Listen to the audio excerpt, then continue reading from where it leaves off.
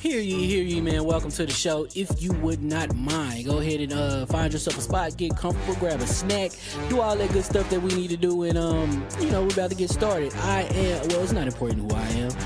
What's important is that you are pulling up to the Iron Lords podcast right now as we speak, and I guess I'm here to keep you entertained until it's time to get this show started. So look. Y'all done messed up and turned me to an animal. And haters be swearing they real, but come to find out that they really mechanical. And yeah, I be eating these rappers, but that's all a part of me being a cannibal. And they say I'm better than money because you can bank on me being accountable. I know a million rappers that don't want to be on a song with me, that's understandable. I kill a beat and they want to compare me to Freddie and Jason. I'd rather be Hannibal. They be like, why use a video game? Just be original, y'all too dramatical. I know it's random, but I'm addicted to flipping the sample and making it flammable. This is that This is that yoga, fire, flame. They think it's arson up in the apartment. They call it department and I get the blame. Still I be running, collecting them rings. You just a target when I'm in the range. I was the hardest to start regardless back when you was messaging people on AIM. Check my vocals, all on Twitter, but I'm anti-social. Love my city, but I'm still bi-coastal. I got man, let's switch that up. What is you doing? I want to do? Don't stop. Nah, that was dope. I'm just Keep that going. Keep that going.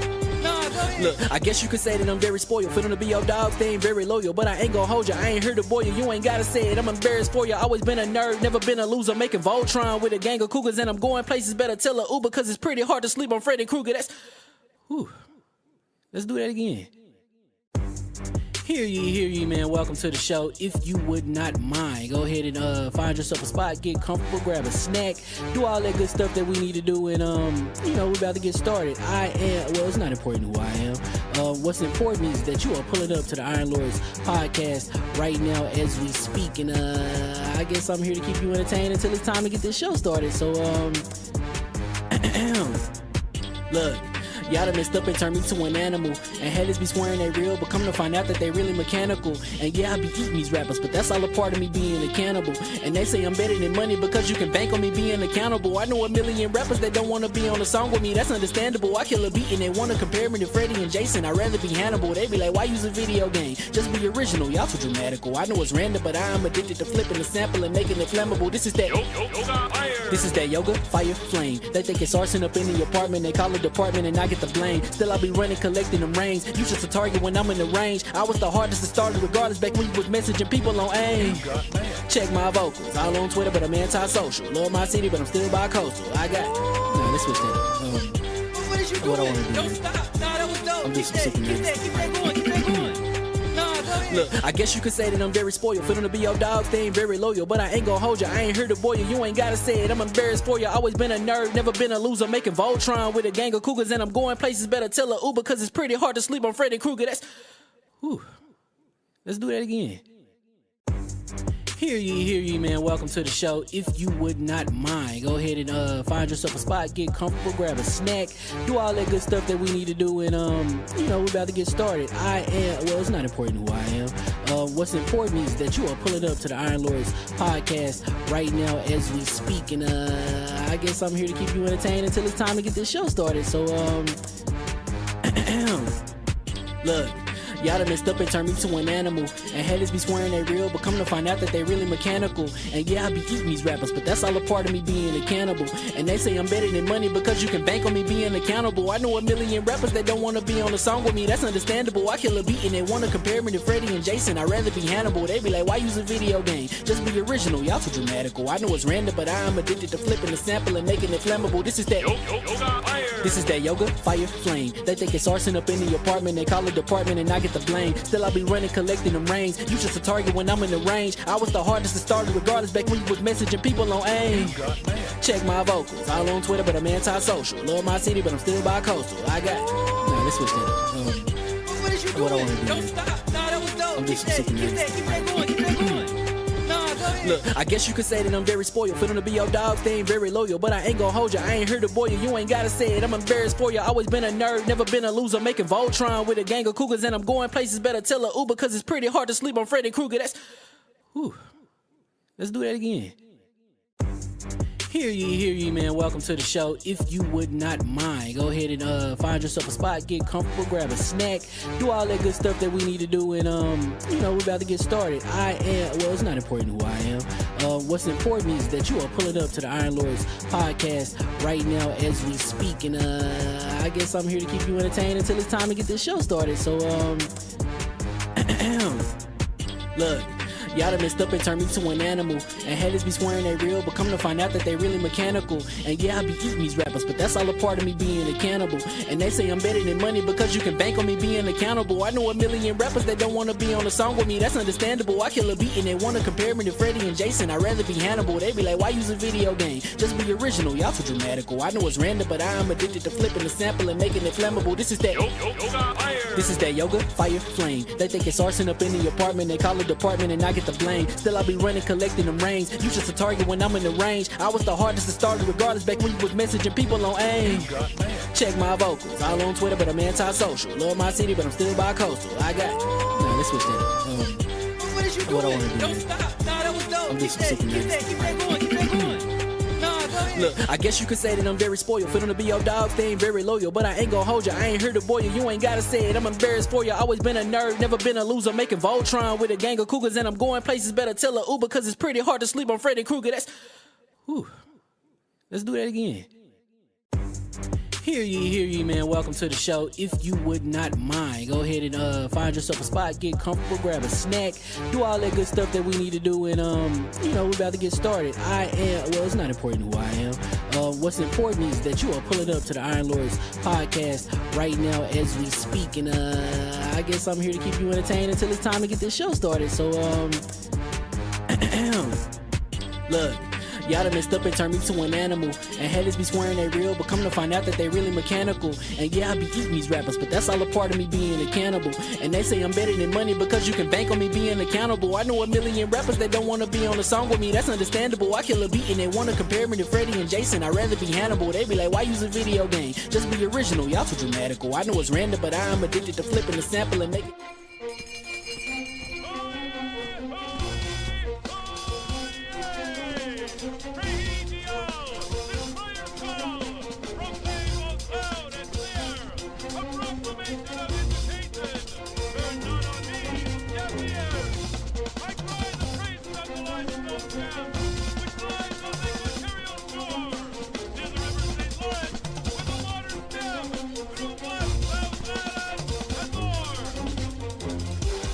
I'ma just chill and watch them and eat snacks in the attic. I wanted to chill with the pack and be like a young whoop, but then they would mistake me for addict. If I can imagine it's cool to give you some advice, then invite your girl to your squadron. Cause if you don't give her that option, you gon' be single player like Sovereign. You gon' get tossed in the bushes by King David. Royalty and not a pretender.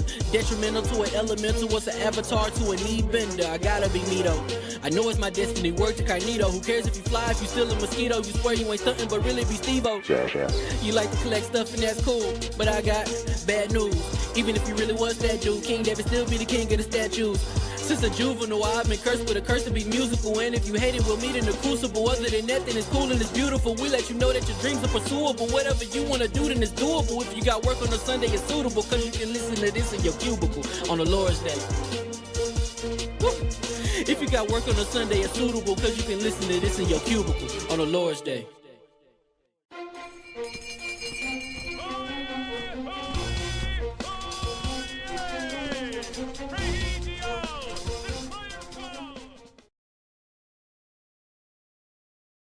Second, we're gonna switch. We gotta get things fixed. The mics are hot. Give me 1 second. Oh, this joint. Why does this joint always do that? That's crazy. All right, cool. Addict, let's get a mic check, sir. Hello. Nice in the yellows. I like the yellows. So, do you have your correct mic, sir? Yes, right now. Yeah. You blasted.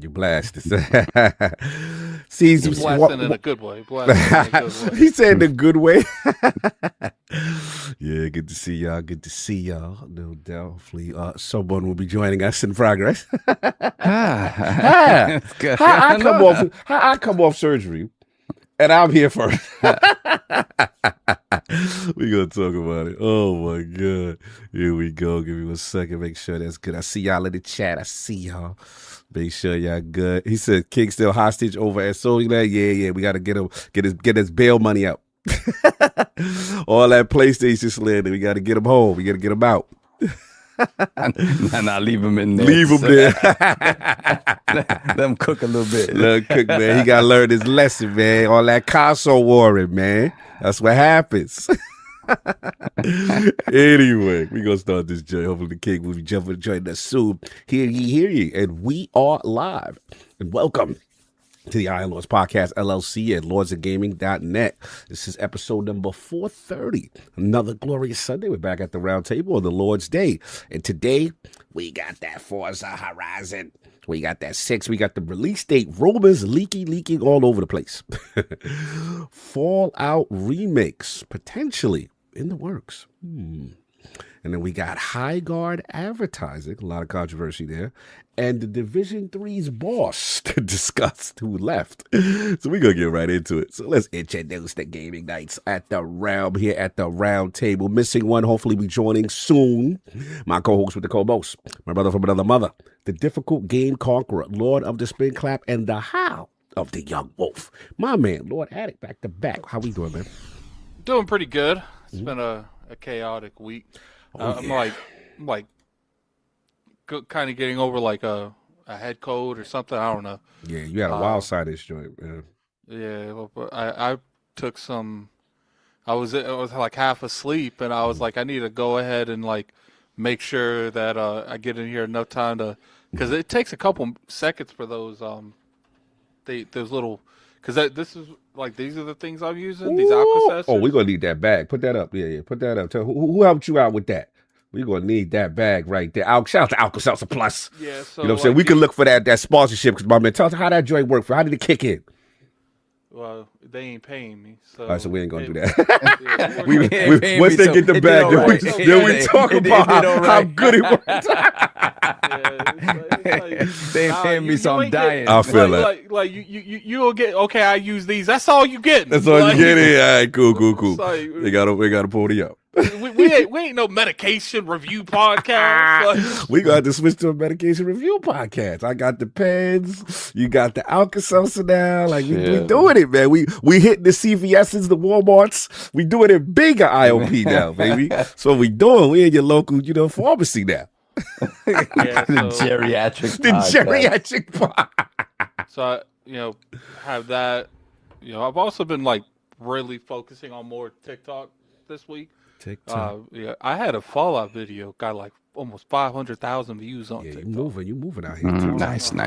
You moving out here, TikTok, bro. Yeah, and then I made a video why Jack of Blades from Fable is one of the most iconic villains in gaming. And that actually, I went to bed and that was like, okay, I was so high off the success of the Fallout video, I didn't care. Woke up that's like close to 10,000 already. So I was like, okay. See that, even though that didn't go as viral as the other video, I appreciated that video doing well, because Jack of Blades is one of my favorite villains in gaming. So you got that. Been playing Village, Resident Evil Village. Resident Evil. Getting ready.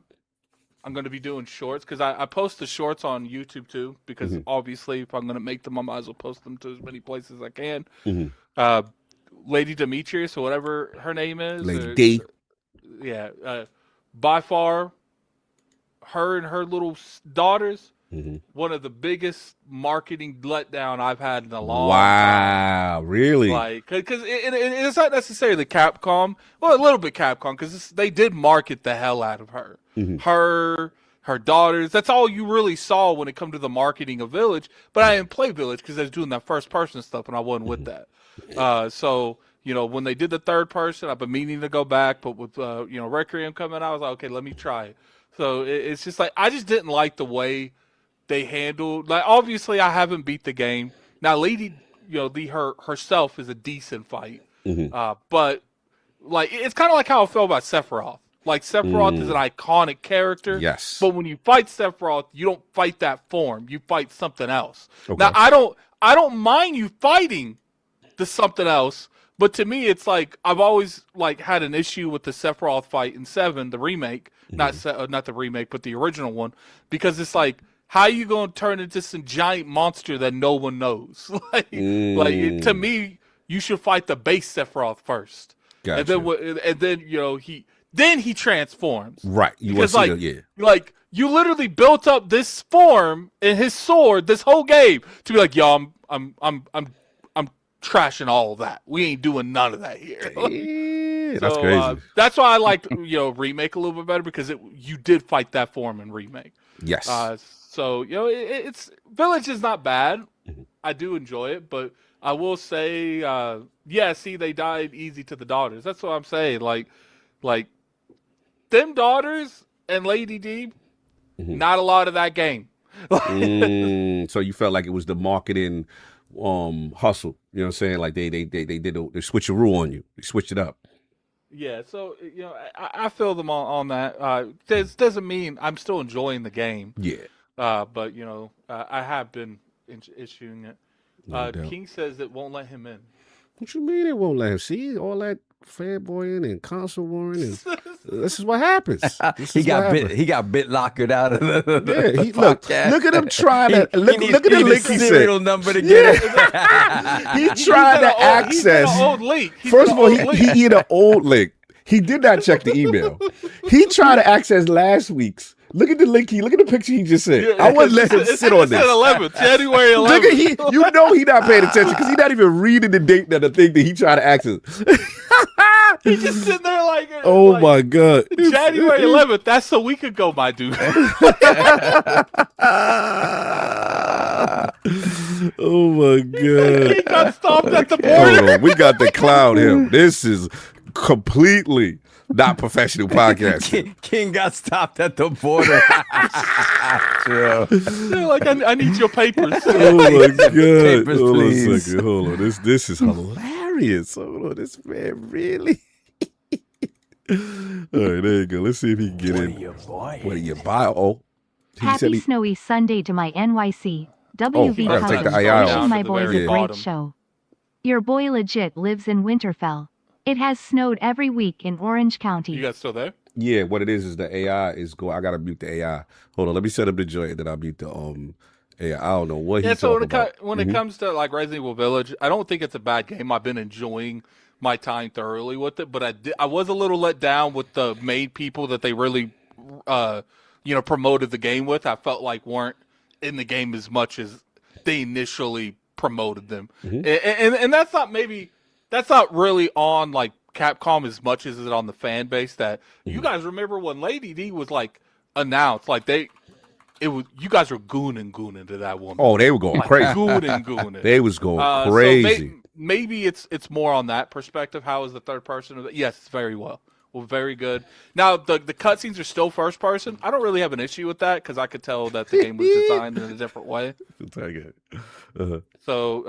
So far so good with Village. Really enjoy it. Probably start streaming it again. I don't know because where I had the head coat, I tried to stream like 3 days ago, and I literally couldn't look at the screen. I was like, guys, it's only an hour in. I got to get off here. Yeah, nah. Like my headache's just getting worse. Yeah, you're not feeling. And then that's when I went into my cave and didn't leave for 2 days. You was in the cut for 2 days.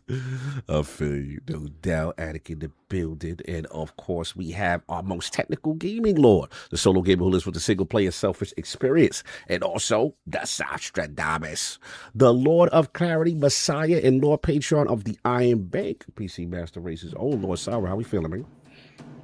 Just right back to the grind and right back to the BS. Yep. I had every intention of playing Village this week. That didn't happen. Had every intention of playing some Fable this week. That didn't happen. I downloaded the Ernest Village Evans. was just put into Play Anywhere.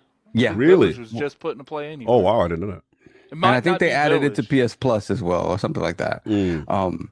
Yeah, like none of that happened. Because God forbid, I can have a moment to myself. The fun police came through. Just came and kicked my teeth in. So you can't have none of that. I also downloaded the I don't know if you remember these games. You in? Okay. I know King probably remembers these games. Which one? The Ernest Evans games. It was Ernest Evans and El Viento. These are games that came out on Genesis. I don't remember these. Yeah, and they were like Ernest Evans and the El first one is Viento. the first one is Ernest Evans. The second one is El Viento. They both came out. I think they're both 91 games. Like, and then there was another one that I don't even know that came to. I don't recall if it came to the States. It was called Annette Futatabi, something like that. I was like the third game in the series. I've never seen this game in my life. Yeah. What is this? So we were in that Genesis sort of like going downtown, grabbing, grabbing stuff up. This kind of looked like King had a game. It was a side scroll. It was very difficult. It was called Valis. It looked like Valis to the side, like a very strong female protagonist, like anime style, side scroller. It was on Genesis and this looked like this. They was coming for your community. Evento. So it was, they were impressive to me because it was like those. So they kind of had something over like the altered beasts of the world and the golden axes, and that it just felt like they had more animation. Yes.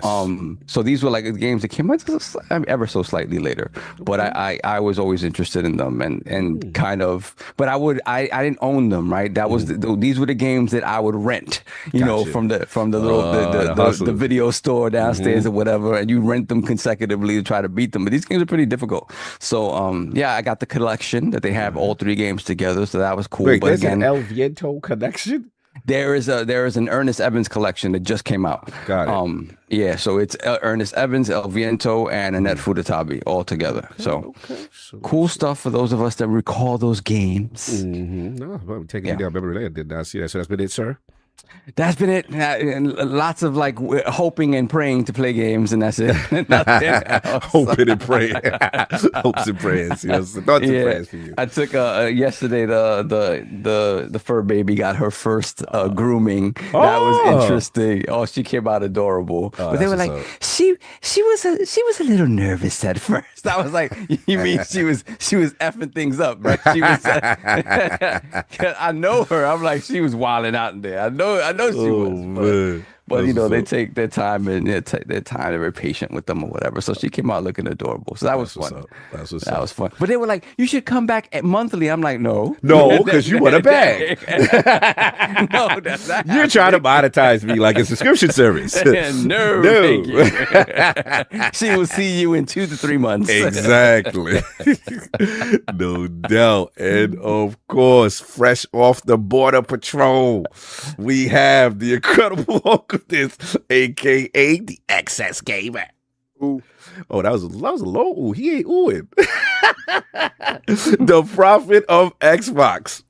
Swami. Oh, wow. He really the bad move. King statues who demands nothing less than that premium experience and is the ascendant one the border control did he use? Yes, they use that right glove? Yeah, there's an inspection going on of the Xbox platform movement. Searches going on. What's going on here? Beloved, you home, beloved. Look, King, how we doing? Fantastic. What happened, King? What's going on? Talk to us. Let's get to these topics.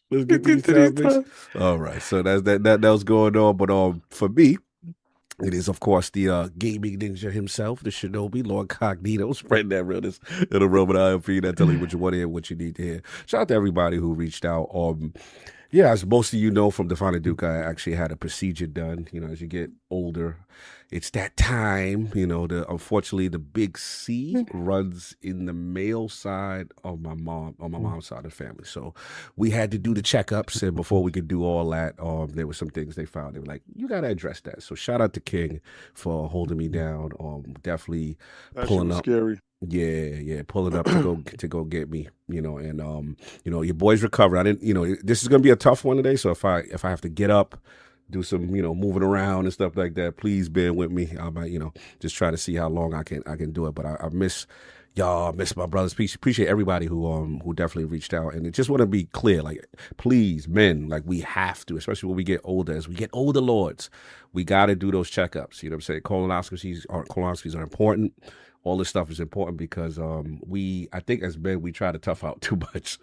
So yeah, that's where we at with it. But as far as gaming, when I had chance, I don't think men in general go to the doctor. Exactly. I think they wait till shit falling apart. Yeah, we wait. We do it when it's too late. We got to start working on preventative maintenance. Let's put our health as wealth up in there. Yeah, preventative maintenance is men and blood work. Men don't do blood work. Like we got, because blood work is going to tell you what your stats is. Like, what is it? Like addict, like solo leveling. You're going to see which parts of you, it's going to give you the direct idea of what's going on with you. So yeah, salute to that. As far as games, not too much.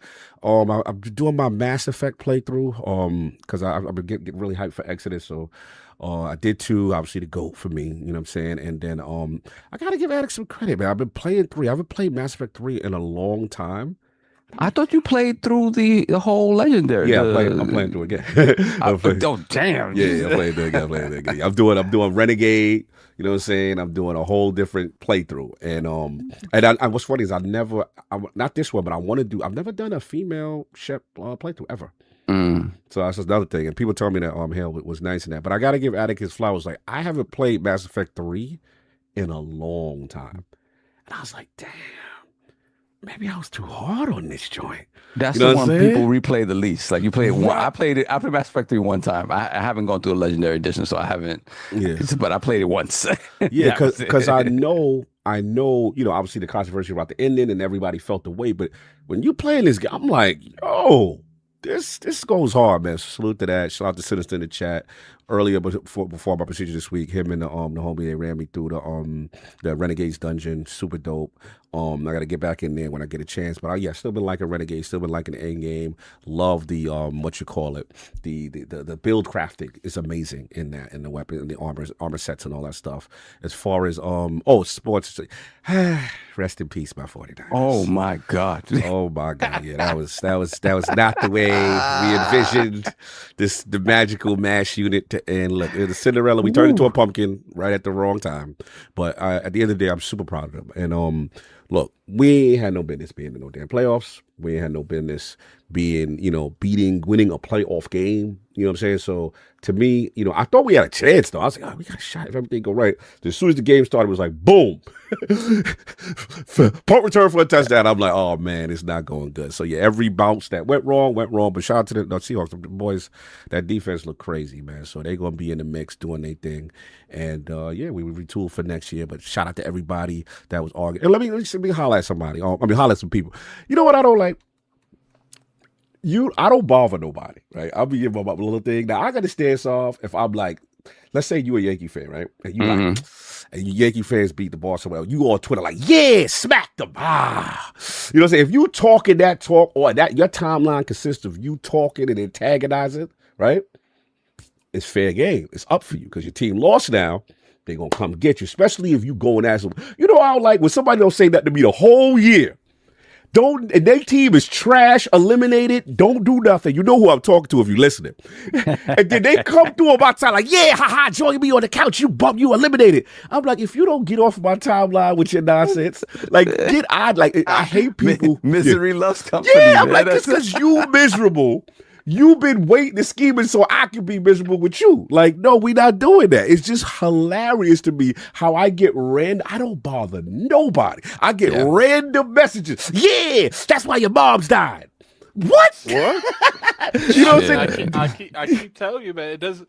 You an influencer. It don't matter if you don't bother people. People are looking to bother you. I know, but it's funny, like, dudes ain't got the conviction when they team is doing something to talk to you. Like, me and King from the thing, like, if you like a team or you like a fighter and you feel that I'm the ops or someone else the ops, then you go at that person for the mix. Don't wait until your joint is limited and then my joint limited, and here you come trying to stomp on somebody's grave. Like, what are we doing? Like, I was just like, yo, dudes is funny with this. There's one dude I had to check. I was just like, nah, I only do the reason why I do it because I love him and I know him. You know what I'm saying? But anybody I don't know, I'm like, you don't deserve a response from me. Anyway, shout out to everybody. Shout out to Greek Thunder. That's Seattle in the building. You know what I'm saying? Yeah, like Seattle. I mean, Greek, I know you. Shout out to I ain't talking about slow-mo. Shout out to Lucian. That's the homie.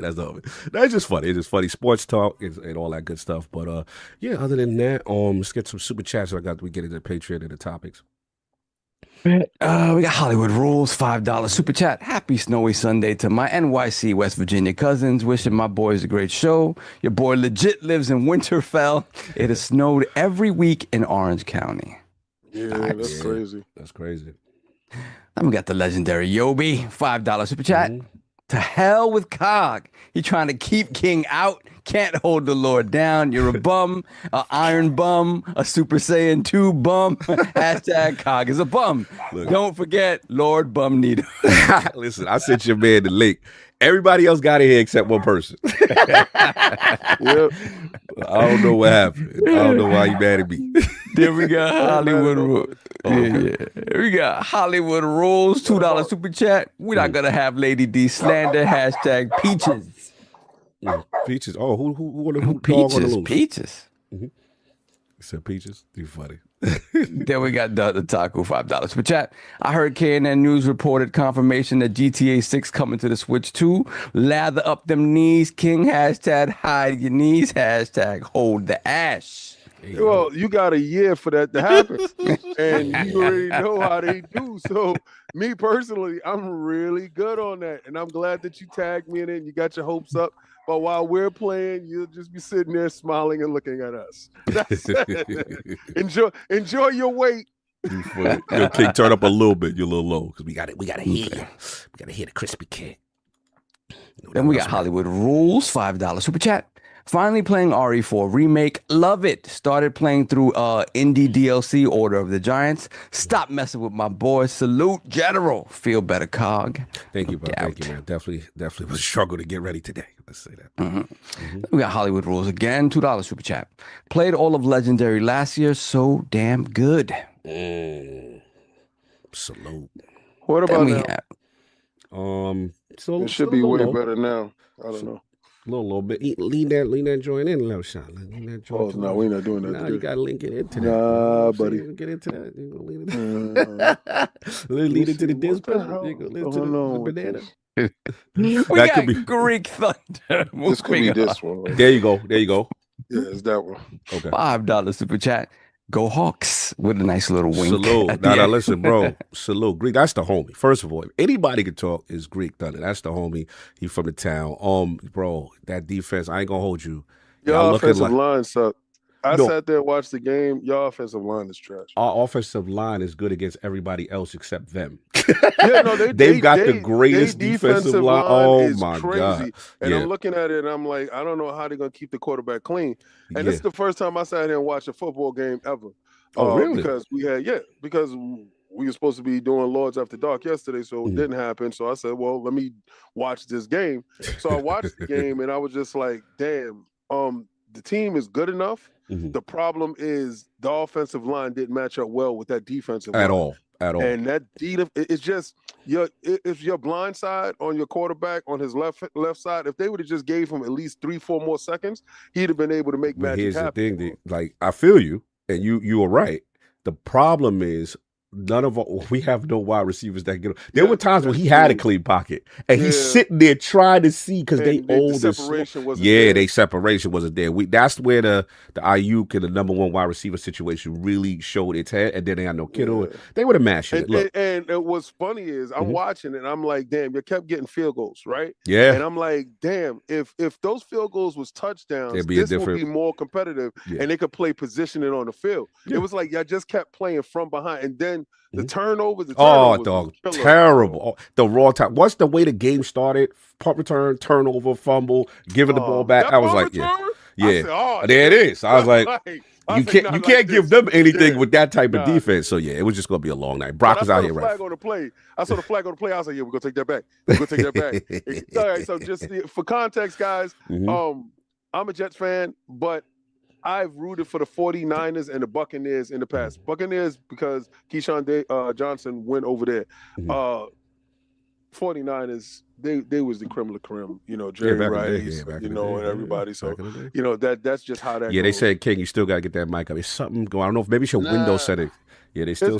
I got to check the windows, but. Yeah, because they need you crispy and louder. They need you louder. No doubt. What else we got? So while you fixing that? Let me see. We got We got THX1138_EXE. $2 super chat. Fable needs to bring the heat on Thursday. #hope. Yes, we all hoping. We all hope, especially Attic. Then we got Gaming Forte, $10 super chat. Now that I have to spend $6,600 to fix my Jeep, here's $10 to the best podcasters in the land. I love you guys. Also appreciate Attic for checking in on me during all these store closures. Blessings. Blessings. Was it his transmission that went, bro? Yeah, what? Yeah, you gotta let us know. 60. Damn, to fix the Jeep. What happened? That's crazy. That's crazy. 66. Damn. That sound like, what is it? Transmission. Transmission? Yeah, or what you call it? What's that joint What where you about gotta this right now? Did it click over now? Oh, okay. So it's low on head. Okay. There we go. There we go. Yeah. Okay. There we go. Woo. Oh, look at it. I'm watching it in real time. Dial it back. Yo, oh, you watching it? So you looking at the Zoom or the Windows time. setting? Yeah, I'm watching it in Windows. Go pull itself back. So what you got to do? You have to go and tell Zoom to stop. Yeah. So when you go to Zoom, pretty much Zoom will tell Windows to stop messing. Yeah. With it. So what you got to go to Zoom, right? Go to on the lower left hand. You see the Get control. You control. Yo, that shit is crazy. This is silence him. All right. So you see the audio in the Zoom call in the lower left? Hit that little drop down, right? Okay, and then from there, go to audio settings. We gonna do some live troubleshooting. Oh no, Forte saying he didn't have to. Oh, thank God. Oh, okay, cool. And then when you're in audio settings, underneath the He microphone. did say that. We just didn't read it. It Now I don't. Yeah, turn that get on. that off. Yeah. Get that off. They try to silence the gun. Yo, They say King is getting controlled by Cog. He said, now Cog, dip down on your head. Cog, can you mute him? Hey, yo. They said, go wash up. Wash up, dip down. I can smell you from here. Oh, my God. State to state stink. This guy stink. What else you got? So. He's dipped in barbecue that's sauce. it. Then we got Forte once again, $2 for chat. Also go Patriots. Oh, yeah, y'all got it clean. Patriots are still playing? Yo, they gonna have it clean too because Denver won, and then their quarterback somehow broke his ankle at the end of the season. And, bro, it's right. It's so wide open right now. Patriots got a shot right now because who's left? Because Denver ain't got no quarterback. Seahawks, boy. You're gonna see the heavyweight matchup is gonna be between Ranty, the Bears. I mean, we're gonna see how Bears and Rams, but Rams is nice. People listen, Rams I want y'all to know I don't watch football. Yeah. I stopped watching since Colin Kaepernick and the knee. So I'm being a bean with y'all, but it's just the fact that my Jets suck. So no, but I give you, I give you this. Seattle after what they did to us. They are definitely the favorite. They look really good. They are the favorite. Yeah. You know when you don't want to watch something because you don't want to get sucked back in? Yep. Well, pause. I think I'm like, damn. And I was like, yo, should I download Madden? That's when you know the disease has crept back into your soul. Oh, my God. What else you guys have? Oh, let me see. We got Mac22 TH54, $2 super chat. It was a kickoff return. #go Hawks. Yes, then we did got that. Then we have Teddy_P, $2 super chat. 41-6 is crazy. I can't believe the Hawks lost to these bums. I'm assuming the Eagles. Eagles, sorry. Eagles, sorry. Yeah, shout out to the Eagles, though. At least we got one. At least we got one. Sure made it to the playoffs. Facts. And that's all I'm saying because, Kid, as a Jeffrey, you know what I'm saying? Like, I appreciate it. I know what it is to be a bad organization for a while. And, you know what I'm saying? Many people would love to have Kyle Shanahan. That's just I always tell people that. So, especially with that. So, I don't watch either. Like, no Mahomes? What's going on? Oh, no, bro, it's so wide open. Mahomes is out of the playoffs. They didn't even make the playoffs. So, no Mahomes. Yep. Josh Allen just lost. It is it's like the old guard is kind of out. And it's like the new guard. So is all these new teams, shout out to Houston's, they still in it? It's a wide open, anybody can win. But I would give King this. I would say Seattle's probably there. Patriots is the young, new, hot. You know what I'm saying? We got to see. It could go any. This is the most wide open I've ever seen in the NFL. That's why NFL is fun sometimes. I ain't going front. Okay, we got... Let me see. THX1138, $2 super chat. Everyone stay on script. The Cog will cut the audio. I gotta control the narrative. You know what I'm saying? Like, dudes ain't acting right. Stay on script. Cog got his own Order 66. You know what I'm saying? Let me push my nonsense. Let me push my narrative. What else we got? We good? We're caught up. All right, so we got one Patreon question from last week that we did not take care of. Shout out to Dip Down Games and Anime. He said, "What are the anime? You heard that? Oh yeah, anime. Dip Down Games and Anime." He put it. He changed his name to that in the thing. Good because he knows. Addict, did you get that? Get what? Mm-hmm. Text and messenger. Okay. So Dip Down Games and Anime, he said, he's got a question for us. He said, what are some major goals ILP has for 2026? I know you guys will have great success this year. P.S. King, aka Mr. Poop looking Bella said, "Stop touching her booty, bro. If you see King sniffing his fingers, you know why." Hey, wow. Yo, get your man. What's up? What's up? Narrative there. Yo, he's doing this with his fingers. Yo, Dip Down. Your prostate exam came back. Hey, yo. Dip Not down. positive. Dip Down. I think you got it's inconclusive. I think you got to go one more round. So what are some goals? Sure. No, that's wild. That's wild. How it didn't work the first time. Hashtag full Diddy. No breaks. Hey, yo. Full Diddy's rubbing on the nipples. Full Diddy, no breaks. Hey, yo. That's crazy. We got to move on from that. We got to move on from that. No anesthesia. Oh, hey, yo. No, chill. So we went to that, man. That's crazy. That's right. Crazy. Don't worry. I got a pull-up van. We pull up to you. That's disturbing. Yo, but sometimes you gotta go. He's a two-fisted kind of Hey, yo. Whoa. So we gonna move on about our goals for 2026. Addict, what are some goals for 2026 that you have for ILP? Probably better relationships with the industry.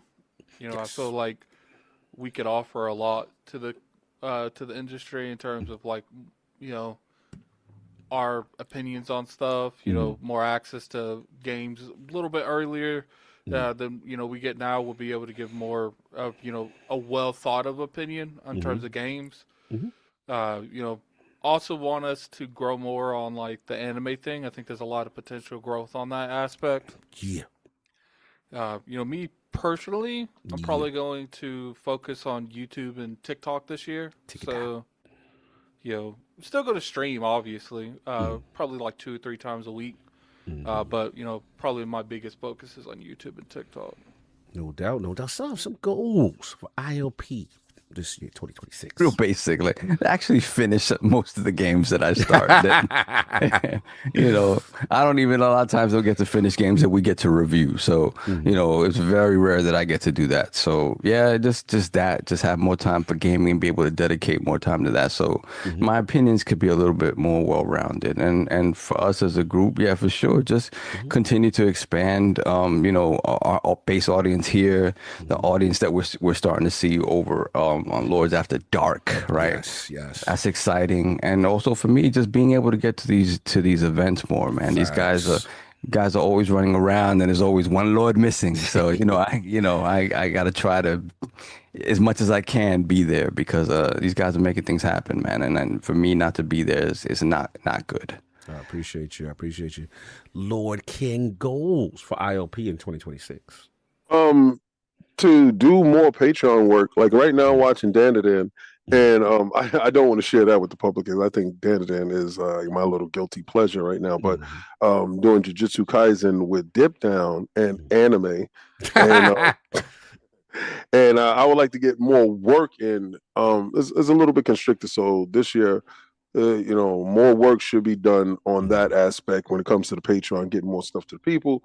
But when we go to these events, I kind of think that it was a missed opportunity at TGS last year, based upon we were kind of overwhelmed with the first time being there. It was kind of like the first time we went to PAX, but the difference between PAX and TGS was, one, the language barrier was huge. Where Cognito was going after the big fish and Sovereign and I was doing a shotgun. Shotgun is when you get to the floor, you look and see everything you see you own. It was like playing a game of Skelsies. All boxes and lines is mine.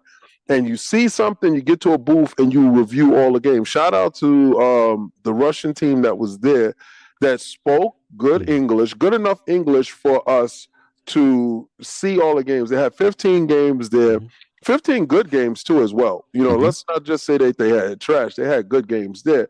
But we were able to shotgun that particular booth, but it was very few and far between. We had a lot of other games that we got a chance to do that with. So one, when returning to TGS, I want to brush up on my Japanese.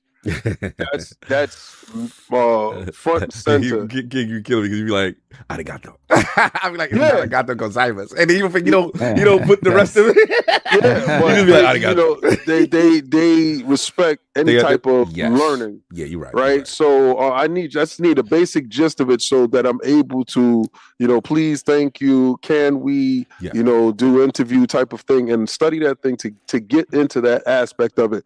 And hopefully by the time I have the earbud translated so I can actually fluently have that conversation with them.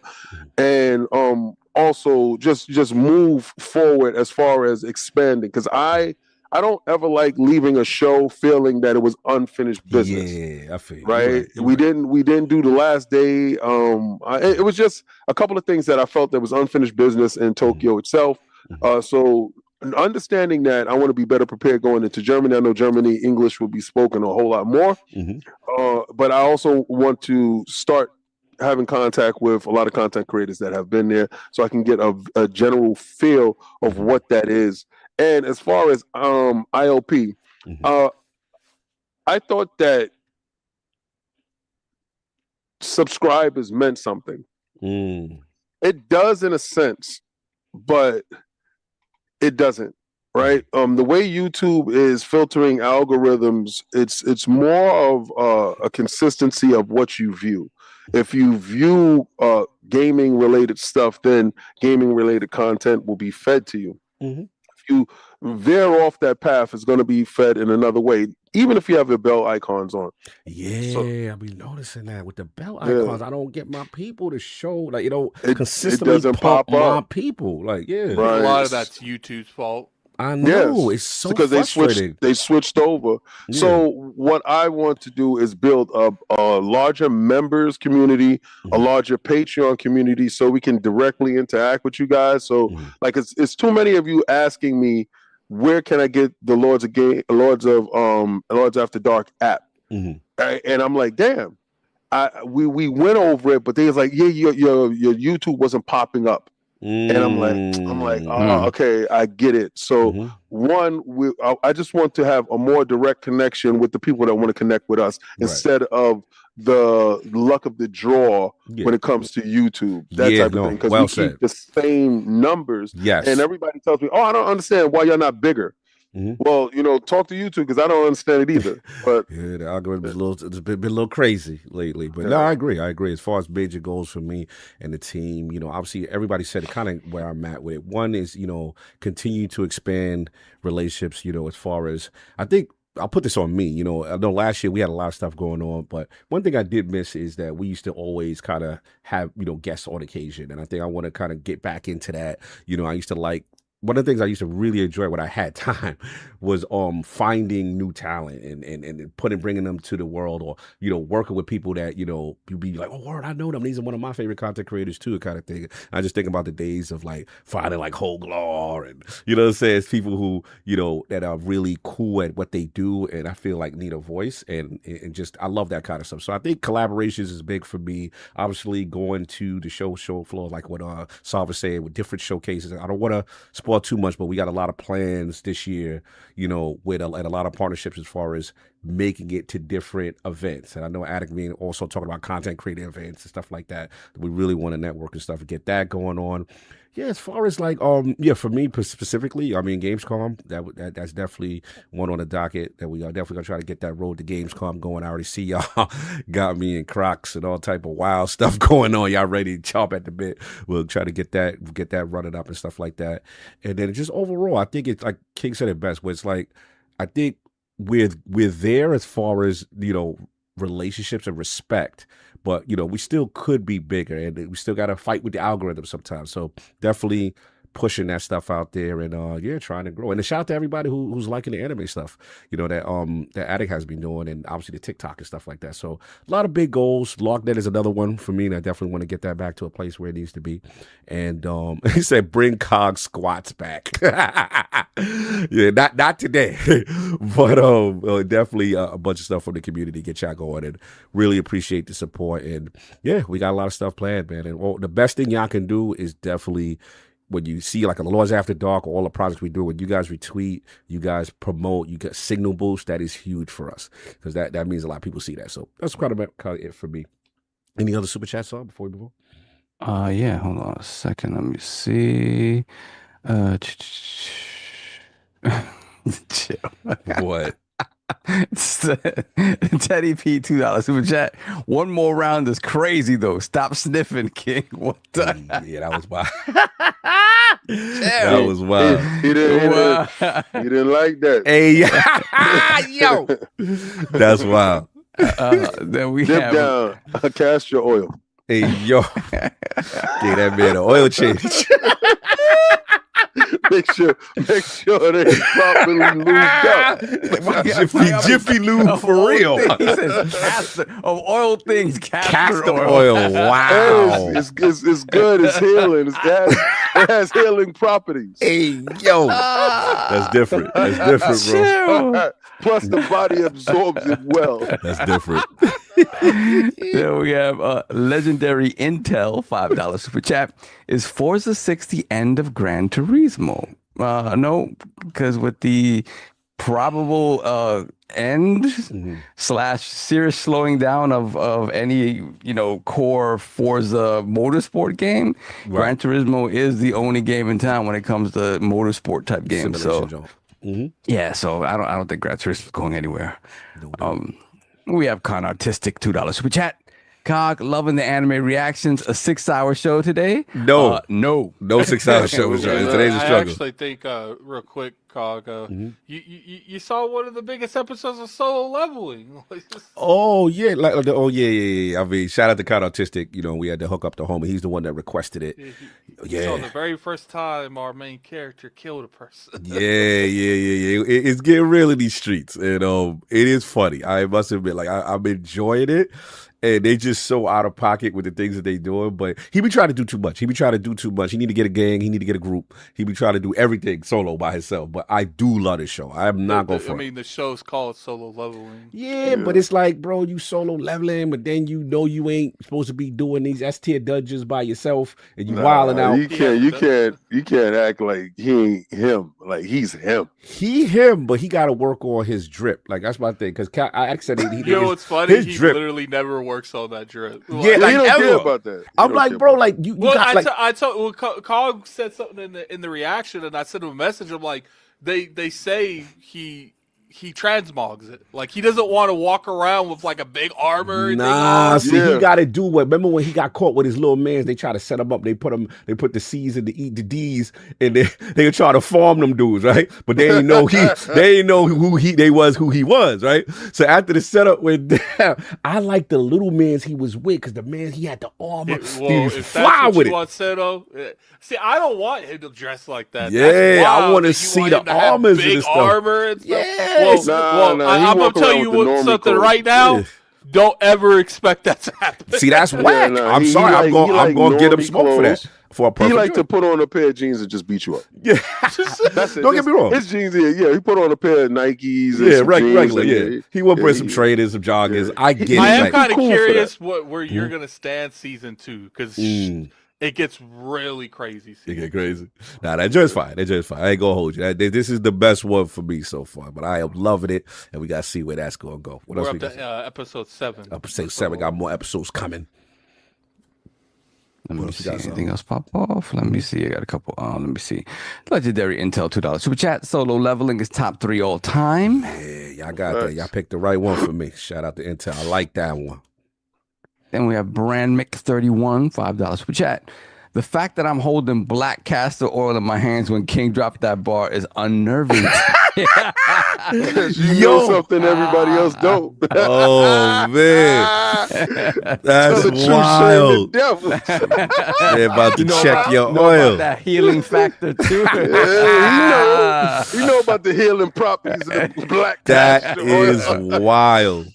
Dip down, dip down. Oh, Donald Taco hating on Soul Level. He said it's not even top 3. It's not even top 10. Wow. You can't pay him no mind. He like to switch. Hey, yo. That's crazy. Yo, his main console, he's solo leveling the Switch. Like, we can't take his opinion serious. You can't take his opinion. You know he got split personalities. You don't know who's talking. Like, is it Don or is it the other dude? Shake my weight. Who that other guy? Shake my weight. You're ridiculous. I slandered Don. He said solo level. Yeah, I got anime goals. Solo leveling goals. We let this rock. Are we letting this rock what Donald Taco said about y'all beloved anime that I like? Has had so many crazy takes that is not even remotely the worst one he's had. Oh, wait, hold on though. Bullet Ski said Dawn is right on that. Solo leveling is not even top 2. Yo, what's the slander? Y'all infighting? What's happening? Got all these people talking, but none of them feel confident enough to put that in color. So. You know what it is? First of all, I'm not reading nothing that's not in color. That's one. 2, I'm not reading nothing because Sav is here. So that's 3. I'm not reading anything because we got anime. I mean, we got AI. The chat turning on y'all. Mexicans solo leveling is teenage power fantasy garbage. Dark Hollow. It's not even. Yo, I thought y'all told me this was the one. You know, this is a very easy anime to get into, but I wouldn't put it the top 3 either. Like, they want waifus. They want hentai. Solo leveling is like, they want hentai. I would say solo leveling is easy. He said they want hentai. They want to go. They want to go out. Solo leveling is easy, like top 10. Like, but so you got a top 10? Yeah, you did. Top 3 is crazy. Like, you know the reason why Attack on Titan is my number 1 though. That's trash. That's trash. Attack on Titan, you know, that is the slow trash. You know, it's so trash. I hated that. I fell off on that. But the thing is, what they don't come from is what we come from. We come from Channel 5, the one-on-one, the battles, right? The whole setting up your move, and he's down in the dungeon. He got. But where he is, that they're not really doing one-on-ones. Well, he gonna get to that part. They jumping people where he is. Yeah. But see, that's just the only difference. I knew he would like solo leveling. I know what he would like. Right. He ain't gonna like Attack on Titan. He gonna say the same thing I said. They got good characters. Levi and them guys are good. It's just so slow, and it's just the reason people attack solo leveling is because there's literally no side characters. There's side characters just in the story. They don't really have side characters. Like, they focus so much on the main character. Everyone else around them is just a shadow compared to him. Yeah, we'll see. What else we got, Saul? So we got a Keezy Boo Boo, £5 for chat. King, if you want the channel to grow, you need to start slandering Xbox also. Hashtag Mr. Popo Cock. Hey, yo. Well, I caught it straight and he went at him. What I got to do with this?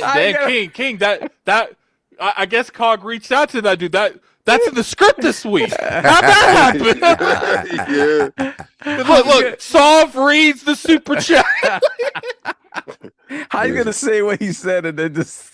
Call King, I'm sorry. It didn't say I was supposed to say that. I think I went off script there. Y'all are ridiculous. It says here, Attic remains silent and Lad Saw read super. What is this, a play? Like I sent y'all a play script with timestamps on what y'all supposed to do. Y'all busy. King comes in late. They talk board. Comes in late. That's like a movie script. There we have Taku $5 super chat. Here we go. No, we want depth and good character development. We're not putting it up with the grace like AOT, Attack on Titan, Hajime no Ippo, FMA, which is what Full Metal Alchemist, One Piece, Monster, etc. What is Monster? Yeah, listen, don't listen to him. There's this other personality talking. He went hentai. It's easy to have character development when you like One Piece and you got over 1,000 episodes. Don't pay him no mind. He like hentai slop. Slop. Oh, that's the dude. Oh, man. Hentai slop. He said hentai slop. That's crazy. What else we got? That's it. I think we're caught up right now. Let's get to it, man. So, this is me. shout out to Xbox Era, man, on this one.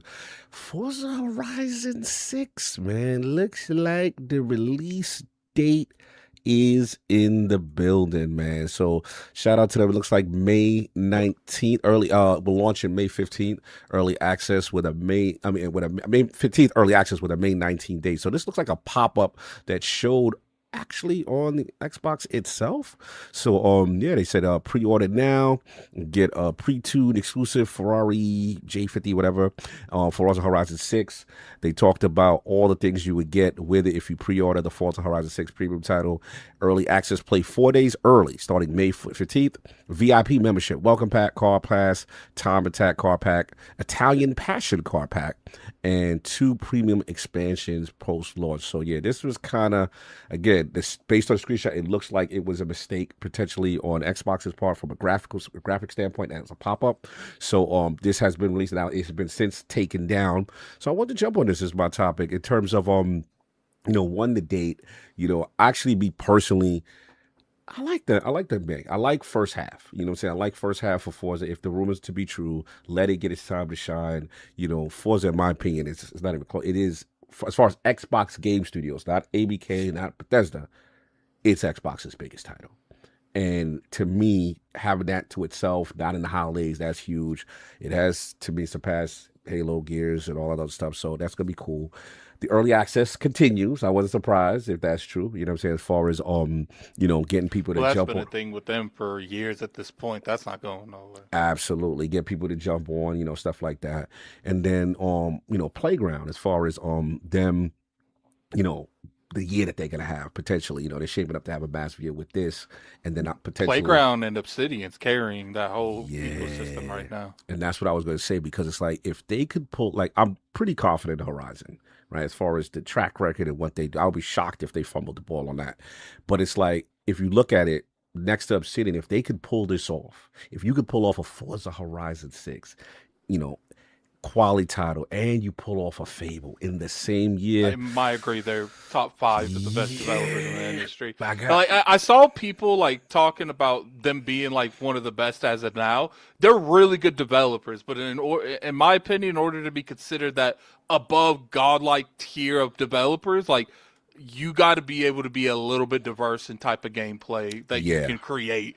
Just being able to make Forza Horizon, to me, makes you a good developer, but not a godlike developer. I agree. Yeah. Plus, at the same point, what would separate them from Obsidian, in my opinion, is that, much as I love them, Obsidian, we could say they're more high-end AA, and these games that Playground's making, in my opinion, are AAA games. Now, again, it's going to be a huge challenge as a racing studio to make Fable, right? That's a whole new another genre, right? And I think, what was Guerrilla? What did Guerrilla make before Horizon? So they made Resistance. Killzone. Yeah. Resistance. To me, just doing that does put them above a Playground games. The moment you can diversify the way you make games, puts you on a different level compared to people that can, do what they do very well. We have to see that Fable.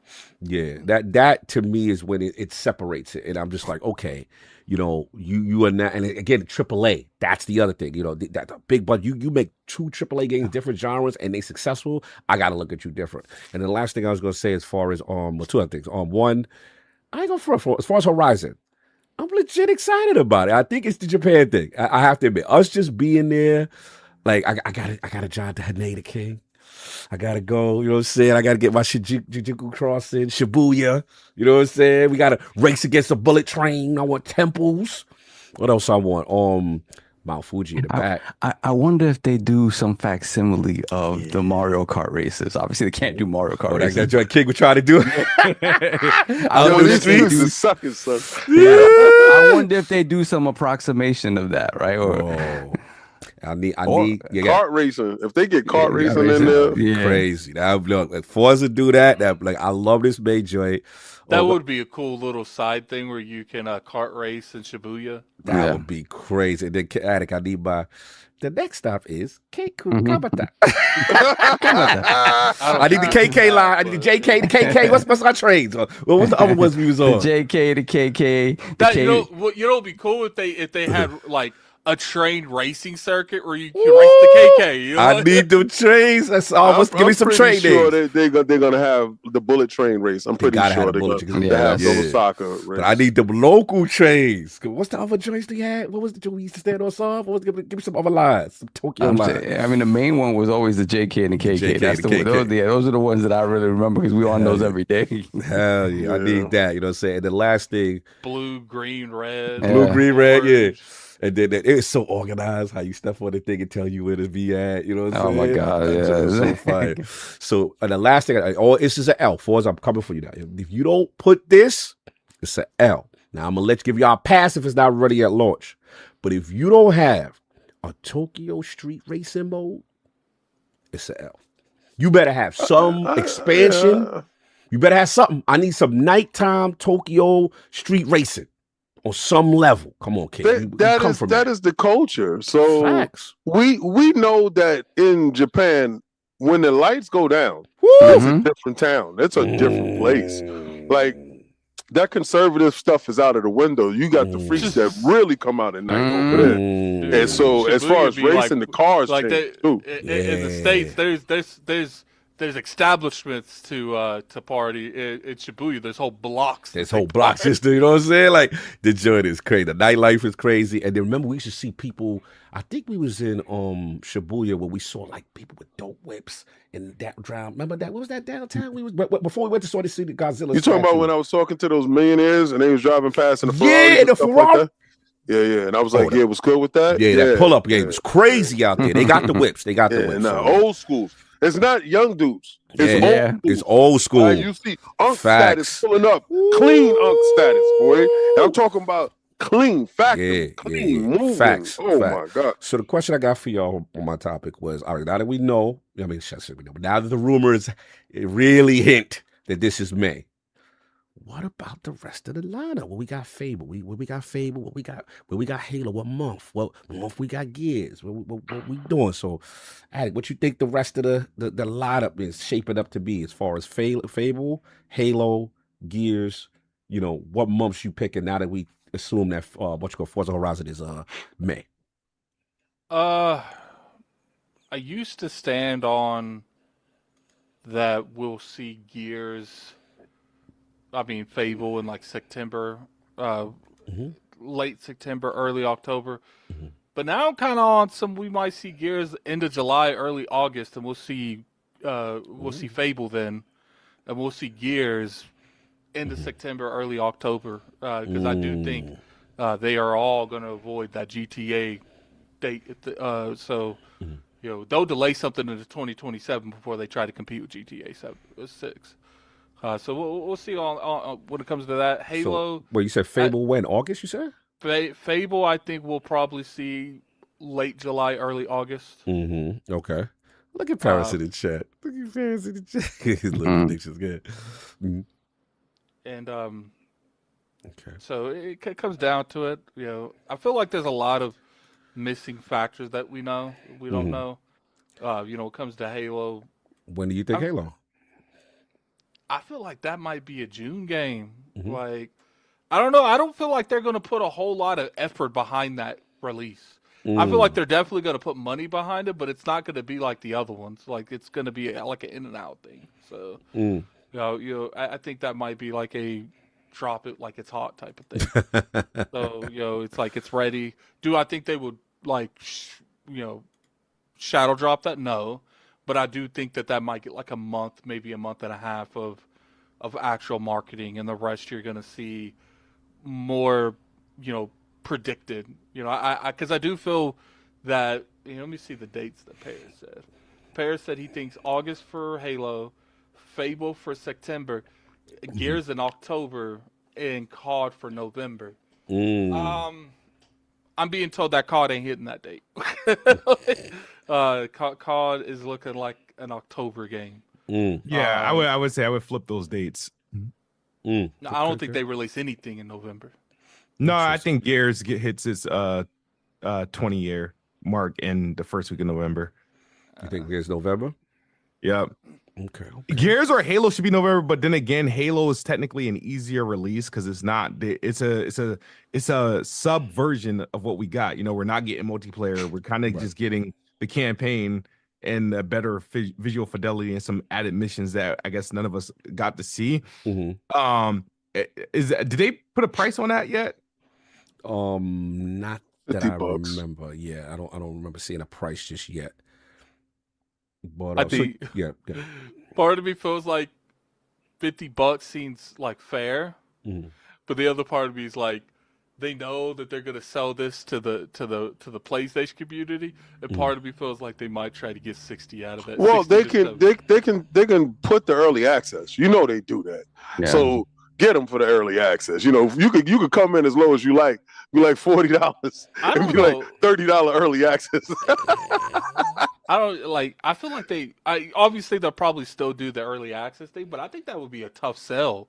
Just the single player, no multiplayer added onto it, no Forge, just the single player asking an early access. Now, obviously they'll do it because it's still going to be people that's going to be anticipating to play that, especially like the PlayStation fanboys. You know, they're gonna buy that with the quickness to put on social media. They're playing Halo on PlayStation. I think that's true. But I feel like the masses probably won't pick that up for early access.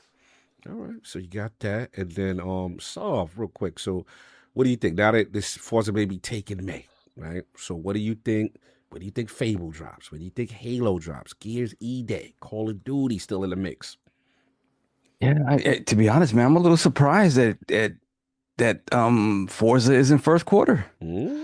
I kind of thought I saw it in that, you know, any time before April is where I kind of saw it when we kind of heard that it was probably early in the year. I'm like, all right, early, yeah, just go with the, you know, right at the end of that first quarter. But no, I mean, May. So again, I'm looking at May and I'm like, damn, it feels like a little bit late. But for it to be the first release, right? So I'm assuming that Forza is the first release of the year, right, for Xbox Game Studios. But then you're talking May, maybe there is something that comes out before that. But then what would that be, right? Fallout 3. Yeah, again, maybe it's making spaces for. 12th. Yeah, so it could be making space for one of these remasters to come out, right? And that makes sense. And if that's the case, then it makes sense that you would have Forza in May. Yeah, so then looking at everything else, again, I can definitely see. I feel like E-Day is supposed to be a really, really big release because it's the first time. First of all, it's a brand new game, so it's not you're not releasing. You're not releasing, you know, a remake of the first one that most Xbox guys have played already. It kind of did somewhat underwhelmingly on the PlayStation because I imagine a lot of those PlayStation guys played it at some point somewhere down the line, right? So, but I really do kind of see them maybe trying to push for a summertime, like, hey, this is gonna be our summertime game, and then because I really do feel like, you know, the talk around Fable is that is the besides Forza, that's the big gun. I think this is the year of Playground, and I think I think they're looking to make that sort of truly shining moment, that Fable game. So I see it later on in the year. So for me, obviously, if there is still a GTA 6 in the mix, there's some considerations to be had there. But I do think that is the game that is later on in the year. And what about Halo? So where everything and Halo, again, we talked about this before. It was like Halo obviously would be ideal to be right on that November 15th, right around there, the anniversary. But again, considerations to be had. Maybe considerations to be versus a big bad GTA. It's like he reading Satya's script. Satya talking points. Yeah, of course. Why would I not take the talking points and the dude is calling the shots? Because there's nobody at Xbox calling them shots. So I will say that. Acknowledge that he ain't up Xbox. So yeah, that's the kind of the way I see it. To me, it does kind of feel like, you know, Forza being that quote unquote late means that there's something coming out before it, and that sort of adjusts everything else along the way. But at the end of the day, I do feel like all of their big releases, including Call of Duty, are, before we see November. I kind of feel that way. Okay, so you got everything before November. Yeah. Okay. Yeah, everything before November. Got you. No doubt. King, where we at? The one domino seems to have dropped. Forza Horizon 6 May. What's the rest of that lineup looking at? What's that Fable, that Halo, that Gears E-Day? All that stuff is centered around their shows. You got to look at all the shows throughout the year, the BlizzCon and QuakeCon and all that other stuff that they got going on. Remember, this is the year of Bethesda as well as Microsoft, and Xbox itself. So it's a lot of stuff that they're going to do, a lot of symbolisms going on down the line. I agree with Sovereign. I don't believe that the first one out the door from them, a Microsoft Xbox published game this year, is not going to be Forza first. It's going to be a remake, something, a surefire hit to get that quarter popping, to pull up the rear end of that quarter. So it got to be the Fallout 3 or the New Vegas that they've been talking about. I think Fallout 3 first, and then New Vegas around sometime later on. Then you have April. I don't know what game is going to be inside April. Could be Clockwork. And then you pull up with Forza in May, back to back, and then you take the breather for June. You might do August release for the Gears, with the September release of the Call of Duty. With the November, okay. Yeah. And I got Call of Duty at the end of September. I got Sucker Satya moving hard. So he gonna move up 2 months to 4 GTA instead of 1 month. I think he's at the end of September, sometime in the middle, like 25.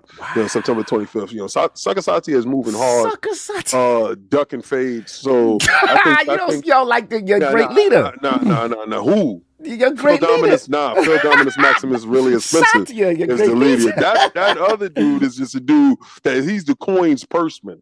That's Right? that's Unicron. No, he's the finger. That's Unicron. No, he's the finger. He's the finger. What finger are we talking about? Game of Thrones. Well, Game of Thrones. Anybody that watched Game of Thrones understand he's little finger. That's the voice. He's little finger.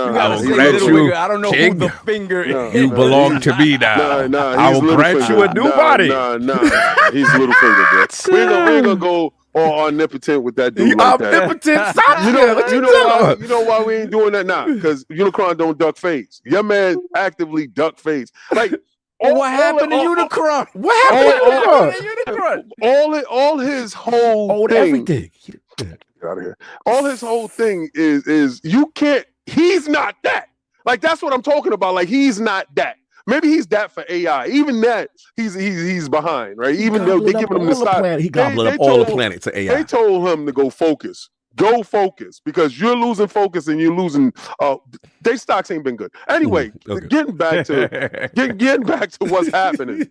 Him ducking fades is putting us in this position of weakness, right? So I'm talking like, and I want y'all to understand. I thought Lucen did that. If I was running the company, y'all would have been out of business. I'm just letting you know that now. Because you'd have been taking all fades. You'd have been putting your release date up against GTA. You'd have been taking all fades. We would have had all the brain damage. Now, what it is King the kind of dude that, that's when Wolverine's coming out. Fable that day. Drop it on day. You got that 50 Jay-Z, drop it on day. The whole thing is we're gonna go bar for bar. We would have stood on business though. Like y'all out of business is more like y'all doing it and doing it in sucker fashion. Sucker fashion. Like y'all still doing it in a sucker fashion. And with a sucker controller, the controller, you gonna do sucker things. Like, you ain't gonna step up. There's no possibility to, let's get. Once they got punched in the face by a Battlefield this year,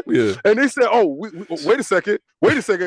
Once the punching in the face, and then they didn't even stick there long enough to just fully stomp them out. They lost 95% of their fan base, and we ain't gonna talk about Call of Duty still going strong. But let's that's what happens when you weak. But I know his mustard heart. I know he got a little bit of mustard in his chest. He looking and said, "Nah, there's no way we can have that affected because we didn't like the language around how they was talking about Call of Duty. That's the golden goose. We can't." You know, he don't know. He don't play games. I'm telling you guys. We talked about this before. The Game Pass pivot could be seen as a sucker move. Like you got out, you stopped doing what the other dude was doing. Listen. No, I'm a consumer. Listen. Here we go.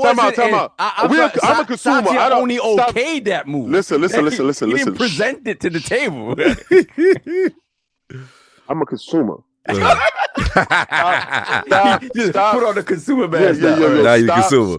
Stop talking. So I don't need them to take that away. All right. With game prices is high, leave me alone over here with the thing that's giving me what I want. Again, like I told you before, I ain't controlling the dates. I'm just protecting this crap. But knowing a sucker, when you know a sucker ain't gonna throw the fade, you know not to wait outside.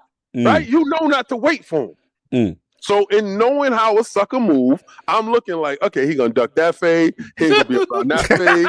He gonna move away from that fade. I love him making like logical decisions over some GTA 6. It's ducking the fade now. I love this. It's this is great. Sucker movement, bro. I told you. You gotta start calling him Sucker Satya. I don't like Sucker Satya. Like, I don't like that. They say put it on a t-shirt. Put it on a t-shirt and go to Summer Game Fest with that. It ain't like he gonna be there. Like, you acting like he gonna be there. So I can wear Sucker Satya shirts all day long. I don't like this Sucker Satya shirt. It's not like he gonna be there. So again, you talk about see, listen, you gotta really represent the people that's there. Sarah's out in the field. Phil's out in the field. I saw a sighting of Matt Booty, but I know he's a shooter. He stays in the bushes. I understand this. He's doing what he's supposed to do. But when you talking about the guy that controls the situation, he ain't outside. He ain't shaking nobody's hand. He don't care about you guys because it don't matter. What I'm trying to tell you is predicting a sucker move, I can understand where stuff is gonna lie at. Right? Of course, it just is what it is. Now, are we gonna have great games this year? Hell yeah. But sometimes a real dude gotta work with a sucker. How many people had to get a Drake verse and they was real dudes? Knowing Drake was a sucker. Right. He controlled the game. So we ain't gonna act like we don't understand what I'm talking about. Okay. Real dudes sometimes gotta mess with suckers until suckers move out of the way. Now I'm gonna tell you this. If a real dude ever show up into place, if Phil ever got a control, a hold of that spot Satya got, if he ever, you want to see what his whole name mean, sit down and watch his gun smoke. And I will put everything on that. But knowing that I know what I know and seeing what I see, nah. Anyway, sucker movements. Halo, I think Halo is going to drop on their day, regardless to what. I think they feel that it's a large enough entity to garner enough sales after seeing the sales of Forza Horizon 5 on the PlayStation. They feel like it probably get somewhere, if not half of that, a little bit more than that. Definitely get Xbox guys to pull back up through Game Pass, new Game Pass subscriptions, and early access to that game. And then I'm just more curious about how they end the year. I don't know where Fable goes in at. So that's the interesting part about it. I don't know how much they value the IP. I don't know until after next week. Not to cut you, but remember, Jez had said internally that they're calling all four of them, including Fable, the four horsemen as far as their release. So that means they got it on the level. They got Fable on the level of Halo, Gears, and Forza. That's a big deal. We deal. don't know where the sucker got it on his level, right? So we don't know. He say, nah, move it to the other part over there. We don't know that, right? And I, for one, as a Fable fan, agree with him on that. Do not compete with GTA. Delay that to 2027. See, y'all see how Mustard's talk to put it to next year. So long as you understand, how you gonna call me and him all kinds of names, and you the one that said they go out of business? I would put them out of business because I stand on. He would make the series of worst moves ever. Just back to back. Look, he gangster. He's tough. He's tough straight into the game. Crave. Good. Look at that. King's talking sucker talk. He ain't even talking. Yeah, I'm the dude that the legends are talked about. They the dudes that tell you the story. You the Troy. You the they will remember your name.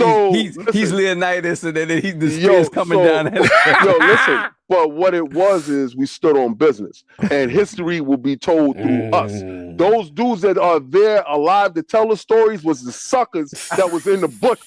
So understand the suckers going to tell you, yeah, we want that to be pushed to next year because we scared of fades. Those are the dudes. I'm the dude going out at lunchtime fighting 5-6 dudes.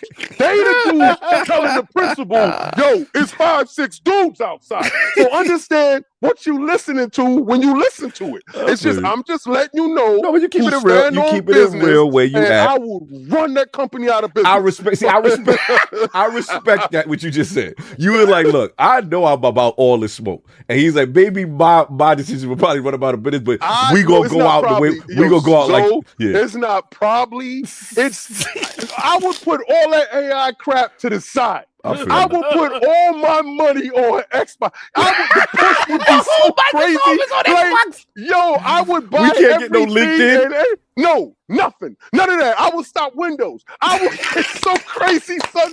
It would be so bananas. He said I would stop Windows. He said I would stop Windows.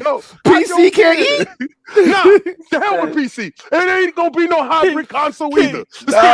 We just got Kidsmoove over there on PC. King gonna spend trillions of dollars and drain it down. Trillions, son. Yo, imagine like waking up King like running Xbox for a day with all of Microsoft's money.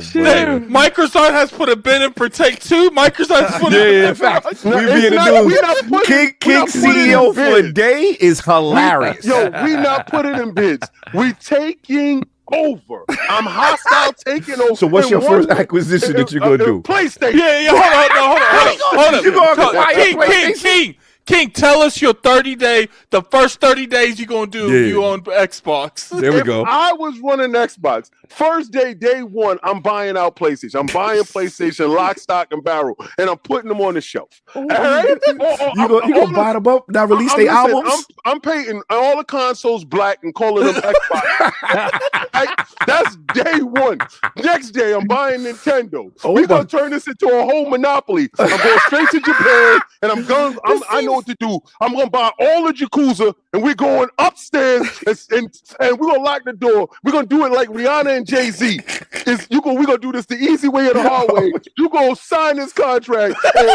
We shook. You ain't making it out of here, all right? You ain't gonna make it. Hanging them off the balcony. It is what it is. It's gonna be a new regime by the time when I'm finished with this. All right. And as we go forward, next dudes, we're gonna go right over to NVIDIA. We're gonna put down and get down and lay down. You're gonna make sure that you not cheap prices. AMD, what happened? We got the partnership with AMD. That's in the business. I want DLS. I want DLSS. I want ray tracing. I want it all. I want everything. You betraying. What's her name? Amy. What's her name? Linda. What's her name? What's her name? Whatever. Get out of here. Hey, she out of here. We out of here. She's second place. She's second place. I want first place. She's second place. I want first place. She's second place. I want first place. I want the best of the best. And then Game Pass, $5. $5. We go everybody. Yeah. We go for the juggler. $5 Game Pass. We go for the juggler, son. Hey, Game Pass is on everything. $5 Game Pass. I want you to go to Dunkin' Donuts and I want you to pick up Game Pass. $5 every car. $5, son. King, history's gonna remember you, all right. Listen. I told you I was gonna run them straight into the ground. You said 30 days of me, 30 days of King CEO for a day. But I'm gonna tell you right now, the people with this. The people with this, son. You will be remembered. Yo, listen. When the PlayStation boot up, it's gonna go. I can't. From the day one, you're gonna have an update, and it's gonna update your joint to what I say. That's what you're gonna update their OS to Xbox. Everything Xbox. You're gonna have quick resume. We're doing it all.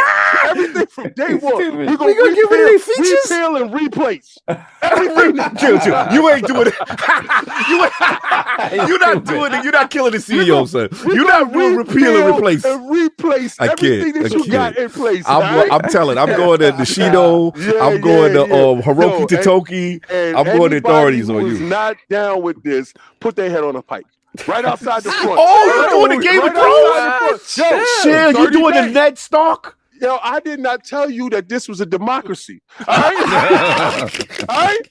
If you are not down with what I'm talking about when you walk inside the room, understand. We're going to have all the PlayStation leaders and Nintendo leaders, they heads on the pike. King gonna have his own Crystal D moments where everyone's just lighting up with a pink slip. Yo, listen, there ain't going to be no pink slips. It's going to be a moat, and I'm going to be standing in the front. All the people that is for, yay. All the people that is for opposed, nay. Remember when they did that? This sounds like some real end of times moment. It definitely would be. Remember when they did that? End of times moment. National Train? Oh, yeah. He said those in favor. Hey, those again. You know what's going to happen? He's going to have that moment in that season 1 of Game of Thrones where they try to take over the city by force. Yo, we just say, yeah. Okay. And I'm gonna have, just like he said, I'm gonna the Mad King. People are calling the Mad. They calling you the Mad King. I will have co-pilot snitch you out. You texting something that is not favorable to the company, off with his head. I can't with him, Yo, son. I'm not playing with you. 30 days of straight tearing it up, making sure that we are number one. And if you don't like it, that's your business. But like I said, I will run the company straight out of business. There we have it. Listen, man. Run it straight out of business. The Mad King. That is a crazy run. Yo, you know what it is? Y'all all know for a fact, if y'all ask any of those PlayStation generals, they would do the same. They would do the same. No mercy. They would do the absolute same. So I'm not gonna lie to you. 30 days of me, it'll be a totally different regime. Almost 30 days of straight tearing it up. Yeah, 30 days of King, man. That's straight up. 30 days and 30 nights. It'll be crazy. No sleep. It's King gonna do such devastating stuff. He's gonna be known as the pre-King era. Yo, he said King. I'm gonna be Dr. Doom in this. That's wild. Every time they talk about King, be like, "Yo, did you work here before King or after King?" Yeah, BK or AK. 2025, 2026, AK. After King, terrorized. King gonna be the person that after his reign is done, his whole family is locked up. He said, no castor oil. He said, straight raw. I'm done. Straight up. It said King the Impaler. The Impaler. I like Vlad the Impaler. I'm done. Listen, King. Y'all sitting here acting like that's not how you supposed to do in a dictatorship. Like, okay? And that's pure dictatorship. I don't want to hear your side of the There's got to be something left for you to eat off of, though. You know what's funny? King gonna put rules in place. People he don't like, they're gonna be considered Voldemort. Or don't say his name. King will get you. The all-seeing eye of King. They say King smelling his fingers as ruler of Microsoft. As I sit there and say, bring me dip down. Unlimited castor oil. Bring me dip down. That's a wild run right there, boy. How is that the credo? Unlimited castor oil. Listen, man. Kid, man, you done heard it, man. You heard King's rule. But as far as you, man, May seems to be the rumored, Forza Horizon. Where do you got the rest of the lineup, kid? Where do you got Fable? Where do you got Halo? Where do you got Gears? Damn. So for these dates, just give us some, Well, Forza Horizon 6 out of the bag, right? Yeah. Seems to be official. Right around my birthday, so I'll be happy for that. And I think that's a good look for Forza Horizon. I just hope I know for a while, I think last year was the first time, I guess the true first time we had, one big game each quarter. We got more than one big game, but we were hitting that cadence. So I think I can believe in Microsoft that we're not going to get Forza just in Q2 and then the rest of them all in Q4, because that would be annoying. Yes. So if I had to, I do think that there is something coming prior to Forza Horizon. I think it's going to be one of those Fallout games, somewhere between. I think we get a shadow drop, for one, and then I think we get a March April drop for the other game, because I think they got 2 more games in that showcase other than the 3 that they displaying. Rumored that Double Fine might be in the building. You know what I'm saying? Again? Yeah, they saying some joint called Clint or something, some Clay Fighter joint, some joint. That's the rumors. Those are rumors that Double Fine might be in the building. Okay. Okay, then, all right. I do think, and this is where I get nervous because I think Fable is the marquee. It's crazy when you consider you have a Halo and a Gears and a Forza, but I feel like this is Playground's year to bookend. They're giving us pretty much doing what Obsidian did last year, but I think Playground is held at a higher regard. Yeah. So I do think Fable's the last game to come out okay. I do think. Okay, I'm gonna let you finish. I'm sorry. And Halo, I feel like it lost a lot of luster. I think Halo is if anyone, because if Forza's technically Q2, Halo got to be early Q3. So I give that September, like Halo 3 times. So you give it September? 9, 10, 9, 7. Now, let me ask you this. You're not going to, what about the sentimentality, the emotionality of Halo's anniversary is lining up? Remember, they're promoting the Xbox 25, right? So do you think they missed that tempted? opportunity with the Xbox Series X release when, you know what I mean? The Series X, didn't the Series X release on like a... No, but remember, Halo's anniversary is always November 15th. November 15th, which is my birthday. But the thing is, so I think about that, but I'm like, does Halo earn that spot? If this was like a brand new Halo 7, that's one thing. But is Halo worthy of that spot anymore? So you're moving it out of they spot? Okay. I'm moving it. If one, I don't think. If my thing is like one, I still don't think GTA is coming this year. But if GTA is truly coming, yeah, I just don't think. I feel like that holiday marquee title belongs to Gears or Fable. I feel like Fable for anticipation and just is absence out of the game, and I think they're gonna have a crazy showing next week of it. And I think Gears, just out of respect, it held its own, while Halo, the perception of Halo has been going down. I think Gears have been holding its own. It hasn't been as strong because Gears also went down. I think it was the Playground games that kind of been holding Xbox over of the big 3. So I give Halo September. Okay. I give Gears. This is where it gets tough. Where you put Gears now, and where you put Fable, it's tough, man. These are heavy hitters. Clockwork. I mean, we don't even know about Clockwork too, right? That's the potential. We don't even know. Like, right now, we this year. If Clockwork is coming this year, it gotta be like August. But then you got to also look at the release dates of South of Midnight, right? You got to start managing where they're placing those titles because they don't want to overlap those titles on PlayStation. So then, if a lot of those games that are coming out for Xbox are going to miss the PlayStation platform by a year, so if we're thinking Fable might miss, we figure that Horizon might miss unless Sakasati will pull up and just be like, nah, day and date with them too. So we got to figure out what is going to be with that situation there. But if we're going to respect those launch days, then you want to give them enough space to sell.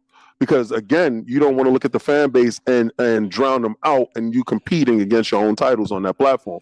That's the biggest variable as far as being a third-party publisher when it comes to Xbox, the PlayStation and Nintendo variables. Which one of those big 3? Which one of these? Only Halo's really confirmed to be coming to PlayStation Day and Day, right? Correct. So, as of right now, and Forza, we know for a fact right now. I mean, it's time. It's time. Yeah, it's not really. And I don't know if they have enough time with Fable right. We don't know how long the development cycle. And their Playground's 2 games. You know what I'm saying? Yeah. To have a PlayStation port ready to go might be a stretch. Yeah. So in that case, we know South of Midnight is what April, Avowed's February, and then it's tough. Yeah, it's tough because of if Fable's date is the May, I feel like we need another game. Because Avowed and South of Midnight was relatively early, and well, Avowed came early because it was supposed to be a November 24 game, and it hit its window. And I just don't think Clockwork would be it's too soon to have that be a surprise, a release within the first 2 quarters, because we got to see something on it kind of now. That's what I agree. I agree with you on that. Yeah. They're gonna bang us over the head in the summer with a release date for that, and that I feel like, even though I would love for that to be this year, I feel like that's like maybe a February 27. Just to like, it could still stay in the quarter. Yeah, later quarter, let it breathe. You know what I'm saying? Yeah, I like that. Oh man, because my thing, I feel like one of those games, if any game's gonna hit its annual, I think Gears November 6th. I think Call of Duty's October. I'm with you on. I like what I think Call of Duty is October. I think Gears is the first week of November. Okay. And so what in a world that GTA exists, Gears is still November?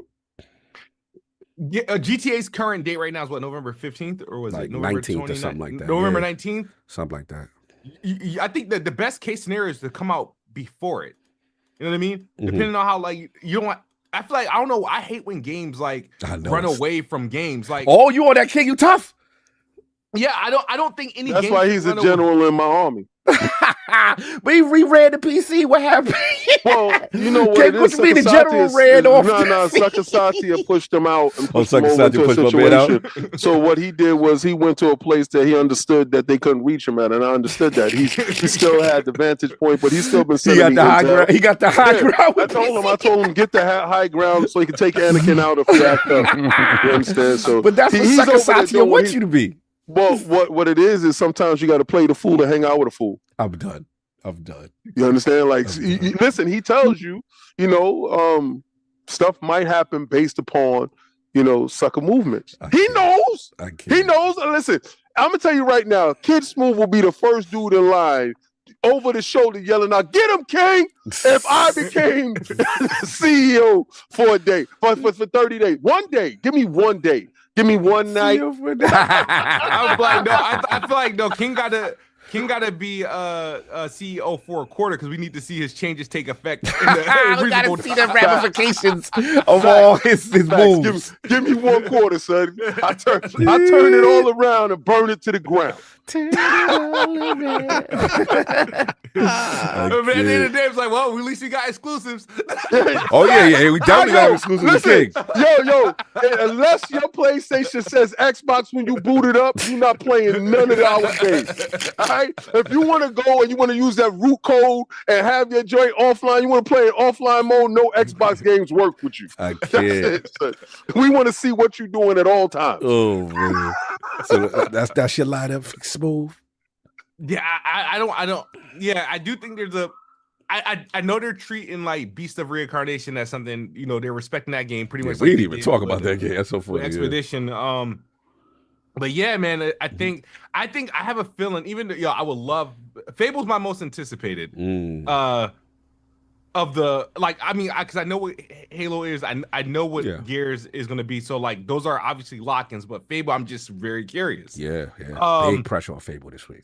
I feel like Fable's going to be a situation that Indiana Jones had. That first week of, was it Indiana Jones came out in December? Yes. I feel like Fable might land in December, and then so they can get that and turn around and release it in April of 27 in PlayStation or whatever.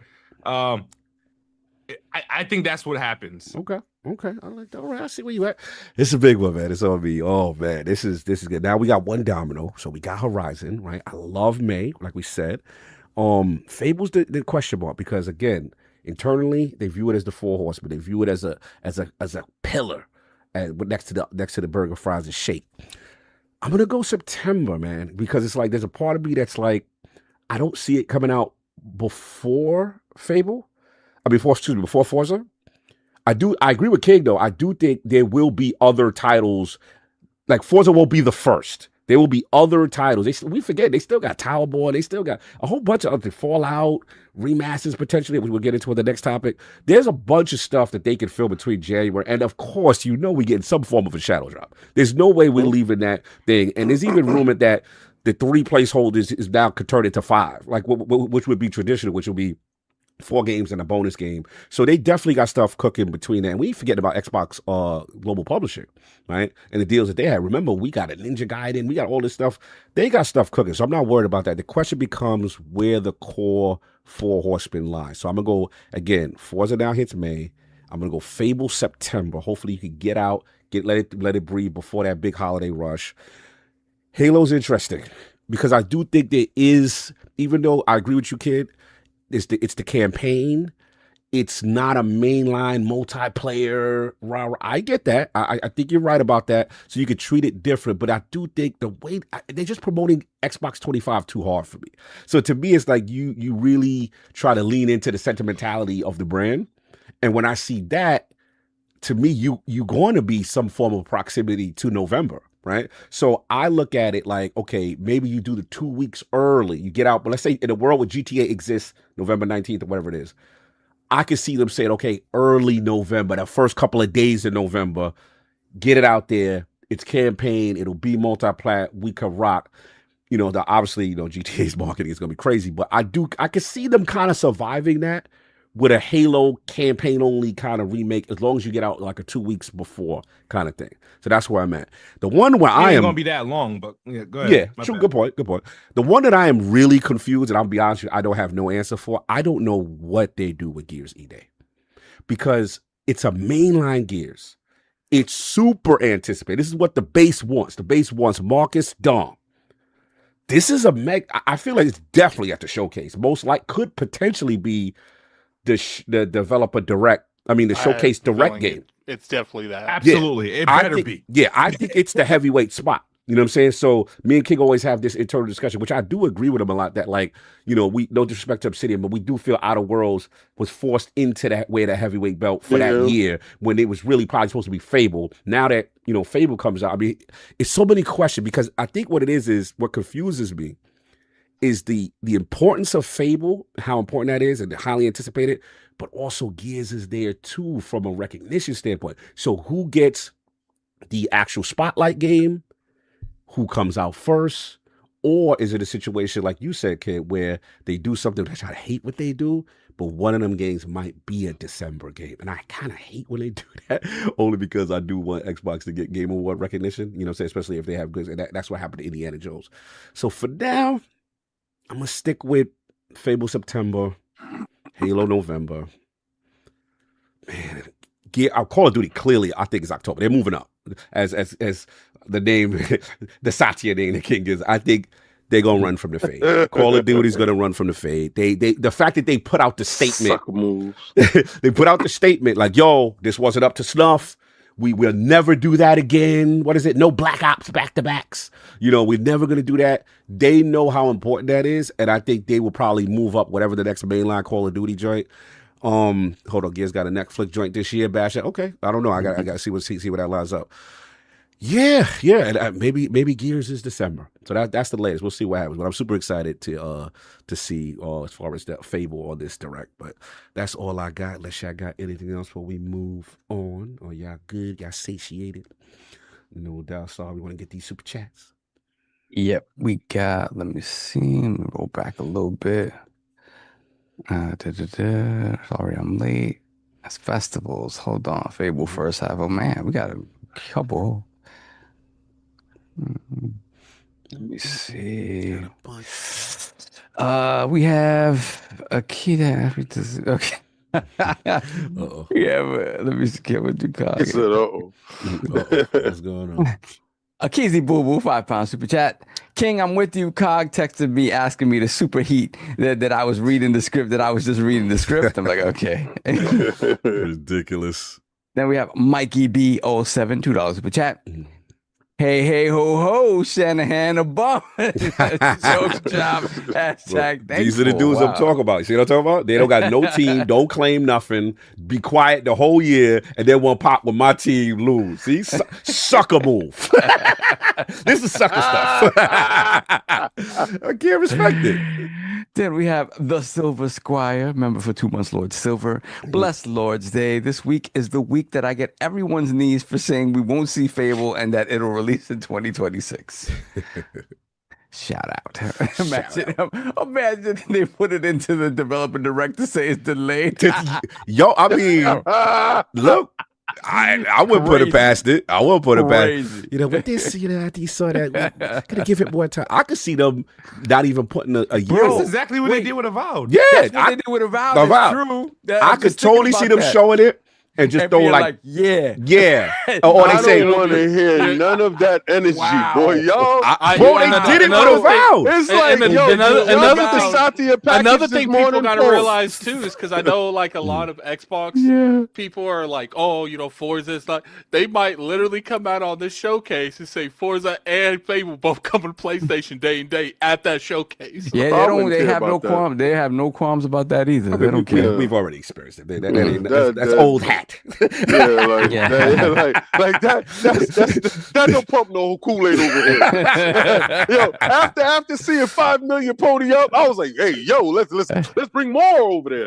I don't care about that. No, that don't matter to me. Yeah, but the key is going to be that if they not say a release date or a year at the end of the showcase and stuff, that would be crazy. I think 2 of those games are getting I feel like 2 of those games, only one of the games is going to have a outside of whatever the shadow drop is.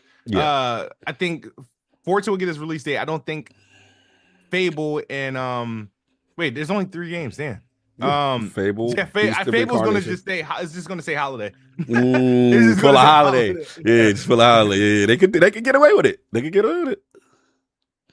All right, then we got, let me see, Robert Kellett, 2148, $2 super chat. Fable first half, question mark. Well, yeah. I mean, that's what it's crazy. That would be insane. Wow. And that would line up even perfect because you get Fable first half, question second half. Ooh. Question though. Fable originally was supposed to release in 2025. It depends on how big that delay was. That is true. I mean, there is a chance Fable could be first half. It's not like it's out of the possibility. We could be thinking that, I mean. I think there is a chance that Fable comes out in like that, June range, but I don't think it comes out before GTA. I mean, not GTA. Forza. Summer Game Fest. That's a good point. Yeah. Forza. Now it might be like the. I don't think it comes out before Summer Game Fest, but it wouldn't be surprised if it comes out a couple weeks after Summer. What if Fable? What if we come watch this joint? Fable like, yo, boom, March. What's up? You'll be crazy. That ain't gonna go crazy. It comes out. No, I'll be upset because I'll be at Summer Game Fest. I won't be able to play it. No, I'm saying that Fable came out March. Let's say they just say it's super earlier than we thought. I don't. Ooh. I just. Wait. Question. What's up? The direct last year was Outer Worlds 2 premiered there? Yes. Did it have a show there, or did they? No, Outer Worlds 2 had a release date there. You sure? It had a release date there? I thought Outer Worlds right. 2 was The games. So I can't it was remember. Ninja Gaiden 4. Ninja Gaiden 4 was there. Were the surprises, right? Yeah. No, we heard Outer Worlds was coming out last year at that event. Not at Developer Direct. The Developer Direct. Developer Direct last year was Doom: The Dark Ages, all right, South of Midnight, Ninja Gaiden 4, and Expedition 33. And the Shadow Drop was Ninja Gaiden 2 Black. Yeah. So, okay. So in that case, these events just all those games together. that I figure so many games. All the games that were at the showcase of the Developer Direct, all up with the exception of Ninja Gaiden 4, were released before the summer showcase. Everything minus Ninja Gaiden 4, but yeah, Doom. That's what I'm saying. There is a chance because South of Midnight came out before it was announced at Direct, came out before the showcase. Doom announced at the Direct, came out May before the showcase. Expedition announced at the Direct, came out before the showcase April. The only one that came out after the showcase was Ninja Gaiden 4. Yes, that is correct. What's going to make this the exception? I think this is one of the games that is going to be past June. Because here's the thing. This is the way I think they do things. They like, okay, Developer Directs before the June showcase. But what we show at the June showcase that has its own direct, that's after the June showcase.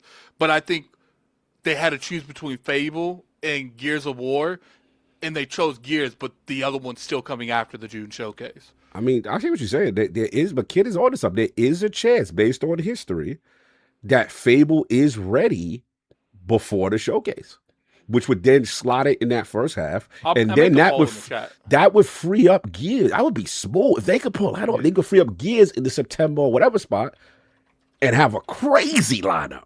But then, how would y'all feel if the proximity of Fable and Forza, or people say, "Hey, that's two different audiences," and they won't different audiences won't affect them? Let it rock. I don't know about that. But here's the thing, said the same thing about Halo and Forza before. True, but so remember, it still didn't affect Forza's sales as much. I mean, Halo initially did well, from my understanding. Yeah, for sure. So we didn't like it as gamers. It wasn't about Halo doing well. It was about Halo folding Forza. Yes. Right. So it's like, and my thing is just it was that was it, right? Not long tail of that game. It was the zeitgeist moment. Everybody's talking about it. Everybody's talking about this is like my game of the year, and then you drop Halo essentially almost on top of it, right? Right.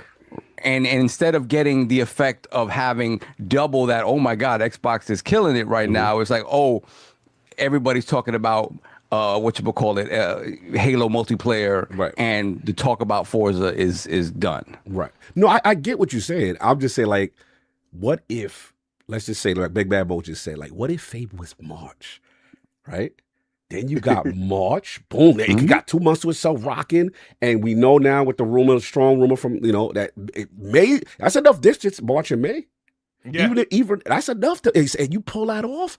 That's Q1 and Q2. Q1 and Q2. Then you still got Gears, Halo that's lit. Yep. For the whole year. And Beast Incarnation can hold you over for the summer. Like, you know what I mean? Like, yeah, that'd be crazy. It's a big ass, but the only reason why I say it's a possibility being the fact that Fable was delayed already, and maybe we are not taking into account that it could be ready. But we'll see. See. But I see your point, sir. You made a good point. You don't want them too proximity to overlap. No, but if that is the case, right, something like that is the case, then they start finally adhering to that game a quarter type of cadence that they were talking about, right? Because you still, you know what I mean? Like, if they do that, right? Hell yeah, that ain't sucker move, kid. That's lit. No, I'm laughing. I'm laughing at the super chat. Oh, the super chat is good. All right, no doubt. Let's get to it. All right, let me see what else is. Let me see. Fable first half. SlomoBackSlap, $5 super chat. Agreed. I'm sick of the festivals. I want drifting, street racing, chicks in mini skirts, and Bow Wow midget ass hyping me up in the back. This is true. This is one thing I thought about with Fable. Right. Talk to me. I'm sorry, not with Fable. With Forza. Talk to me. It's just like the way those games are structured has been the same pretty much since the first one, right? Generally, right? Festival. Is this the one that people choose to start hating on? Oh, I see what you're being samey in that regard. So we talked about this before too. Like, I really hope that they do look at it and be like, hey, what changes can we make to this to kind of change up the whole festival thing, to kind of make it more adherent to like the culture of Japan, and what can we do that's specific to Japan that changes up the formula? Because I could easily see just a certain faction of people just trying to hate on it because it is more of the same six games in, just in Japan, right? I can see that. Yeah, we love to stop off. We get our sours and we go to what's get our Pocari Sweat. Get a Pocari Sweat, and then what's our spot that we go? What's they called? Izakaya. We got to go to a couple Izakayas. Izakayas. Are they gonna have a 7-Eleven? 7-Eleven. The kid got it. We got to have mad vending machines when we drive by for King. So we can go get pop the bottle. He act like he ain't popping them damn vending machines himself, bro. Vending machines. Your Pocari Sweat was only sold in certain joints. You know how in Forza you hit the boards, right? The boards, the different boards that give you bonuses and stuff like that. Okay. I could see it being instead of boards, I could see it being vending machines all over the place. And vending machines all over the place. Yeah. That's a fact. I like that. What else we got? We got the Iron Rook $5 super chat. Sorry I'm late. I just finished recording on a different podcast, but I'm here now. We can do the news. Really appreciate you, brother. Thank you for checking in on me too. Appreciate you, brother. Then we have Old Dude Games $5 super chat. Rest in peace to hopes and dreams of Whiners fans. Yo, these dudes, man. They be hating. They couldn't wait to dance on my grave. He's like, yeah, certified butt whooping last night. Sorry, Cog. The Seahawks team is winning it all this year. Go Hawks. Listen, man, y'all can talk, y'all talk. I mean, we've been pounding out pause for the last 4 or 5 seasons. So y'all up now. I get it. You know what I like about y'all? Y'all don't, like, a lot of them don't know how to win, so you can tell when they finally win. Yeah! I can tell y'all not used to it, but it's not for real. They don't know what behavior. They don't know how to behave. They don't know how to behave, but it's cool. Y'all got that. Y'all better go do it because that defense is crazy. I ain't gonna hold you. We have Analog AI with the 20 Norwegian krone. Yeah. Fable first quarter 2026. Hold the line. All right, listen, that would be lit. Kidsmoove got me hyped right now. Like, if they pull that off, that's what I'm talking about. Let's go. Then we have the Iron Rook once again, $2 super chat. Recent interviews have my Elder Scrolls 6 expectations minimal. Yeah, looks like it's going to take a while. It's going to take a while. I think they learned from their mistakes, though. Yeah. But did you see there's a dude that came out that left them in like 2 years ago. He made some interesting comments. He definitely, most definitely threw some slander to God. I was like, yeah. I will say this: Elder Scrolls 6, like, if you don't change up the formula somewhat, after all these different games come out and kind of one up you, like what I felt what he said, was that open world did a king, but he was just saying, like, you gotta have like the real choice and consequence. It's like the storyline is pretty much the same. Choice and consequence. Yeah, and I did feel him on stories that matter. Yeah, I did feel him on that. So yeah, there's some pressure because a lot of dudes in the space have kind of, they came up with him. Maddie himself is, the dude is like, nah, this is not it. Yeah, so facts. Let me see. We got THX 1138, $2 super chat. King hostage takeover in Xbox. I love it. King First 30 days of King. That's late. That's crazy, man. Then we got King type to burn your books before. You know, like when Civilization come and then they burn all the stuff. Well, see, you also got to understand, to take somebody's identity away, you got to erase their past. Yeah, like you ruler. So you ain't going to remember anything before me. There was nothing before me. It was only after me. To 2026 AK. Boy, after King. We got Key Lump, $2 super chat. Dude. Stop the madness. Play my damn theme song. Shout out to Key Lump.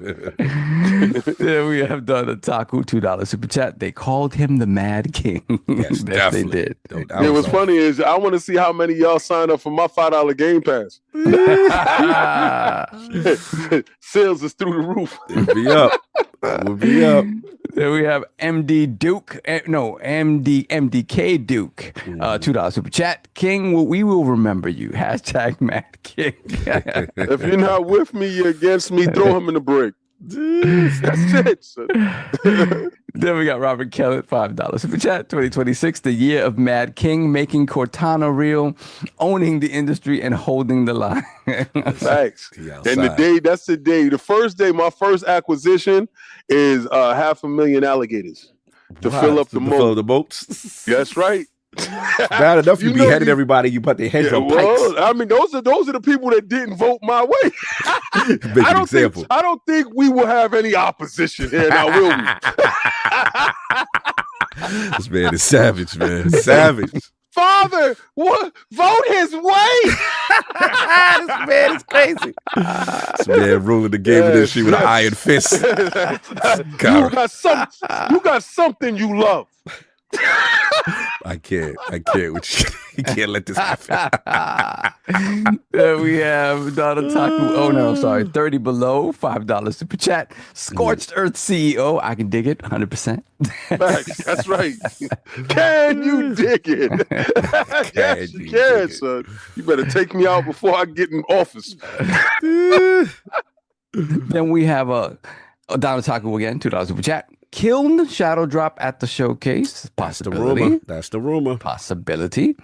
And we have Donna Taco again, $2 super chat. Killing, or is it Killing? Sorry, not Killing. Mm-hmm. What about the rumored Halo multiplayer game? It could be. You know what? We forget about that. Certain Affinity was working on something. I don't think they're ready yet. You don't think they're ready? Okay. I think they want to see what Campaign Evolve does first, and then sell to those customers. I think they want to get them wet with that. Pause, and then pull up behind with the. Don't be getting nobody wet, and don't be pulling up behind. Get ready. You on one today? Too much Diddy. It's Diddy reckoning energy going on right now. Dip down should have never bothered you, son. Dip down, get ready. Continue. All right, then we have, I guess somebody schizophrenia came back. Dr. Strangelove, Oh, $5 man. super chat. Told you don't know what you're getting. Hi, Savi. I've missed you. Let's play a game called Fallout 69. Yo. I'm the vault dweller, and Sav is the vault, and I'm entering his cavernous hole. Wow. Thank you for your support. I want to know why you're cavernous. Shout out to Don Otaku. That man said he entering the cavernous hole. That's wild. Okay. I told you. Now that y'all want to take his opinion for stuff. That's wild. One of his 10 personalities just came out. That's the shout out to you. Told you. Then we got Darn Thread with the 50 sex in the building.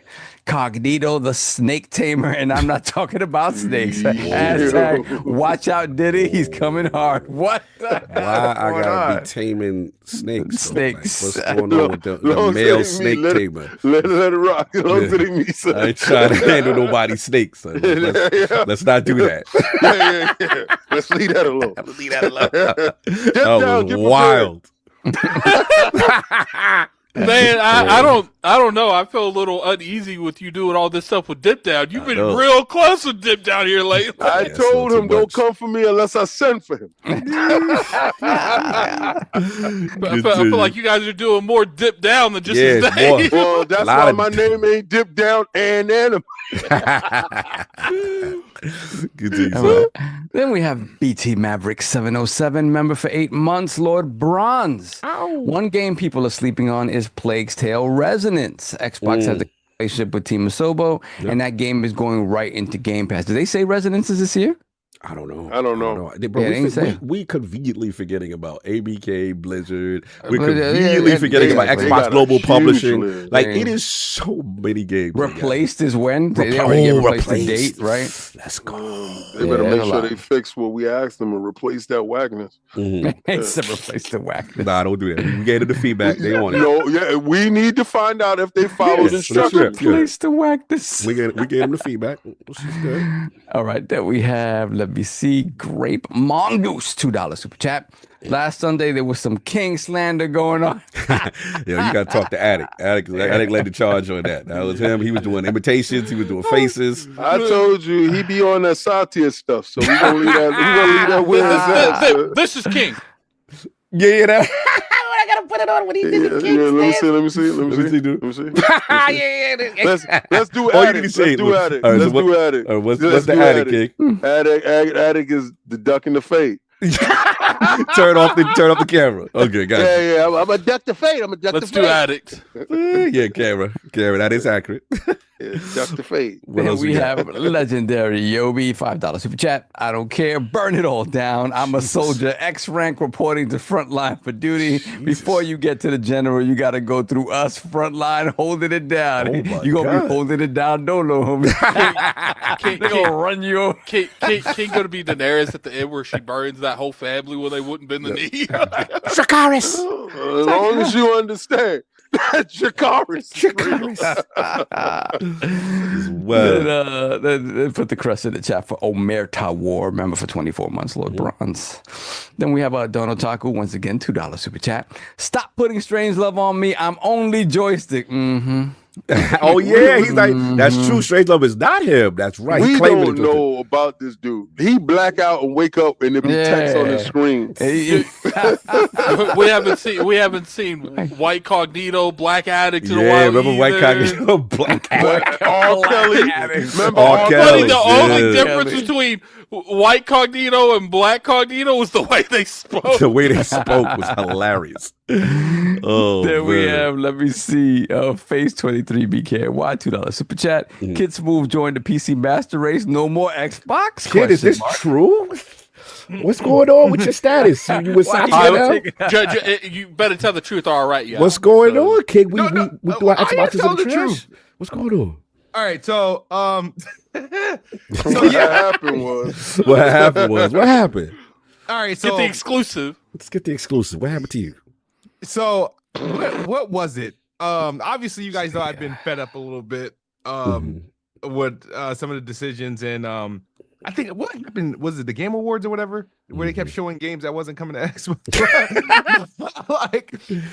What ended up happening is this is what happened was like for a while I had a 4070, right? And I think I end up, I don't know if I forget which game it was at first. It might have been Ninja Gaiden 4 or Outer Worlds 2, but I ended up finishing both of those games on like PC, and I was like, this is not too bad. And so I was like, all right. And then I did like Control, and I was like, you know what? If the next Xbox is going to be some sort of PC hybrid, whatever they're going to do to make that PC console, like they're probably going to apply an update to existing Windows PCs for them to have the same effect, like the Xbox full screen experience and whatnot. And I'm like, why? I can literally just get a jump on that right now. And then, there was like rumors of like, NVIDIA, which turned out to be true, them like stopping production on 50X cards and raising prices and stuff like that. So I was like, I have to do this before this stuff becomes really expensive. And so I end up doing it. I end up selling my 4070 and buying a 5070 Ti, and then I didn't realize how big the dang on card was, so that forced me to buy a case that could fit it. And then I still had the old power supply from back when I had a 980 Ti, and I'm like, oh well, I kind of have to switch this out too. And at this point, all the energy and hours that I put into this thing, I was like, I better enjoy this. So, for all that money, you in. So after I got it done, I said, all right, I'm gonna challenge myself, right? I'm going to take my Xbox out of my station. Oh, you removed it from the crib. I removed it from my setup. And because you took the Holy Bible, you took the book of. He can't. No, it's worse. He can't. He bought a case. He didn't buy a new case, so he had like an existing case. So then he upgraded, but he didn't account for his capture card. So now he can't even stream off his consoles anymore because his the card's too big. I can't fit the capture card in. Okay. So this was a forced move at this point. Now. At that point, it was like, well, I have no incentive to really like if I'm not using the capture card, it's not going to be plugged in. I'm not going to be capturing gameplay off the console. So let me ask you this: Are you Steam or are you still Kidsmoove? They say seize him. Yeah, they want to take your Xbox. They said just they call. They say it's sell out. So are you Kidsmoove or are you Kidsmoove Steam on PC? No, I am not Kidsmoove Steam. When I turn on my PC, the first thing it boots is the Xbox app. And So Satya's with this. And I launch all my games from the Xbox app, including Microsoft gaming, including Horizon Zero Dawn and Days Gone. Oh, so what you do is you use that full screen experience, and then you go to this storefront. You will make sure Microsoft get their cut first. Xbox get their cut. Okay, I see what we do. They said lies. Yo, they going in. What happened on Weapon Wheel, son? They going in. They said he went full gas. What gas? Weapon Wheel isn't back till next week. Okay, all right, got fair enough. So I understand why he was a little nervous and trepidatious in explaining his transgressions against the Xbox brand, especially in light of me for king of a quarter and knowing that I would reign with supreme iron grip. Yes, and hearing his voice wavering as he explains his treason to the brand. But understanding that he did this financially based upon a power move because he thought he could see the future. So not knowing that if I get in control, I'm going to drop all RAM prices on only Xbox products. I'm gonna make sure that we absolve all tariffs when it comes to our. Okay, I'm gonna need a meme of King as the head, leading it all. Like at this point, we need a meme. Someone make one. The problem. Where's Astro Parrot? Where's Astro Parrot when you need him? The problem is you can hear the fear and trepidation in his voice. But I'm saying right? He understands. But you want him to you know at that point when they tell you, yo, you effed up. Like, you know he effed up, right? But that's what Satya wants. He went to go stream and he realized, oh no. We got the explanation. You're just wearing a different jersey now. You know what I'm saying? That's all. Oh, see how Kyle wants to transform you and brand you as this. He's wearing the same jersey. It's just instead of like light green, it's dark green. You see how Cog called out the people that went after him after his 49ers got trounced, right? He's doing it to you right now. I'm not slandering him. Right now, he's telling you, how does that jersey feel on your back? I'm just asking. I did not slander the man. I did not slander the man. He's doing it with a smile. I just wanted to know. Walk me through the process. You see, he's telling you to tell the people how you committed treason. I just said if you were 49er fan, how you threw your flag down. No, but I gotta say, if you're a fan of a team, if you're a fan of a team and your team said, hey, we now identify ourselves as this, and he go identify himself as that, I can't get mad at that. I just want to walk through the process. He want to know what your pronouns is. He's doing bad things to you, B. Like, I'm telling you, I would never disrespect you fell for the banana in the tailpipe. Never disrespect I honestly would have said that. I'm not going to tell you which way I vote or lean. That's what I would have said.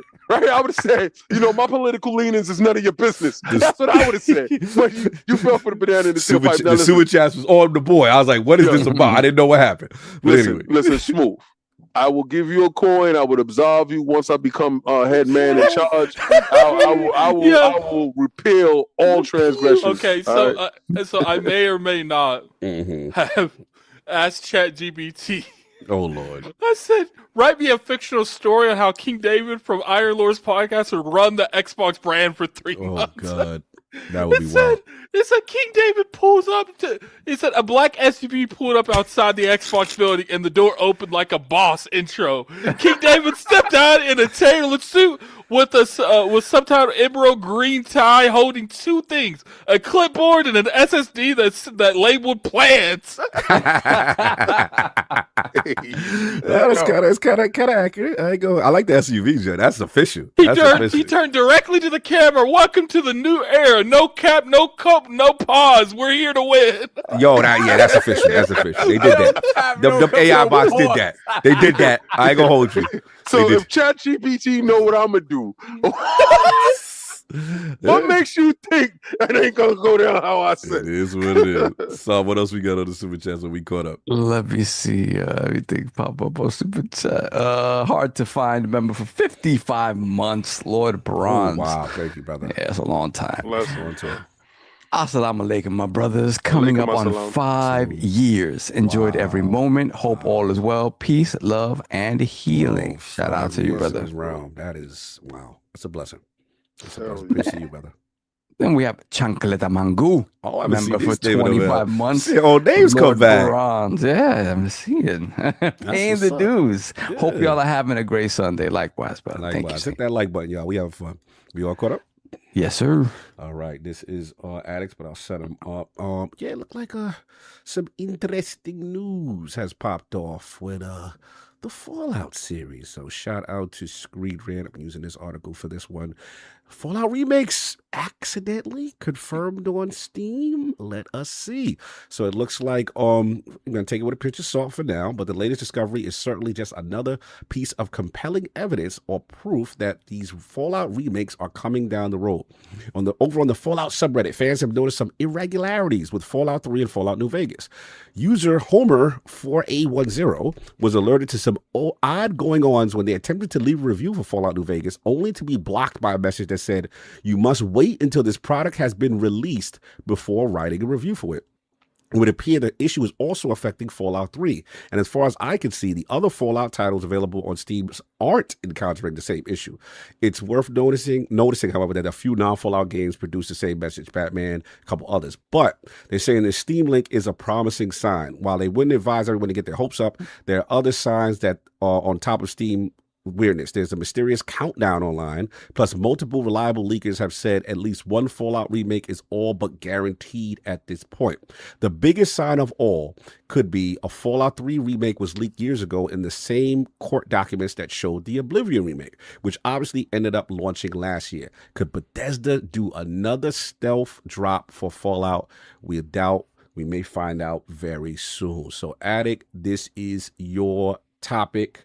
Fallout remasters, potentially Fallout 3 remaster, potentially Fallout New Vegas remaster. Where you at? Let Solve go first. Solve, let's get it.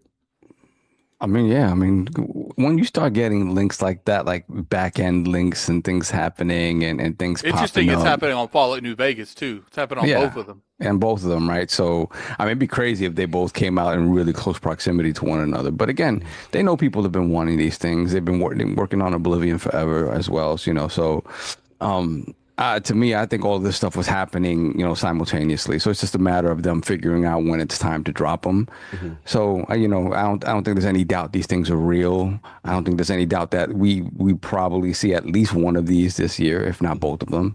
And that's great, man. That's great, because I've tried to go back to Fallout. And, you know, on its own, it runs pretty well on PC, obviously. But, you know, when you want to add all the hot mods and everything to it and to make it look like up to snuff, especially after playing Oblivion. If you play the Oblivion remake, you're like, all right, I want to go in here and do all this, like add 50 different mods to make the game look this way.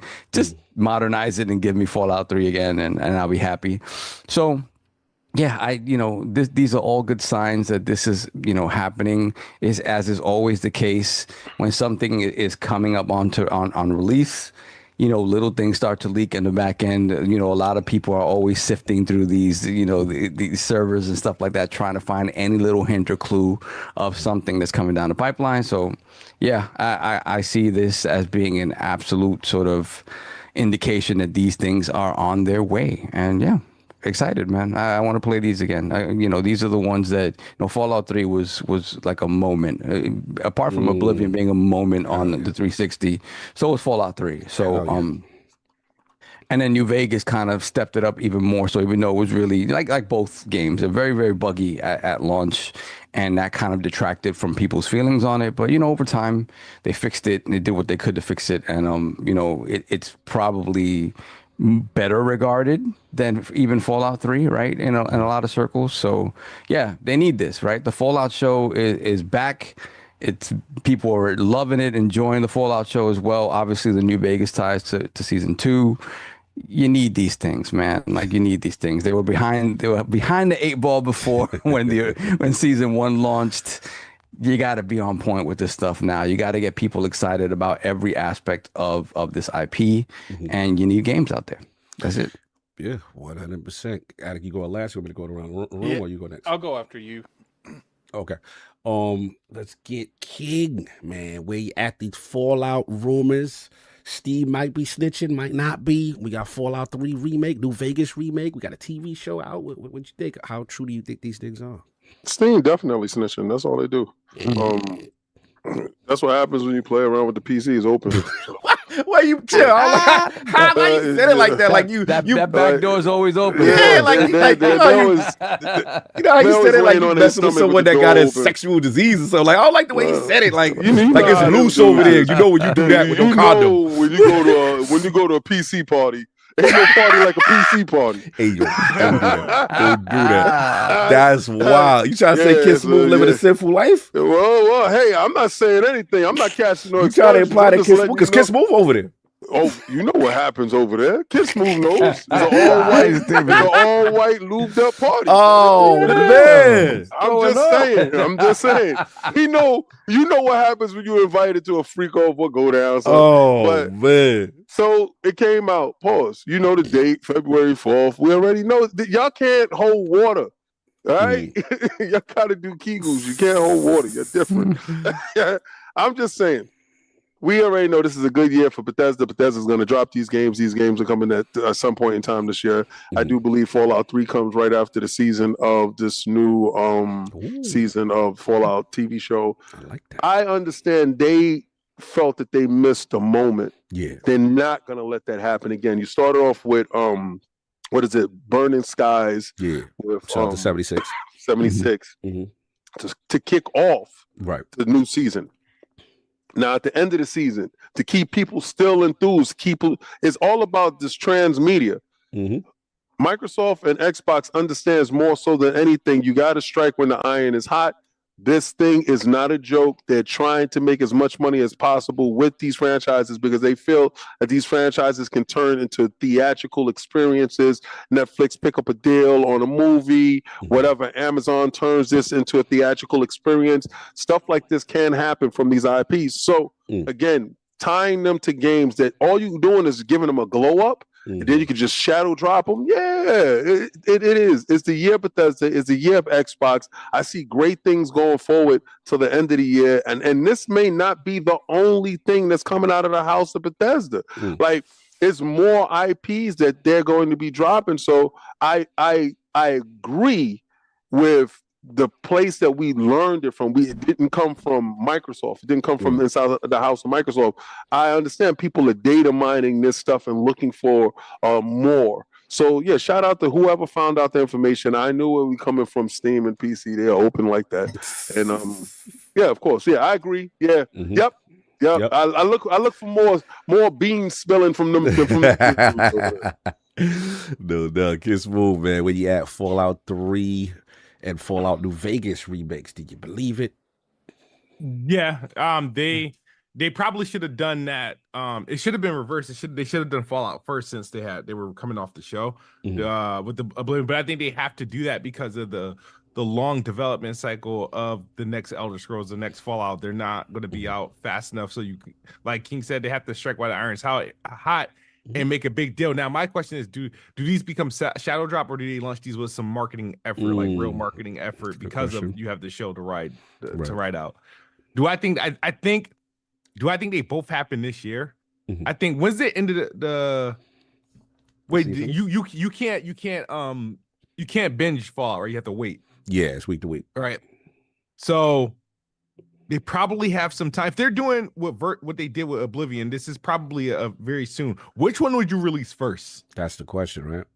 I don't know. I mean, I would have to defer to Addict on that because I've been caught up all the way to the show. I'm only like 2 episodes in, but they're in New Vegas right now, so maybe if New Vegas is ready, they should launch it first. But just because that's where they currently are, right?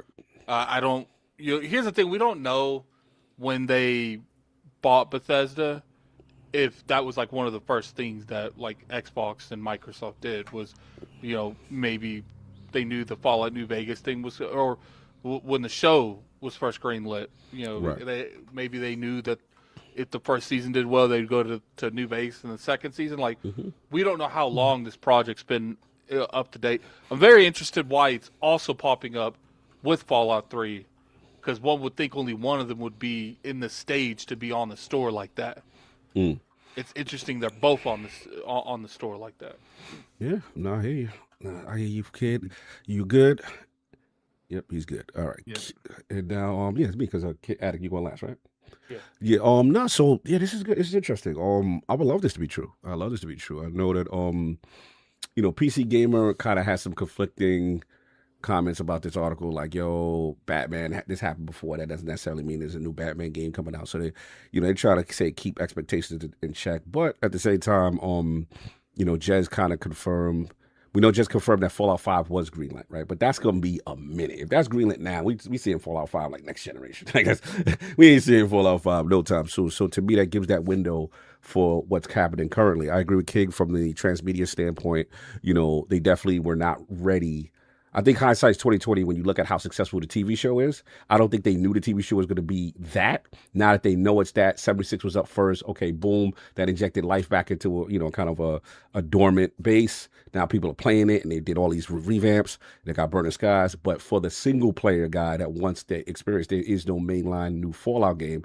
So what better than to remaster Fallout 3 and New Vegas? Now, me personally, I love what they did with the Oblivion remake. That UE5 glow up is.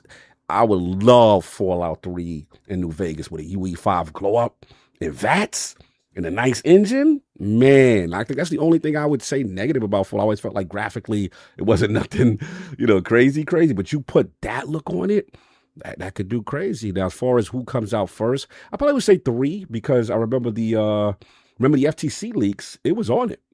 Fallout 3 Remastered was on that joint. So if I had to say, the order would probably be 3 first and then New Vegas. And it probably makes sense too, because I'm assuming they may be in New Vegas for a while based on the show. I defer to Attic on that. And if they are, you can afford to have New Vegas come out after, you know what I'm saying, kind of thing. So yeah. I like it, man. I like it. We'll see. Shout out to Dark Low. Yeah, Oblivion Remastered was badly optimized. They got to work on the optimization for sure. But as far as like the graphical fidelity, the improvements that they made, man, nice gunplay. That would be nice to see. And then put all the DLC together, one package. I'd like that. And they kind of did that with Oblivion. So that's what I got. Attic, where you at with these Fallout remakes? I think Fallout is definitely craved. A lot of people want it. Mm-hmm. The biggest thing I will say is like, it's just a combination of a couple things. Like, for instance, we've been seeing, people be kind of teasing what's going on with Fallout. Mm-hmm. People have been kind of teasing the Fallout 3 remake. Now, I do think a Fallout 3 is in the works. Now, as far as like Fallout 5 being greenlit, just because it's been greenlit, we don't know who's making it. For all we know, it's been greenlit for after Elder Scrolls 6. Yeah. So, we don't know exactly the logistics on something like that. Fallout 3, I would say it's probably going to get shadow dropped Thursday. And then New Vegas probably gets the trailer teasing around the end of Fallout New Vegas's trailer, because to me, sometimes coincidences are just that, but this is too much of a coincidence. And what's interesting is like there's a placeholder for both of these games in Steam, when realistically, if you were to think, one should be way further along than the other.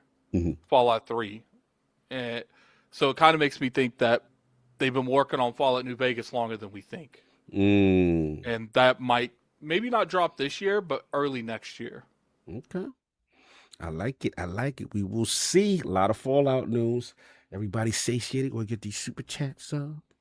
Yes, sir. Hold on. We got Teddy P, $2 super chat. Kid fumbled his explanation like the 49ers laid down. Everything is a point. They did that, but like the 49ers got blown out. Yeah, they weren't happy with your reason for going to the PC Master Race. Why not? I have no idea. Satya wants him there. Exactly, that's what I'm saying. That's what he wants him there. Xbox said they want him there. This is an Xbox. He good. Then we have the Iron Rook $5 super chat. I think it makes sense to release New Vegas first because of pop culture relevance. Yeah. Look, I wouldn't be mad. I'll tell you that, Rook. I wouldn't be mad. You do that on brand with the show, that line that up. Yeah, I'm with it. Yeah. It's just that when you think about it, like, it doesn't really matter. But like Fallout 3 really was that watermark moment. That was the step out moment. It was the step out moment because they took that franchise and turned it into something completely different. Yeah, so it was that moment. So I mean, we'll see how they consider it. Yeah. I think both paths are valid though. So I agree. Dr. Strangelove, $5 super chat. If they get rid of the green filter and the piss filters from the Fallout remasters, I say we riot. They add so much to the vibes of the games. Yeah, I mean, Xbox 360 games have a penchant for being very gray. Yes. But it fit Fallout in a way that maybe not necessarily other games, but I'm sure I know there was a lot of questioning kind of the color palette changes to Oblivion a little bit, but I think that world in general is a lot more colorful. I think for Fallout they're gonna figure out that how does this translate to a modern engine? How is this supposed to look in a modern engine? I don't think you're gonna be seeing like super colorful palettes in Fallout. Yeah. Maybe New Vegas. Obviously, New Vegas has lights, stuff like that. But yeah, I hopefully it does not look like a totally different game in that regard. No doubt. We caught up? Yeah, I think so. All right. This one is kind of fresh off the presses. Had to add it, man. I'll set it up. Highguard. I remember that game that was announced at the Game Awards, the live service joint. So, yeah, they've been silent since the Game Awards, and apparently the rumor, because remember that at the time people were like, "Yo, how did it go last?" it didn't. Some people felt it was not worthy of the spot. So it's like people like, yo, they must have paid crazy for the spot to Jeff Keighley in the show. So this has been going viral. So as the gaming world continues to see, shout out to gamer.com arenas from Wildlife Entertainment. That's the people that made Highguard, the live service title that is closed out last month's presentation at the Game Award. They have yet to break its radio silence regarding it. Now, shout out to Paul Tassi. He put out a tweet that he said he learned that Highguard did not actually pay for the Game Awards finale spot. It was just the show putting it there. So then that went a little bit viral. His comments were echoed by our very own Lords After Dark insider, Tom Henderson, who in a separate post said, this is why these shows need to have ad disclaimers, just like any other forms of media, if they are paid placements. Surprised the FTC haven't enforced it yet. So ahead of the Game Awards presentation, it was reported that the cost of running a 60-second advertisement at the Game Awards show would reach $450,000. A 3-minute trailer, over $1 million. So that figure was up from a previous report that was related to Summer Games Fest. And so initially that was some of the rumors on that. They said, so even with the silence of Highguard, the company that makes it, and again, this game is supposed to launch in like a week. There's been yet to no advertisement, no information, and one of the developers, somebody said on Twitter, they was like, hey, being that it's upcoming, what are we going to hear from it? They say, hey, we can't wait to show you more. So it's still saying it's coming out January 26th. And then the last thing I want to add, there is some pushback. Shout out to Fran Marabella. He's formerly of IGN, when they were talking about that Highguard did not pay for the actual spot. He said, I do wish Jeff would Jeff Keighley provide more transparency, given how much doubt and disinformation has been spread on the topic of Highguard paying to be the final trailer revealed at the Game Awards. I'm sure it's tricky, but for some, there may be sponsorships to just be in the show somewhere or the back half. And for others, there's a straight up branded placement, but it's become very fuzzy, adding all the doubt. Speculatively, I've said numerous times on this topic, I know Jeff, and I can never imagine him ever allowing just something decent enough to be at the end of the storytelling and celebration of the Game Awards. It's a crafted spectacle that he's dedicated most of his career to, perfect or not. All this said, do I believe Highguard could have paid to be part of the show? Sure. Could be a lot of trailers that take some part in that. But there's never, ever been a single sourced or multi-source report that anyone has paid to be the final trailer in the Game Awards. My point is, you shouldn't believe this so readily, nor spread that, even if you don't like Highguard's reveal tone, game genre, or style. Finally, as I have to keep repeating, I've never once said Highguard will be successful or will be good. I've always simply fought for seeing real gameplay and hands-on for the depth of discussing game quality before we send the game to hell. So this is a very spicy topic. People are defending it. Some people feel a certain way about it. And then obviously the game itself. So yeah, I want to bring this to the realm. Addict, man, where do you feel about this whole Highguard situation? Now it's being confirmed that they didn't pay for it. So did Jeff Keighley just look out for it and for the team and to give them that spot as the just one more thing for the Game Awards? What do you feel about this whole thing? I feel like if it wasn't paid for, I don't understand where Jeff Keighley didn't, like, out of all the stuff that they showed there, I would say that would probably be the last one not the last one. I feel like they should have opened up with that. If he wanted to give it like some pull, give it some exposure, maybe some of the developers or his friends or something. Mm-hmm. Because to me, putting that at the end like that, it's got to be something personal to someone that created the show, mm-hmm. because that just seems like a very weird game to end a show with. Mm. It's nothing against the game itself. I actually think that the game looks fun. It's just, mm-hmm. I think a lot of people are tired of like those type of games in general. Look what happened to Concord. Right. So it's just like, whoever decided to put that game at the end, you did that game a very disservice. Because that last game, people expect, they expect to be hyped. They expect to like go crazy. And it's not that people weren't going to get that from that. It's that when you have a showcase where you're showing Leon come back to the Resident Evil franchise for years, mm-hmm. you're showing that other game. Like, there was a lot of good reveal trailers and announcements at that, but then you show this new IP that's like kind of the games as a service type of stuff. Like, I think we knew right during the moment it was being shown that this is not a good game to end it with. Right. How did people there in the event didn't know? The people that ran it. And to me, it's just like, oh, Addict, you know, here's the thing. Like, regardless how you feel, we live in an industry very, very big on first impressions. And when you get something like Highguard that might not necessarily be a bad game, one, it's in the games as a service, and people are tired of that. And two, let's just be honest here. People expected something like a brand, like a new IP from someone that, you know, the God of War creators present, or like, because that's generally what you end these type of shows with. And is it fair to Highguard? No. But in my personal opinion, Jeff Keighley and his team should have seen this coming, because if some random podcasters saw this coming, I just find it hard to believe that, like, they didn't see, like, it was bad. Like, and it's not even just from us, because we didn't even really say much. It looked okay. Right. The internet was flaming this game. They went ham on it. They went ham on it. When you ended, you ended that show on that. So it'd be different if it's like in the middle or the beginning, because there's like a bunch of other games people are gonna like slowly put that out. You ended something no one wanted to see, and then it went to the end credit screen. Guess what happened after that? They went to this. When you make the last thing, where afterwards the only thing they can do is this, that's not good. No, let's be honest here. The first thing they did when people saw that and it ended was right on their phone to Twitter. Right on their phone. Let me ask you this before I give it this up. What about, because again, the rumors, everything you said is true. The reactions were crazy. People were like, yo, that ain't it. So my question at the time, people were like, yo, they must have dropped a crazy bag to get the final spot to end the Game Awards with, right?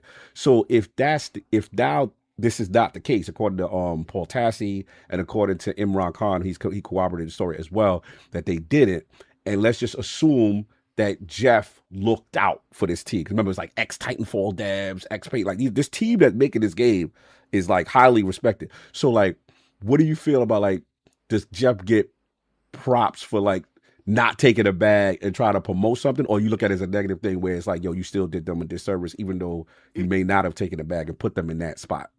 In my opinion, did they pay for it? I'm still going to put a question mark on that. People can say and tell me till they blue in the face. That ending made no sense. It made no sense to the point where it's like, maybe he didn't get like something monetary value. Maybe there's some kind of handshake that happened behind closed doors. Little wink, little nudge, nudge. Because it was just like, it's like what we said when it came to with Xbox and Black Myth Wukong, where it's like, okay, there wasn't no paperwork, but it's like, I help you, you help me, kind of handshake thing. But it did look funny. It's just like out of all the stuff they had to this day, I just look at that and I'm like, why end it with that? And it's nothing against that game. Once again, in my opinion, there is 5 other announcements. There's a few. Yeah. You could have ended it with, like I said, Leon Kennedy coming back to the Resident Evil franchise since Resident Evil 6 would have probably been a better end than what we saw on Highguard. Yeah. But keep in mind, no gameplay really. It was like a scissor wheel of gameplay. Mm-hmm. So it's just like, look, I hate that for the developers, because they probably thinking, oh, we about to really eat with this. I don't know if people find out that they are getting this stuff like launched or not, but it's just like, it's sad, because it's like, even though if this game was it, most likely it's not now, because now I see almost zero hype going to this game, and not to mention the way PR is done with this game in general has been weird. It's been weird. This game's coming out relatively soon. Yeah. And we have heard nothing about it. On it. Yeah, it is. And then I know that there was like some influencer media stuff going on for the game. But it's like, even with that being in place, You mean you gonna launch it the day it comes out? You know what's a good way of showing something like this? The way Apex Legends did it, where they did an event, they showed you the game, and then they paid high influencers to play it right after it was revealed, and they said it's live now. Go play it.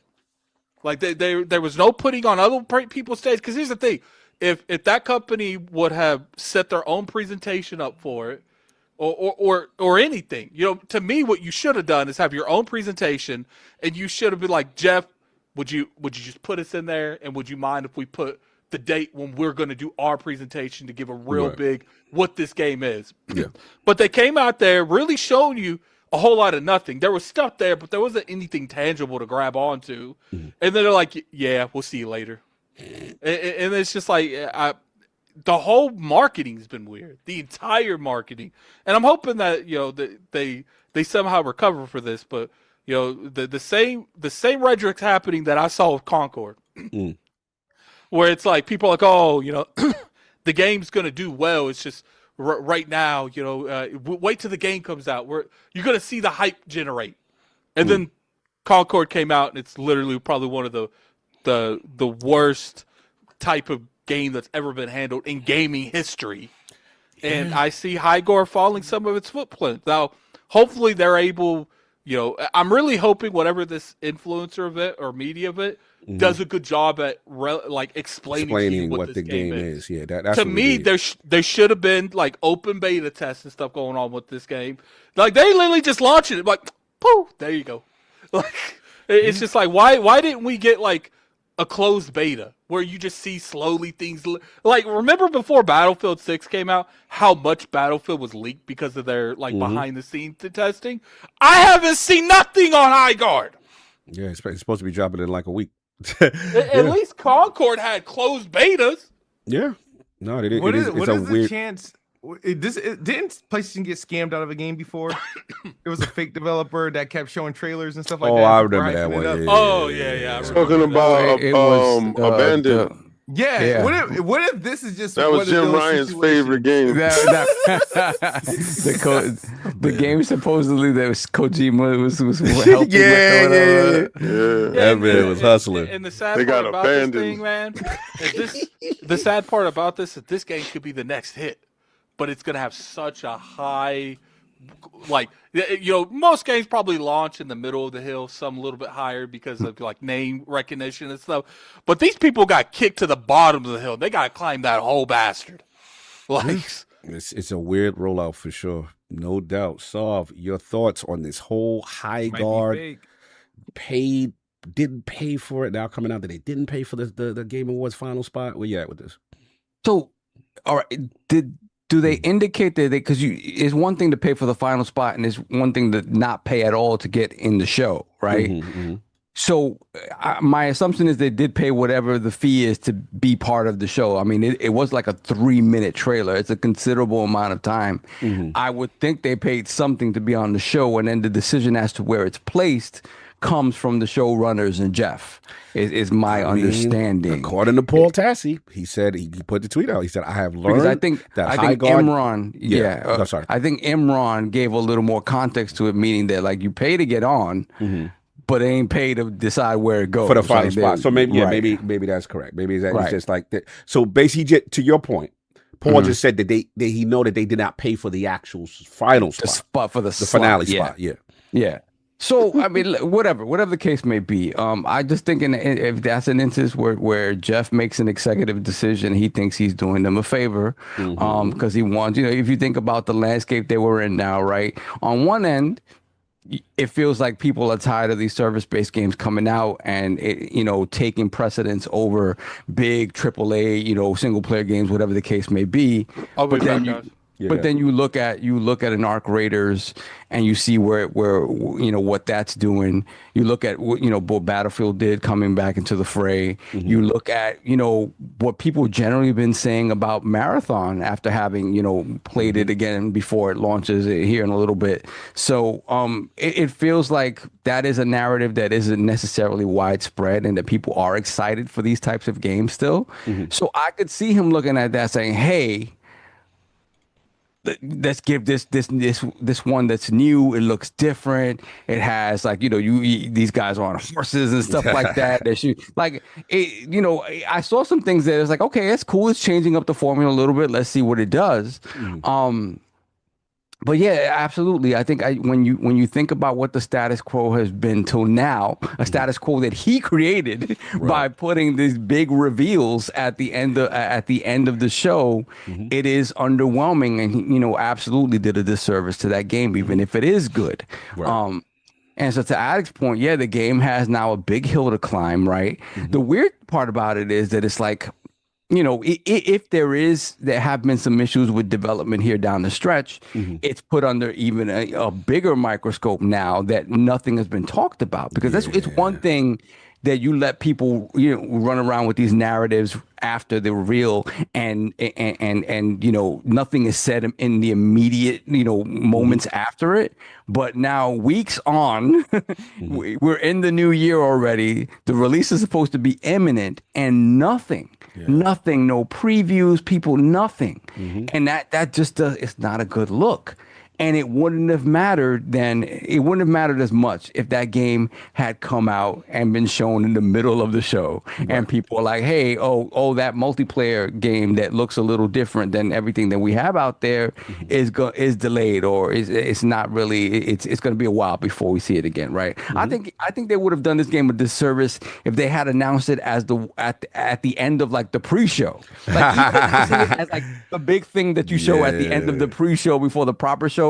Like, this game had no business being announced as and we have one more thing, no matter what context that is. I just think the way the internet is, the way gamers are, initial reactions tend to carry over for quite some time, and then that's only multiplied by things like, hey, we haven't talked about the game at all, and we haven't said anything about our game since it was announced, and the general reception to it was negative, if only because of where it was announced. Place, I know. And then and that was it, because again, you can't really say, I heard some people saying, oh, the look of it is generic or whatever, art styles and stuff like that.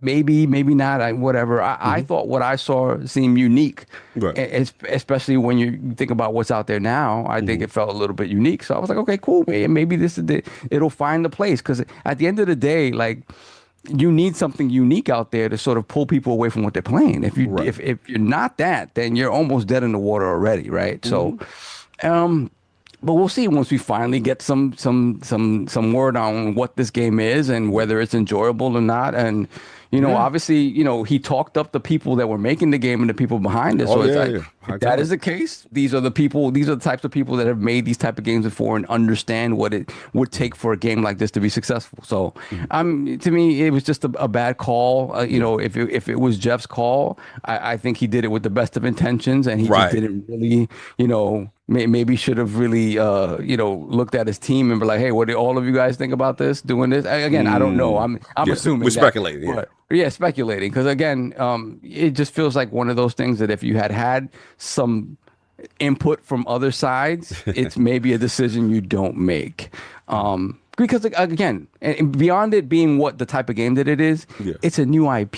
Yeah, it's a new IP, and it is one of those things that unless it's something that really it looks like the best thing I've ever seen in my life or anything like that, it's gonna have a lot of scrutiny behind it, and you're not gonna have the desired effect.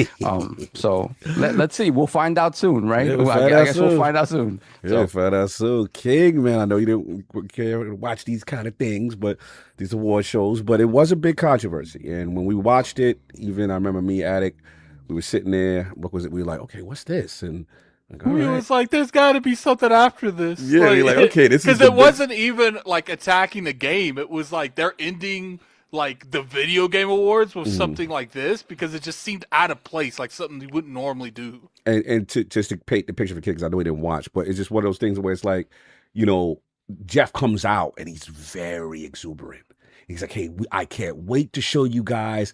It's headed by He was giving some, we're finally going to reveal Titanfall. Yeah, he was like, I played it. People are like, it was energy. I've never seen him promote a joint to this level before, showing a reveal. And it's the last joint. I remember last year it was Monster Hunter, I believe. We like, okay, Capcom dropped that bag. We like, oh, okay, we know what that is, right?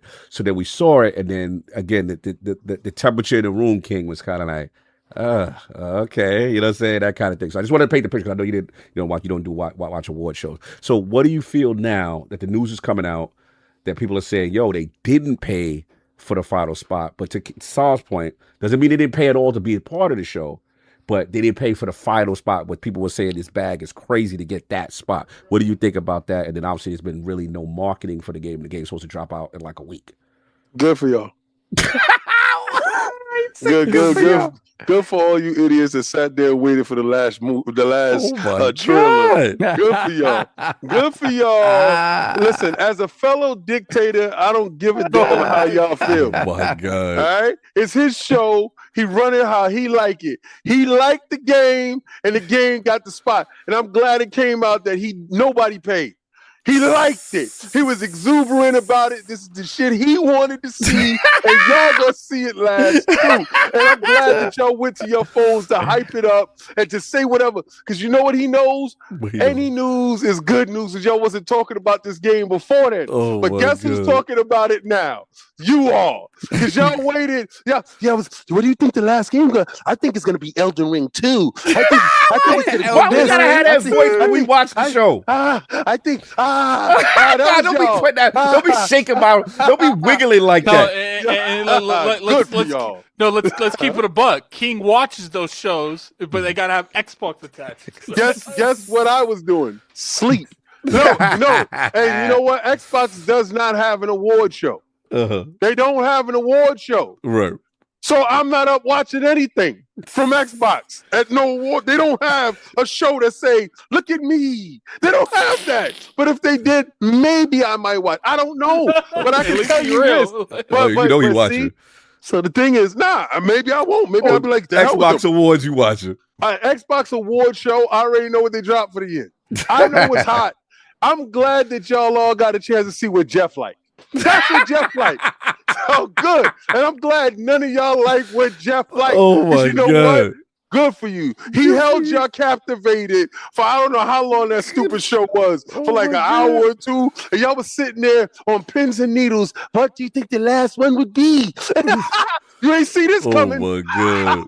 And shout out to Jeff, the best promoter and marketer in a business, because up until it's still a week out and we haven't seen anything.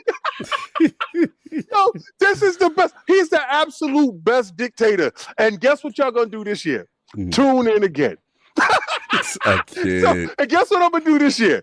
Go to sleep. and guess what y'all gonna do again? Be upset. And guess what's gonna happen? We're gonna have another podcast about how I didn't like what Jeff did this year.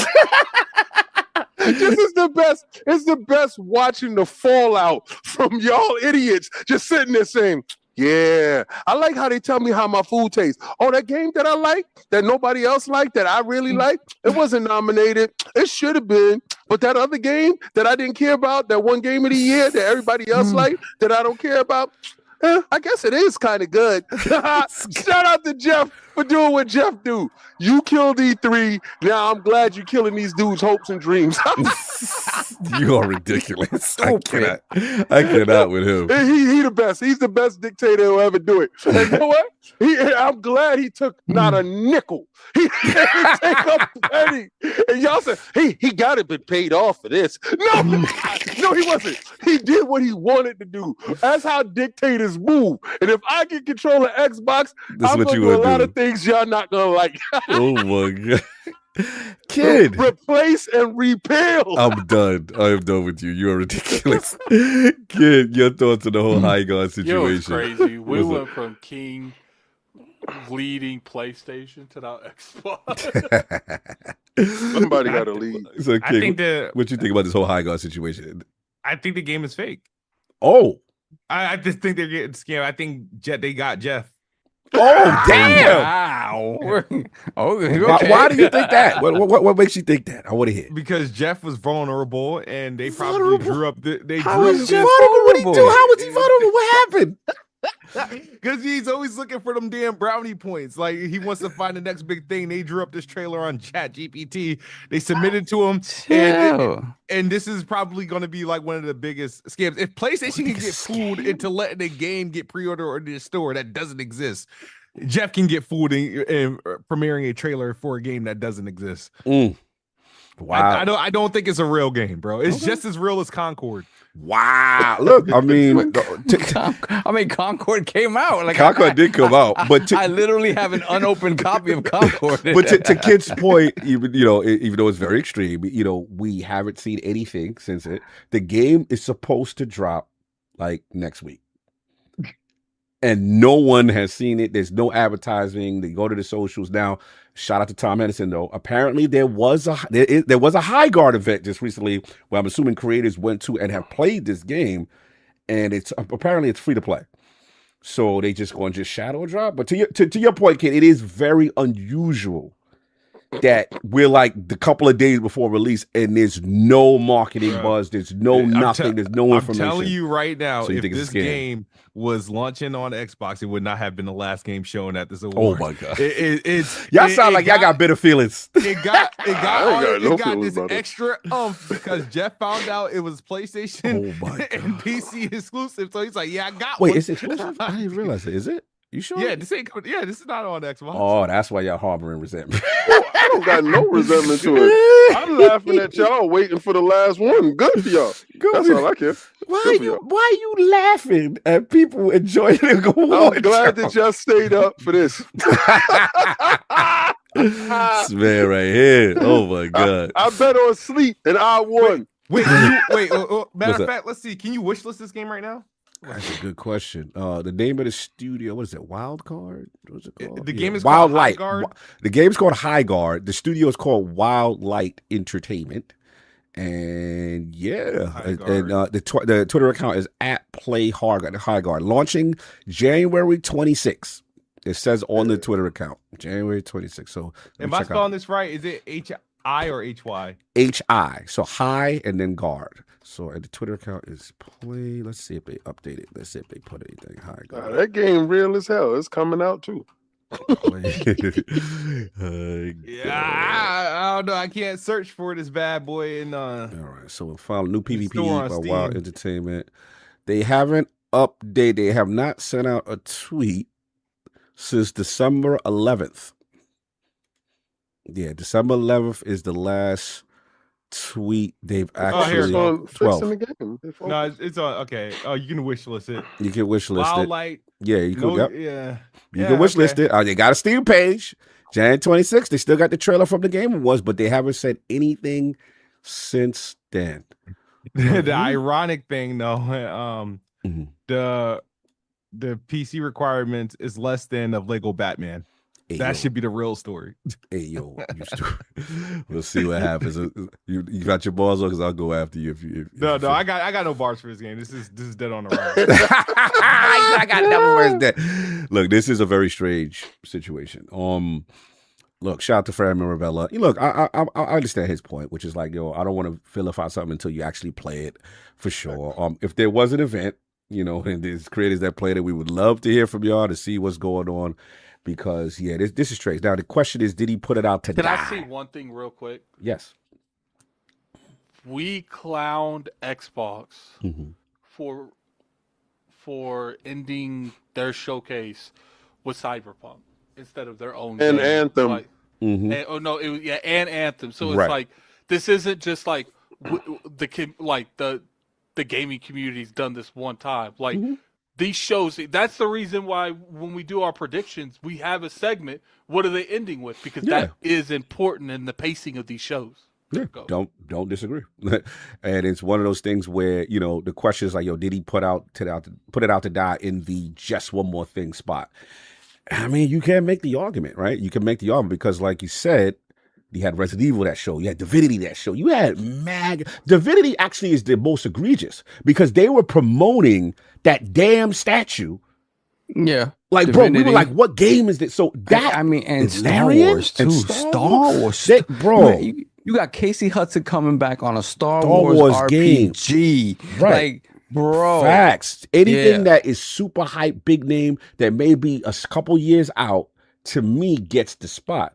So when you put this game, right, which now has, I didn't even know the game was coming out that soon. I thought this was a far off game. They like January, now we're here January 26th. You know, it's sad because I looked at the game, and if you take it face value, I don't think the game looks that bad. I was like, yo, they doing some really cool thing. I like the horseback. It looks innovative, but not for that spot. And I come from, this is where me and King share what I consider the heavyweight bout. You know what I'm saying? Like you know how you watching the fights for the night?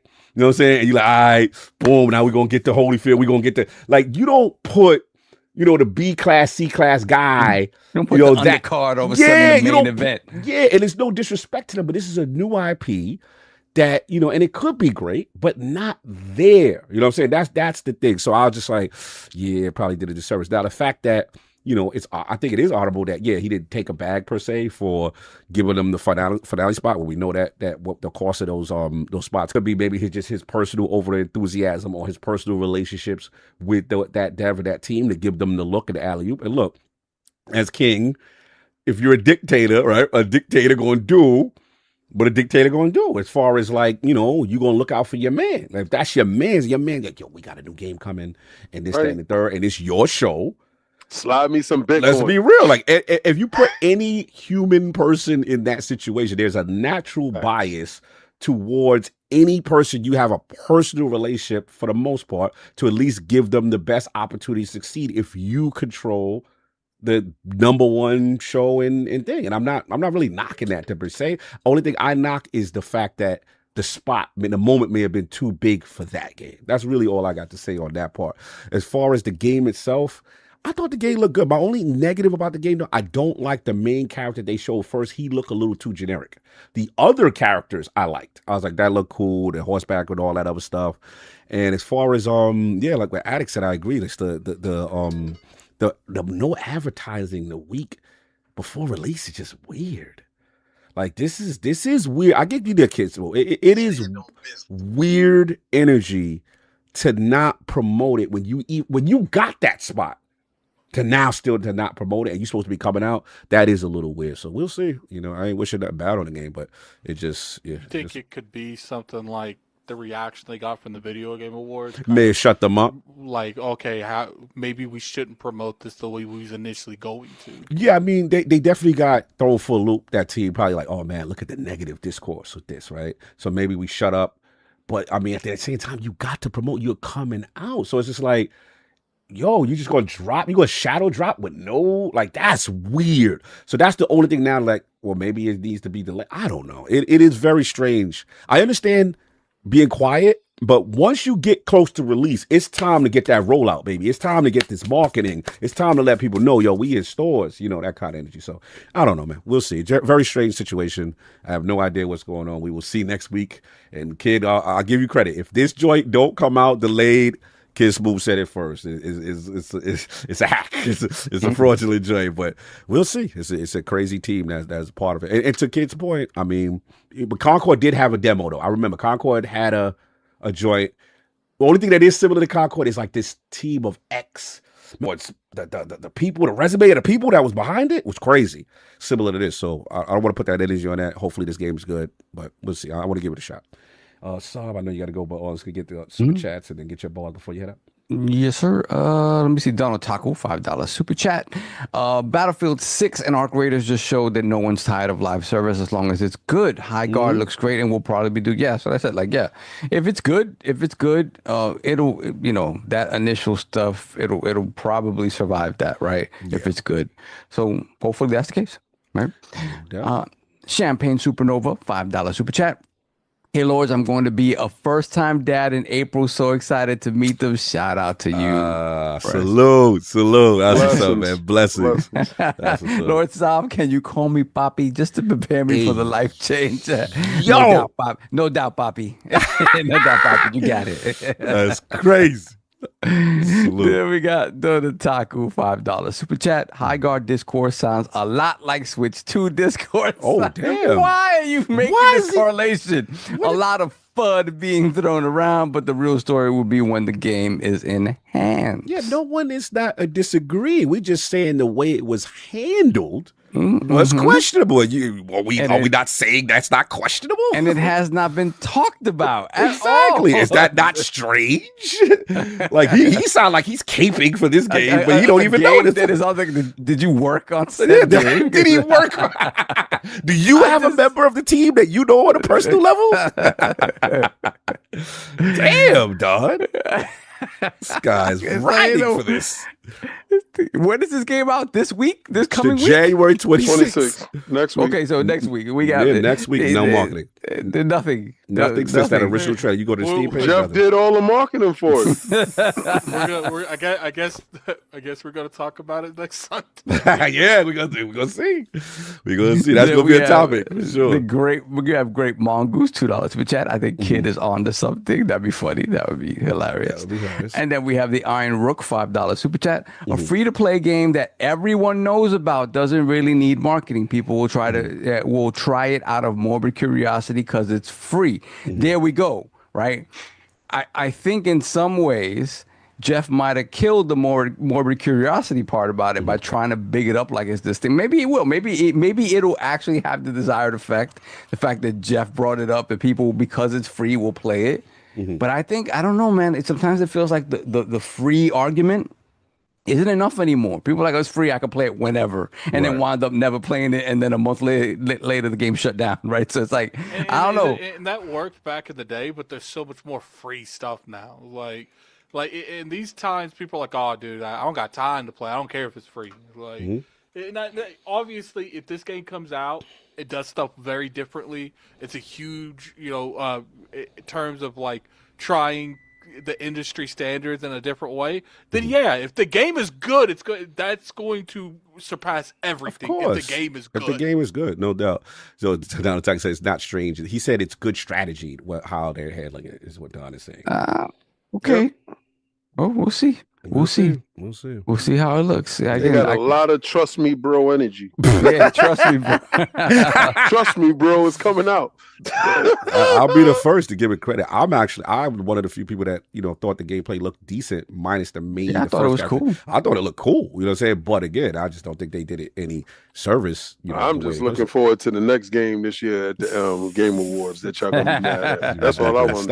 What y'all gonna be upset with this year? Stop being miserable. I'm not mad. I don't care. I'm just glad that y'all stop laughing at us. This is the best part of the show for me. This is it right here. It's mad months later. Go, Jeff. Go, Jeff. Ridiculous. What else we got? Then we have the Iron Rook again, $2 super chat. And Highguard is multi-platform, not exclusive. That is true. It is Steam, PlayStation, and Xbox. Oh, it is Xbox. Oh, okay. Don't be everywhere. Thank you, bro. Be everywhere. See, Smooth, you don't got to stop hating now. Oh, man. I think they omitted it from the Xbox. Oh, my God. that makes sense that they might have omitted it from that. Then we got the Rook once again, $5 super chat. I agree with you that being free isn't enough, but it's not just free. It's free at a very hot topic, for better or worse. That's right.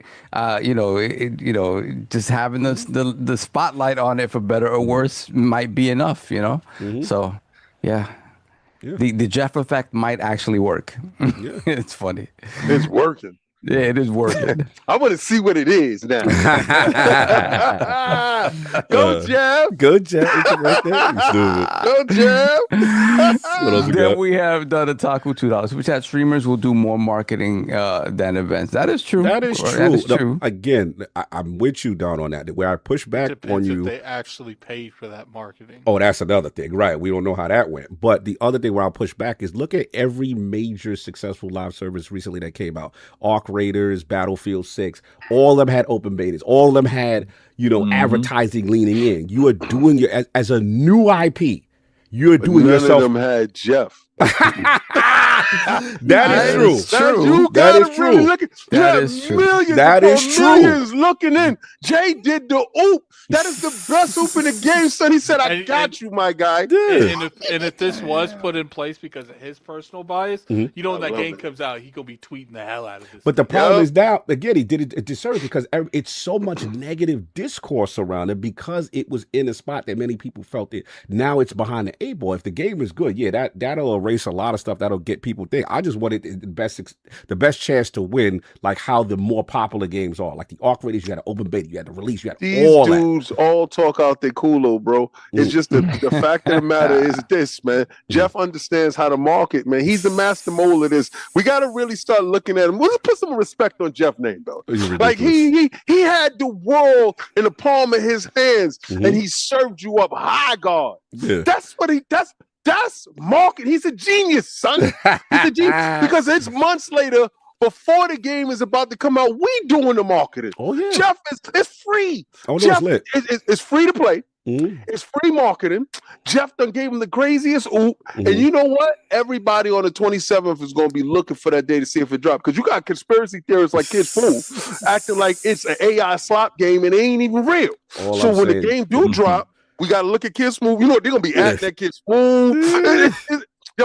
Yo, Jeff, this year, I want to know what game gonna be this year. I want to know. I'm down with Jeff this year. I might watch this year because of what Jeff. He's a wild card. He's a wild card. To me, it's just not a smart thing to do a multiplayer game without any beta and testing and getting input from the community if you want to survive. Yeah, because even if that game comes out and it's really good, it's the greatest. And they got problems. Comes out and it's broken. Yeah. Then what? It's done. Exactly. Right. Not a smart thing. Good. Awesome. All right, let me see what else we got here. We got Champagne Supernova, $2 super chat. Cog, point that cam down and show us your Highguard. Hey, yo. Seize him. Seize him now. He's too loose. He's too loose in the realm. Yeah, that's it. We're caught up. All right, so we get your bars on this. Then you got to head out. We got the homie Slomo in this, and I definitely want to get his bars. But shout out to Slow. Shout out to Slow in the building. This is a big deal. No, I don't. Let it go. I wonder why you're here, Slow. I wonder why Slow is there. But look, we got a big one, man. Julian, am I pronouncing this right? Garrity? I think it's Garrity. What's your great leader name? Garrity? How you pronounce it, Slow? Is it Garrity? It's Julian Garrity. Okay, yeah. I got you. Right, so Julian, I got you. I'm gonna set it up. Franchise director. I'm gonna set it up for y'all. So, Julian Garrity, overseer of the division, departs massive for DICE. Stop laughing, King. 12-year studio veteran leaves amid staff cuts at Ubisoft Swedish studio. Company describes ongoing creative leadership as exceptionally strong. So, obviously, the leader he announced his departure from them in a social media post. It's time for me to hang up my go bag. I'm keeping a watch as I go on another grand adventure. The division's future burns bright, and I can't wait for you to discover what the teams have been working on. Garrity has been the face of Division for many of years, serving the creative director on the Division 1 and 2, then becoming executive producer, overseeing the franchise following a stint as creative director on Star Wars Outlaws. Last week, he had been out a tweet, a social post the week before that Division 3, which had yet to be formally revealed, would be the biggest impact since Division 1. She's stupid. He is now moving on to EA's Battlefield Studios. Why is King laughing? And an unspecified role at fellow Swedish studio DICE. His departure follows the announcement this week of layoffs at Massive and Ubisoft Stockholm, following a voluntary... It's so funny. Following a voluntary redundancy process last year among ongoing cutbacks at Ubisoft. And then as far as it looks like the managing director of Massive, Thomas Andrew, and he starts to talk about him. He says, "We are incredibly proud of everything Julian contributed to Massive. His move to DICE reflects the unique strength of Swedish game development." There's Pro Sweden over here. In an industry built on collaboration, shared heritage, and a passion for creating unforgettable experiences. We look forward to seeing how he continues to elevate our craft on a global stage.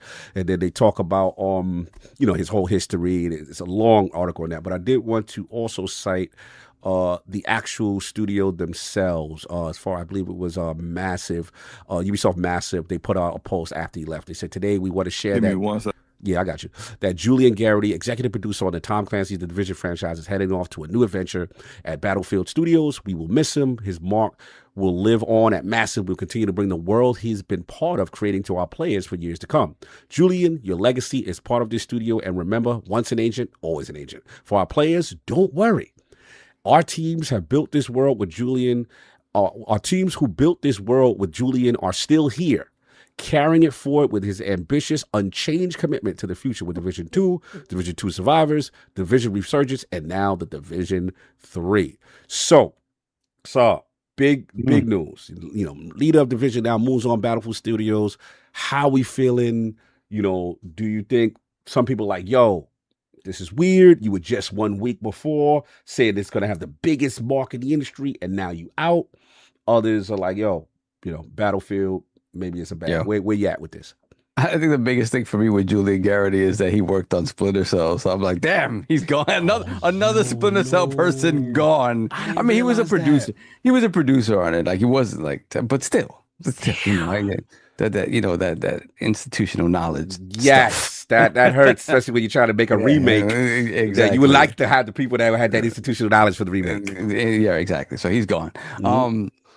But yeah, I mean, to me, look, it is strange a week after really talking up the game, just walking away, right? But at the end of the day, listen, he's at the point. I don't like King Face, man. When you have this massive void left by the death of Vince Zampella over at DICE and at EA, they're out there looking for people to fill those roles, right? And he got a phone call and a price that he probably could not. That bag had to be different. Yeah, and then, you know, and maybe that was a quick turnaround. And it, you know, it's something like yay or nay, tell me now. And it's like, well, I'm out then. You know what I mean? He's been at Ubisoft damn near 30 years, right? So, we don't know exactly where in development Division 3 is, but we know, I mean, there's been work on Division for, you know, they continue to work on Division 2, as we saw with the whatchamacallit, what was the name of that? Realism mode. Realism mode? Yeah. The realism mode, but that the New York-based, whatchamacallit? Brooklyn. That's for Brooklyn. Division Brooklyn. Yeah. Yeah. Busting out for Brooklyn. Busting out for Brooklyn. What? And for the Division 1, they updated it for 60 frames per second because it came out. Yeah, that was a nice update. 30 on FPS PS4 on Xbox. Yeah. All right, and they're also doing the survivors, like a survivors mode, right, or something like that. And so survival mode from Division 1 is now coming to Division 2, and that's going to take place. I think that might take place. Actually, it might take place in DC, but it'll have the same themes of survival where it's like it's freezing. You need clothes to kind of stay alive. Typical kind of survival stuff. Yeah. So my thing is, like, you would think that the vast majority of people that have been working on this series are still there, and obviously they obviously have an idea of where it's going. You just worry about how far along Division 3 is in terms of what it's going to be, and that sort of overarching sort of control of what that product's going to be. You would hope that most of that work is done, right? With somebody like him leaving. So what can you say, though? But I really do think that it is, DICE and EA are trying to fill the void left by Zampella's death. Battlefield is now in a great place, and they want to keep it there. And obviously, that a lot of that came from kind of Vince's direction. So you're trying to put people in place that you think can continue on with that. So like I said, I really do feel that it was an offer he couldn't refuse, and kind of bad timing that it came a week after. He was like, Division 3 is looking fantastic. This is amazing. I actually have a theory on that, but we can get to that in a minute. Yeah, but that's kind of how I feel about it. So it looks bad, but again, I think, I don't know, a Division along with a bunch of other sort of UB properties keep trucking along, and if, we could say what we want to say about some of the other properties, but these games that have kind of been around, they continue to add to them. Like there's still For Honor content coming down the pipeline, stuff like that is crazy. So I do think that team, Massive in general, is fine. I know that there was definitely speculation about. What didn't Massive already lose people after Outlaws? Did those people already get let go, or that was something that was like possibly going to happen? No, they lost people. They definitely lost people already, right? They lost people, but like Massive Entertainment was already 800 developers. Yeah. Because they were making they were making Outlaws at the same time that they were making Avatar. Right. So I forgot about Avatar. That's right. AAA games at the same time, in addition to having a skeleton crew at that time running the Division 3. So what I was told was they had a skeleton crew doing Division 3, but when they got done with Avatar, a lot of those people went over to Division 3. Gotcha. And then when the Outlaws people got done, then they went over to Div 3 as well. So they got enough people. It's just, Ubisoft's not in a great place. It's Ubisoft being Ubisoft. But when you think about a team like Massive and the games it put out, I really enjoy Outlaws. Avatar, they continue to add stuff to it. Yeah, Avatar, that's a beautiful game. That third person mode's dope. They've done great work, man. So they do great work after the fact. They after the fact, dude. After the fact. They like Batman. They like Batman after preparation. After they go that first offering wasn't it? I mean, after they go get their back, the PC version of Outlaws is fine. I don't know about them other versions. Yeah, but I know. After they go get their back broke, they come back and then they got third person mode. They got automatic Nixie picks ups. They do a lot of things after the preparation. I like how they look after they get lumped up. They the best after they get up off the ground. I will say there was a lot of course correction. To King's point, there was a lot of course correction. That game was not received. It was a lot of feedback. All of them. Avatar, everything. All of it. I can only speak to Star Wars. Everything they do, they the best after they get punched in the face. Avatar. I think Avatar was just one of those things where people were like, King coming in hating. Coming in wrong with Avatar except that got today. There was nothing wrong with Avatar except that it just like Avatar for whatever reason, like it does well in certain circles and does not do as well in other circles. I felt like Avatar was kind of boring, and when I played it, I felt it was somewhat boring. Yeah. I think they should have had that third person mode there at launch. From the launch. Advocate of having both perspectives. Slow-mo. Half first, half third. So, but after it launched and that got that third person, right? It was dope then, right? Well, it was still like Far Cry though. Right? It looks awesome, and the game looks great anyway because it's using Snowdrop 2.0. Right. Yeah. So actually, it might be 3.0 at this point because 2.0 was Division 2. After the update, right? Bad condescending. After the update, after you got your shit, and you got to get to the shop. I appreciate Slow-Mo walking into this freaking this buzzsaw he's walking into. He knew the moment that he showed up what it was, and he knows every time he show up and there's no division, and it's just conversation.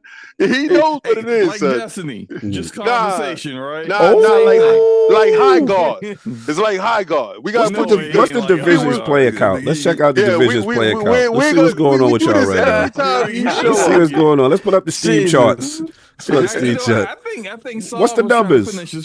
What's the numbers? You don't want to compare the numbers. You don't want to do a side by side. We do this every time we show up. We can do a side by side. If you see, hold on. If you see two dead bodies on the ground, and one seemed was intensive care, others in the morgue. No, they dead bodies. Okay, they dead bodies. So no, my guy still live. He got content. Star Wars came out.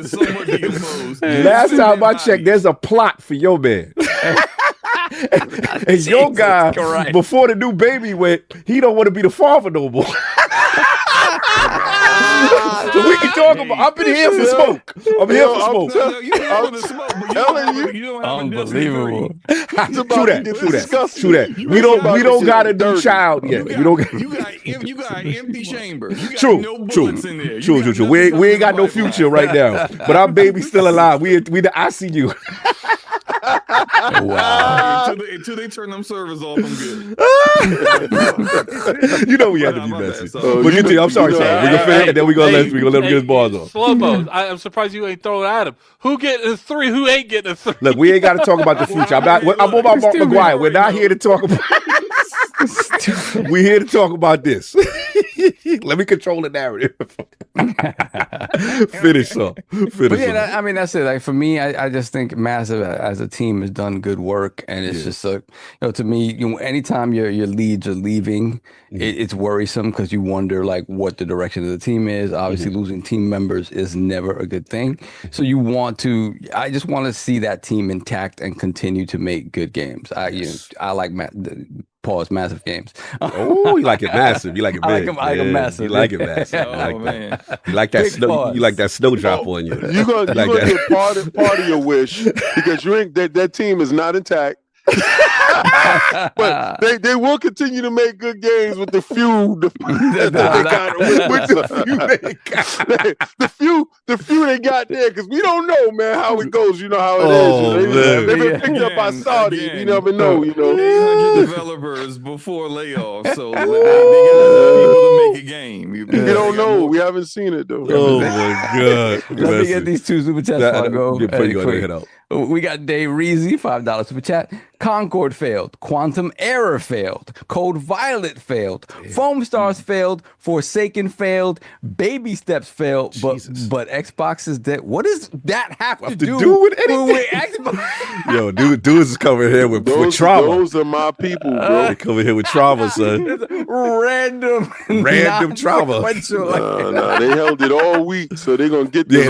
They've been waiting because they've been waiting for King. They see King last week. Yeah, they been waiting. I wasn't here last week. Dudes was texting me, they slandering you, they being disrespectful. I said, I got you. No, that was don't say dudes as added. I already told you because he was doing that face. Mustard Heart. Attic was doing this face all podcast, and they was like, he was flexing. Then we got JR5 Mike's member for 62 months, Lord Bronze. This is Michael Askew here. Yes. Lord Skew checking on Cog's Little Giants NFL team. Bro, if y'all don't put y'all gonna stop kicking my team when it's down, especially when y'all frauds ain't put your team up and tell me who y'all repping. We not doing that, all right? We got the doors blown off. Leave us alone. Let us recover. Let us recover. While my little mass unit that did they thing. I'm proud of them. Go ahead. Then we have Stitch, member for 73 months, Lord Gold. Supreme Leader King, are you saying that Forza sold more copies than Astrobot on PlayStation? Good day, Lord. I continue to reiterate, you can't have a mic drop moment when you misspell things. It doesn't work. You can't have it. Yo, I'm not gonna lie to you. It outsold a lot of the AAA first party joints. Even Ghost of Yode, they pushed that across the line hard, son. And how old Forza been? I'm talking about, man, for a 5-year-old game, my man is doing numbers on their check. I told you when we impregnate you what it was gonna be, son. I told you what it was gonna be. We're gonna drop babies all over there, son. Pause.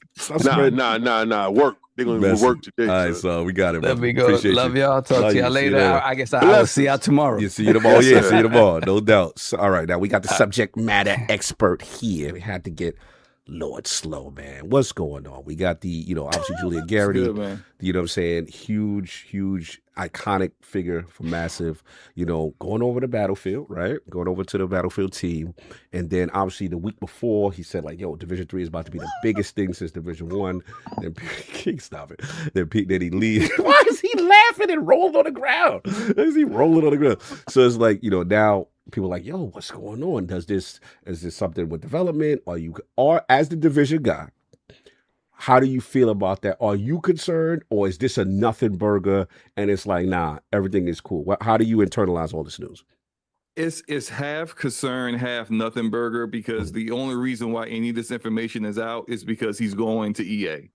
So they try to control the narrative. All this information coming out in basically 1 week is not a accident. This guy doesn't start talking about Division 3 development's going great. It's going to be awesome. And then on what they called it, FPS Day, they did a whole. That's when they revealed Division 1's getting the 60 FPS update. Division 2's getting realism mode. Survivors is coming soon. They had a huge interview with the director specifically for Survivors. Then, okay, yeah, Julian's out. Nah, that was all on purpose. Like they did that on purpose to try to make the Division people who were interested in the Division to not feel bad about Julian leaving. Why is King rolling and laughing? Why are you giving him attention? I don't know what is so funny. So the issue. This is your first podcast with King? No, I've not seen this level of reaction to the Division. Slomo, is anything he's doing surprising you? No, not at all. That's why I'm not even bothering with it. Look, my half concern is that Julian has directed the first and second game, but somewhat more, not really. Okay, so I kind of feel like you should always try to give a developer the opportunity once they have another one coming out to kind of make up for some of the mistakes they made. Yes. You know, like when you acknowledge you made some mistakes, do better next time. Cool. With Division 2, they tried to chase the bag instead of actually doing what everyone enjoyed from Division 1. And then they acknowledged that by starting to do Survivor, starting to do some of the other things that people are asking for. Like realism mode is essentially going to play like Ghost Recon Wildlands, but you're in DC. Right. And it's not going to have any of the RPG elements. It's not really going to be a looter shooter. Like if you get shot in the head, you're dead kind of thing. And there's some people who look at the Division and they see a dude in a hoodie that got shot 55 times in the head, and then and they like, I can't rock with that because I can't. A dude with a hoodie basically shouldn't be taking this many bullets. Right. All right. Well, now you ain't gonna worry about that no more. You shoot half a magazine to a dude with a hoodie, he's dead 3 times over. And so, look, they even said this is like experimental. So what they're really trying to do is use Division 2 as a test bed for what they will have in Division 3. And I remember talking to a guy that used to work with Ubisoft, and he kind of explained some things that were like very much experimental and things that we were doing pre-production for Division 3. I don't know if a lot of that stuff is still going to make it into the final want to product, back you up. So with this, based on what you said, this realism mode, are they going to go away from the looter shooter thing? No, and it's going to be super simulation? It's just going to be options. Okay. So you'll have something like that at launch if it goes well, because it could very well not go well. There could be people who be like, yo, this doesn't really work. And it's supposed to come out in March. They would have announced this eventually, like maybe next month or something like that. But the fact that they announced it now is because Julian's leaving.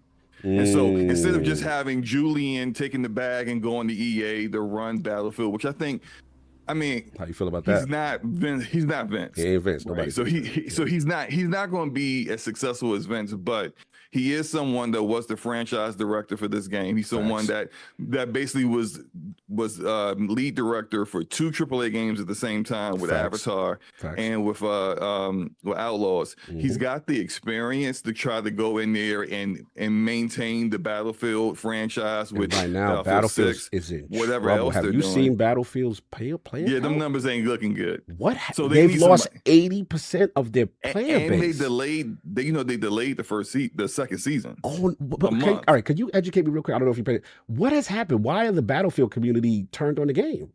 So from what I've heard from Forte and from other people, Forte. I wish I had Forte for this. Yeah.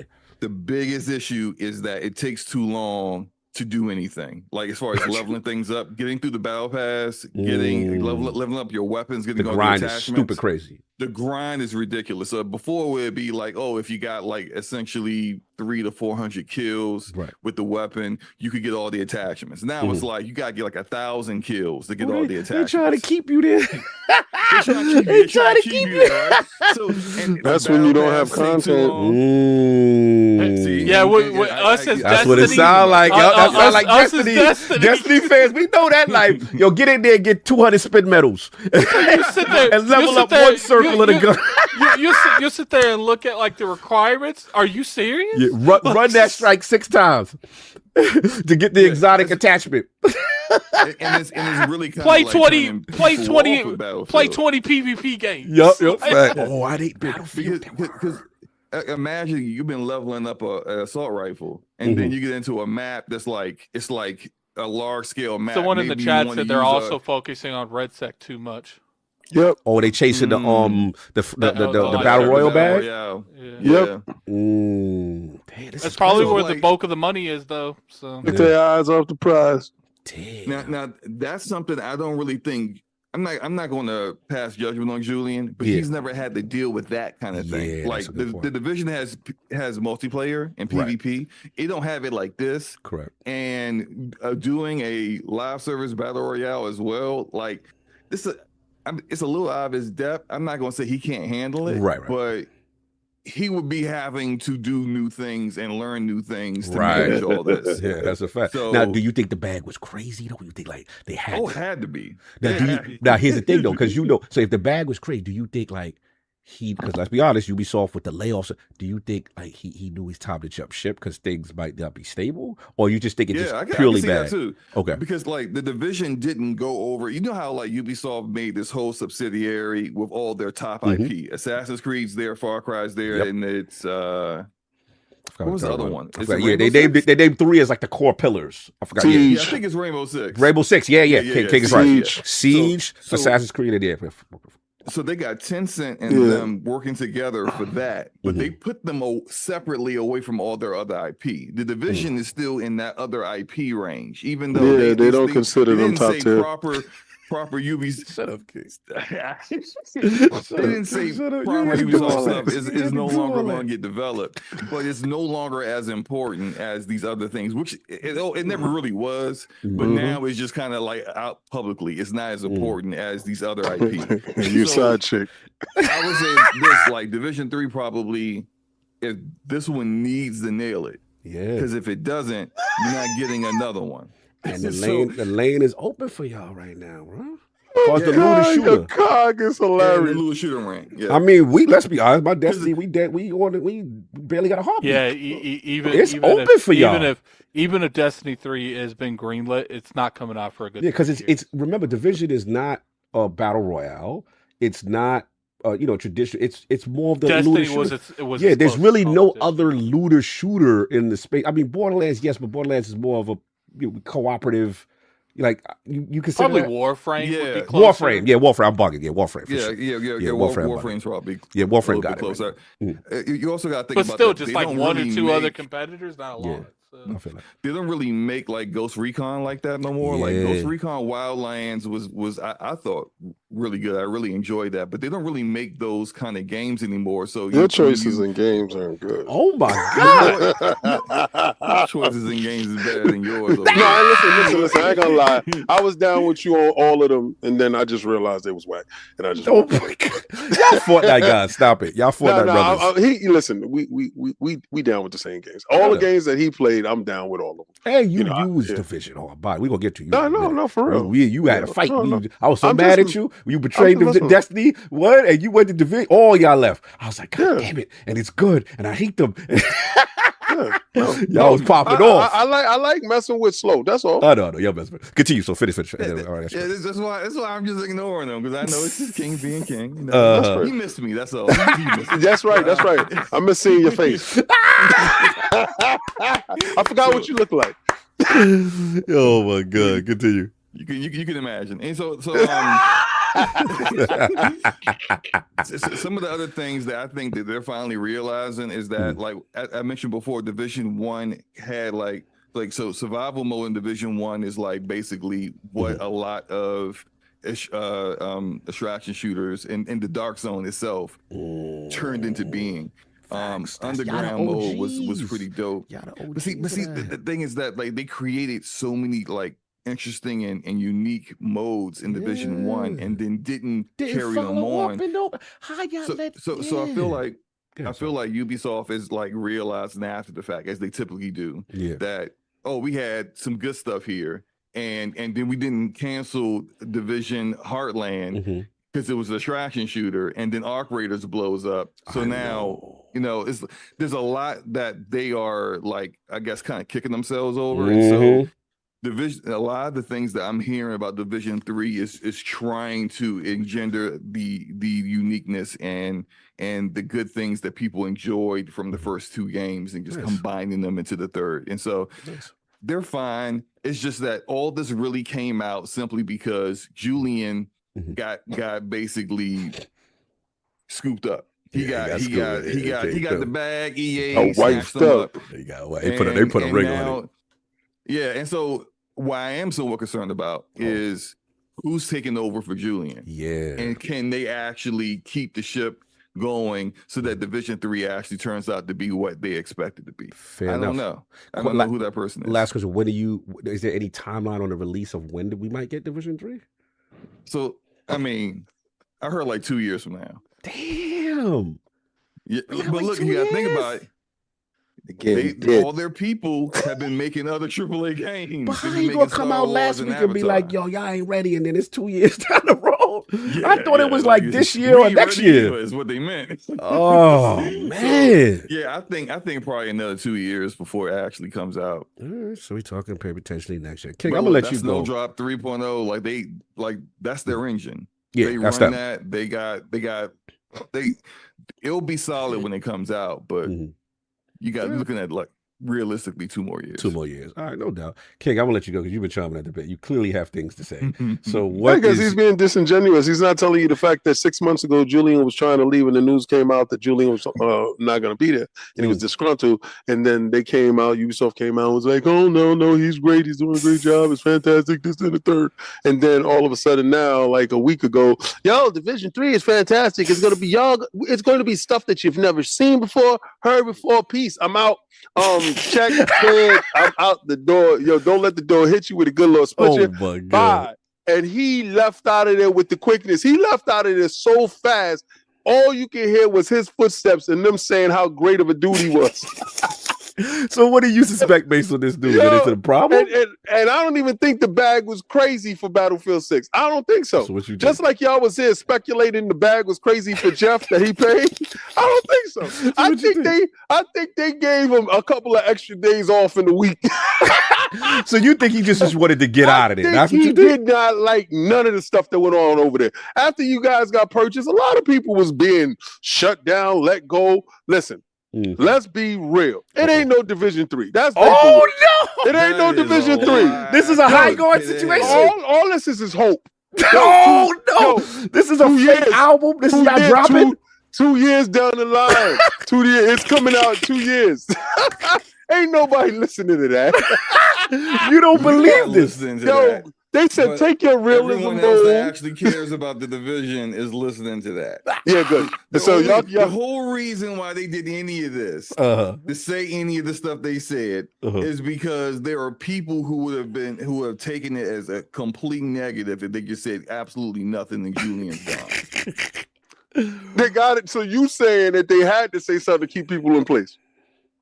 No, to keep the gaming community. To keep people in place. In the positive. All right. It was nothing positive that came from that. The game we're going to be making the game regardless. It was nothing positive with what you said with that. Like nothing positive. It's nothing positive I could take from the guy who was there, made it. Who was like, "Yo, the guy told you a week ago." Yeah, he did say slow. Yo, this is gonna be the hottest. We're gonna be the bigger than Division 1.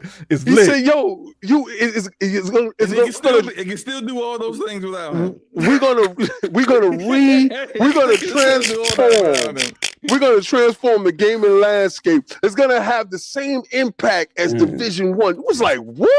He was talking. Wow. And he left. The only person that was hyping it that thought it was good. Yo, it ain't nobody else come out talking that mess. It's like the dude that, my child is the best child in the streets, and he abandoned him. He went and got a pack of cigarettes and never showed back up, son. No, not like that. Yo, and the fact of the matter is, he went over to a failing project. He said, I'm going to where they just lost 80% of their home base. It's better than being where I'm at. Yo, he didn't like y'all. He didn't like anything that was going over there. Obviously, he was lying a week ago. And the check came. So lying. Obvious. Yo, well, it's obvious to me because if you're gonna if you're gonna tell me I gotta wait 2 years to hear about this, but he told me last week it was lit.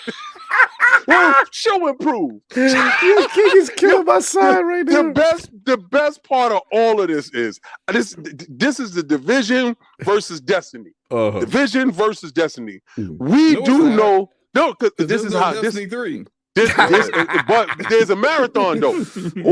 There's a marathon though. See, that's the difference between a fight and a no fight. Y'all got a remix of the first joint that we heard about. Listen, I can say this. After seeing the last VDOC, that VDOC was fire. I ain't gonna hold you. They fixed. The last two VDOCs was fire. I ain't gonna hold you slow. I gotta talk a little bit. They fixed. I got my chest out for a second. I complained about everything. Graphics. Now the speed. So what they said is all the stuff that we have for Destiny 3, scrap that. Put that in this game right now. We're betting the farm on this. Y'all betting the farm off of the glow up of the remix of the first one. They put 2 pages of notes that said Destiny 3 into Marathon. And I understand you watched. I understand you watched the VDOC and said, "Damn." They still coming out and they're gonna be $40 and my joint ain't bringing nothing but realism mode. Like they said, for you got realism mode. No, the thing is, they said when you get shot in the head, Destiny you dead. is a looter shooter. Division is a looter shooter. Marathon is an extraction shooter. You out here trying to claim something that don't be mad at all right, but me. slow. You gotta admit though. You gotta admit. I give you that. But and the Destiny community don't even like Marathon. Listen, that's a fact. They very evident. Don't be mad at me that your executive left the baby. So they actually are forced to make a Destiny 3. All right, fair. Don't come to me. It's almost like it's going to be good now. All I'm telling you is this. Division 3, we got realism. I ain't got to wait 2 years. He said I ain't got to wait 2 years. Yo, slow. I ain't got 2 months. I ain't got 2 years in me, bro. It's exactly that's what you got. Okay, hold on. When's realism mode. March. Marathon's actually coming out March. The same month. That's March. It's coming out the same month as Division. To kill your realism mode. So you know what's showing up on your? It's going to launch on your. You know what's funny? Listen, it is wild. Hold on. Let me speak real quick. Over here. Hold on real quick, Slobo. The entire time of Destiny's existence, the majority of it was competing with the Division, and now they have chose to release Marathon. It is a job on their album. That's kind of wild. They looked at you and said, "On your day, they putting that out." That's what I like. I like true test of will. I like a test of will. So you get realism mode, we get a new game. And then we gotta wait 2 years for you to get your glow up. Like honestly, and the dude that was making it left. Like, don't that make me like okay? So you go to a restaurant, right? And you went to Gordon Ramsay's restaurant, right? And you already planned, you already booked the day. You can't wait for that, and you find out Gordon Ramsay left. Are you trusting that meal? Like you not trusting the meal. So and then they tell you got to wait 2 hours because the new chef don't know what he's doing. The best part of all this, he added on. The best part of all this is add that on because otherwise I'm still going to the restaurant. I'm still eating. I'm like, listen. But you ain't gonna eat Gordon Ramsay meal. Like you're not getting Gordon Ramsay meal, bro. Look, but we don't know if it's good though. If I ain't gotta deal with him yelling at his chefs in the background while I'm trying to eat, then I'm Yo, slow. I'm glad that you admitted that you kind of afraid because I honestly, I'm not gonna lie to you. When Vince passed, I was terrified for what was going on for Battlefield. Yeah, bro. And then I seen the fan base just leave. I don't know what's happening over there. Going on? But for your man to look after saying I got the best thing smoking. And then to look at the fan base leave. I'm going over there. I gotta say you in trouble. Oh my God. Like I gotta say, that's it's But honestly, King, what if it's a Ubisoft thing versus a Division thing? What if Division is actually fire and Ubisoft is Ubisoft don't believe so. Because if Ubisoft would have put them in that other group, that upper bracket, they would have put them. They would have put them in the upper echelon. What they did was they left them in the bottom. So now they got it. They still got to prove themselves. Every week they got to prove themselves. Every week they got to fight to prove they love. And I'm just like, I'm sorry. You're slow. Go play Arc Raiders, bro. Go play. They're doing the Dark Zone better than y'all. Like yo, they got a real Dark Zone though. It's a real Dark Zone. The Dark Zone is better than Arc Raiders. Oh, come on, Slow. The Dark Zone is better than Arc Raiders? You just invalidated yourself, man. Oh, you was doing so good. You just invalidated yourself. You was doing so good. I was going to give you your props, too, because I was like, yo, you got to take them back. Take them back, out. Take those props back. He being messy. I have played both. And my enjoyment in the Dark Zone is more than look. I only got about 10 hours in the Arc Raiders so far, so it can change. Okay, it can change. Hopefully, because the rest of the world feels that this is getting the best weapons. The rest of the world ain't playing the Division, so they don't care. See, this is the problem with Division fans. See, this is the delusion of the Division fan. You try to have a conversation. So now you can go in the Dark Zone because there ain't nobody there. Yeah, it's literally dark because there's no online population. Nobody there. My experience of me comparing it is to like Dark Zone back in the day when I was playing it on the Xbox One. Facts. Then memories. It is today. So like what I'm saying about Arc Raiders could get there for me. I gotta get more time, get more blueprints, get more weapons. Get more familiar with. But so far, it's been a lot of like. Everybody kind of, man, maybe it's been some of the lobbies I've been in and some of the friends I'm playing with. Everybody afraid to engage. Were they too friendly? Hang out with us. Oh, wait, so it's not gangster enough for you? Arc Raiders is too friendly? Well, see, here's the thing. I also think that's part of it, but it's not necessarily really everyone's experience because they got this aggression skill-based matchmaking thing going, but it's not really skill-based matchmaking. It's more about like kind of like what GTA used to, what Rockstar used to do with GTA Online. If you was always the kind of dude that's trying to kill everybody, they put you in a lobby with other people that's just trying to kill everybody. The killers go to killers. He don't like to be in the killer lobby. He don't like to be in the hood lobby. No, I want that stuff. But you want the smoke? I'm playing with people. I'm kind of newer to it. I just started playing it. I'm playing with people who just be like, they just farmers. That's what we used to especially call them in the what I heard because Ibami told me solo queue. They farmers. They tend to be more friendlier and like join us. We bust shots. We just try to get a couple wrenches here, a couple screws there, and we gonna head back. We'll work together. We want to extract that kind of energy. But that's the kind of energy my friends was on. I was like, it's. They kind of bucking off over there. Y'all don't want to go. No, let's get back to the Division 3 being dead. Yeah, let's get back to that. Let's get back to that. I just before my closing arguments, I just want to say I'm going to do just like Julian did. Oh no, I'm out. You gonna leave? I'm out. I'm out. You leaving right now? I'm taking my talent someplace else. All I'm saying is. I don't see it slow. If the company don't believe in them and they just keep on giving them shine ups on old stuff and in a realism mode, I think the writing's on the wall. The company did say that they are good. We're in good hands. Don't worry, guys. And the dude also said that the game was dope and then left.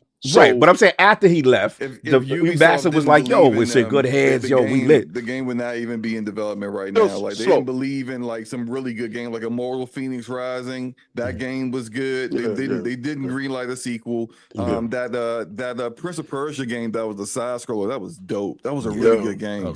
They dismantled that team before he even got a chance to win awards at the Video Game Awards. So like, if they don't believe in a project, then it ain't in development. Like the fact that it's in agree with you. For them is it's kind of like an executive being there talking about how hot it is until he's not. Yo, you stupid. Anyway, you being messy. I'm just saying though. He was trying to actively leave before. It was rumblings about it before, way before this. It was like 6 months ago, and they came out and they said that it was a good thing. It was a good situation. And then it's just funny how a week ago he was saying how it was lit, then he's gone. Right. So I don't care what anybody say. When we get upset when project managers, when artists leave Halo and all this other stuff, everybody's sitting there like, oh, is it in trouble and all that other stuff. I just feel 2 years out is really far.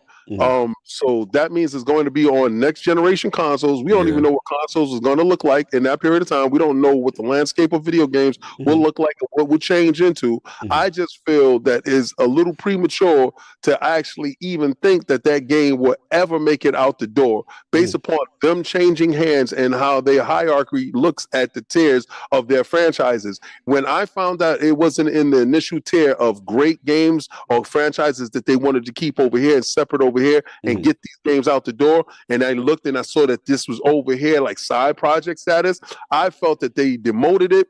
I didn't think that they used it as a priority. And when companies do that and they also change hands, they tend to not prioritize stuff. So 2 years out kind of scares the hell out of me when it comes to the stuff. So I just like messing with you slow, and I just wanted to bring some laughs. But honestly, I'm terrified at the prospect of it not making it out the door. Yeah, you know, because of the new priorities of whatever the company is. Right. I don't know what the priorities of the company is. That's all.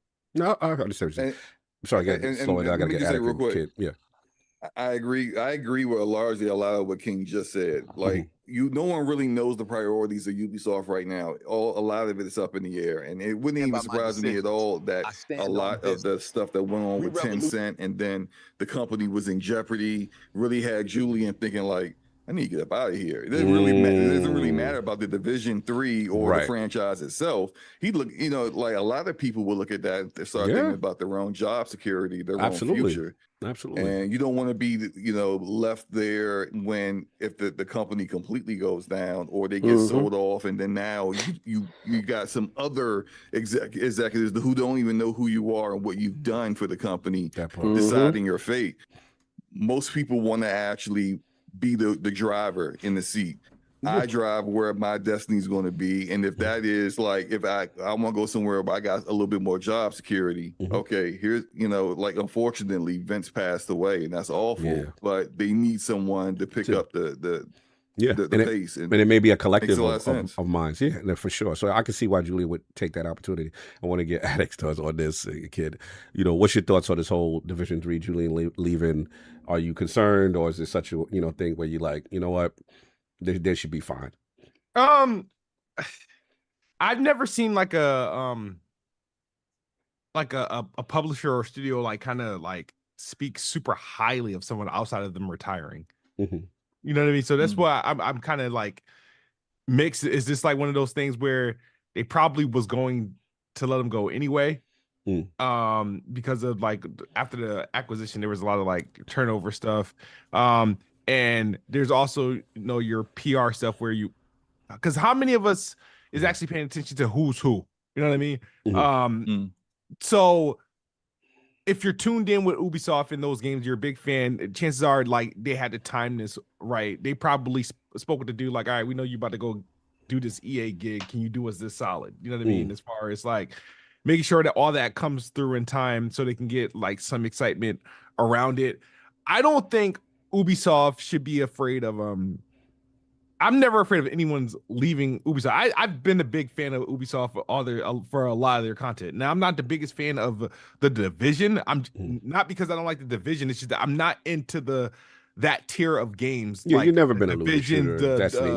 You've been an equal opportunity non-looter shooter person. Yeah. So like anything else they drop, I'm typically fine with.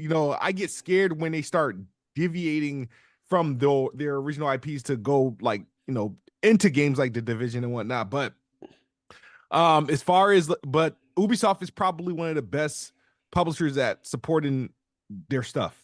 Like they'll go back to 2014 to update it to get it 60 FPS. So like I'm never like so I wasn't surprised that they were going to do these different things with Division, especially if they're doing a Division 3 to do some things to get people talking or playing the original Division games. But I don't think it's actually, I think it's a big stop of nothing that he's leaving. If anything, for Julian, I'm more worried about him. going to because the expectations is too high. You think it might be too much hot over there? Point. That's a good point. Yeah. I didn't think about that. Yeah, there's a lot of expectations going, fill. and now they're on a decline with certain things. So yeah, no, that's a good point at his experience level.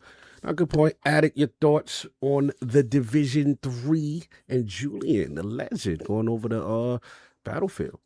Pass. Huh? Don't pass. You gotta have some thoughts, man. Stop it. I don't know why he's leaving. I don't care if he's working on Division 3. I don't care what he does over there at Battlefield. I really have no to say on this because you guys played more Division. I got past like the title screen. Like it's just never been a franchise for me. That Anthem, I was very big on not playing, and it's just like regardless what he does and what he doesn't do, like he ain't gonna benefit me any. So it's just like I hope he does. Going over there at EA, I would say you probably have more the job security at Ubisoft than EA because I feel like they both companies lay people off, but every time I see EA lay people off, it's like the thousands at a time. So I don't know if that was the best call, like logistically, but then once again, like Battlefield 6 is amazing, and I played it. But it's just like I don't know that shooter part of me is just dying down every year. Yeah, like you kind of I have less and less play. Like Destiny was the last like hoorah thing I was going to play. That's a shooter thing. And the last one before that was Titanfall. I don't really play Call of Duty throughout the years. Like literally, this dude go and work on Battlefield. I don't care. This dude stays and works for the Division. I don't care. So it's just like there's zero like. I hope he goes where, like, he, like, you're not going to, like, is he supposed to take Vince's spot, like, entirely? No, they didn't say that. They just said I'm sorry, guys. Yeah. No, it seems like just because he's working with Battlefield and then with Vince passing away that, like, people just kind of assume that's what he's going there to do, considering he was, like, a franchise director. Right. Well, we got no confirmation, but, people just assume. It's just like, even if he did that, like, is he the best person to do that too? So it's just like I don't know. Like this is one of those things. Is like I don't know. Like, I feel you. No, I'll jump in. Look, this is when I saw the news, I was like, okay, I remember Julian. Every time we come out during the Division, showcases and stuff like that, super passionate. Always had good energy in reference to it. I was actually, as much as the Division fan base tends to dislike me because of my Destiny love. I do remember. Shocker. Division 1 was a moment, and I'll never forget because that was the time I was really angry. I did play a little bit of Division 1. Yeah, I think that was it. I think I played 40 minutes of Division 2. Like, I remember, and that's why it was a testament to Division 1 because to pull people away from the clan at that time, I knew it was good, and I remember. All right, I gotta let my bias down. Let me play. Let me see what dudes are doing over there, and it was pretty amazing. I remember. Obviously, I'm biased towards the New York City, the snow. I remember the first trailer slow with the walking past the cars, closing the door handle outside of Madison. I was like, oh, it just looked phenomenal. So I always give it that, and then to me, the highlights were survival mode, super realistic. Have to stay warm, the cold. But I'll never forget I was so bad at King. He ain't want to play Destiny anymore. He's like, man, we doing Dark Zone, bro. We running in with the bros. We having fun. Forget you. I was like, man, you ain't playing Destiny anymore, man. So I was mad at everybody. But it's a testament to Division 1, right? What it did. Now, the thing where I felt a little deceived by it was just like, damn, like, remember the Rikers Island supposedly gonna be some raid, and they ain't do that. The end game. I was like, all right, cool. And then obviously, my main thing is a person who loves, looter shooters and stuff like that. They did a lot of things that I will say to this day. Finally, Destiny did. Like one of the things that they did was like, what was it? Armor sets. I was like, when is Destiny going to do it? It's like, I'm so sick of exotics and, that's the only thing, but like no reason to win. Did you guys eventually get loadouts in Destiny? It took like this last 2 seasons of Destiny to finally get loadouts. So a reason why I appreciate Division is they innovated and pushed into space, including Outriders. You know what I'm saying? Like there's certain things that these games did because Destiny was just too comfortable. You know what I'm saying? It was the only joint in town. So I always respect Division for that. Now we got that. And then the only thing I was going to talk to you about with Division 1, where they definitely dropped the bet. Bro, y'all are the OG extraction shooter if you really think about it. Yes. Dark Zone set the tone. Get the loot, who to trust, extract out.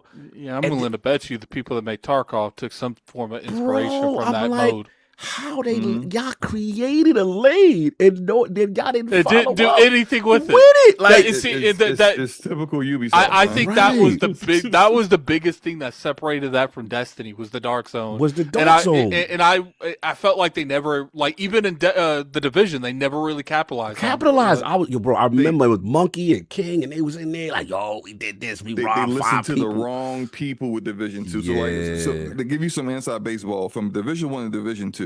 Like there was always within the Division community the people who was hardcore Dark Zone, and then you had the farmers. Also, it was a beef. Go in there, got you. Yeah, who they only go in there because their daily said they had to go in there and get a couple things and extract, and they ain't want to fight nobody, and their gear ain't set up to fight people anyway. And we would prey on them. You know, we would be like, "Hey, what's prey on them? We would rob them. You would go. You know, you would kill some NPCs with them when they go there extract. I'm cutting your rope. You out. So like those guys hated that aspect of the Dark Zone, and cry about it. So Massive had a choice.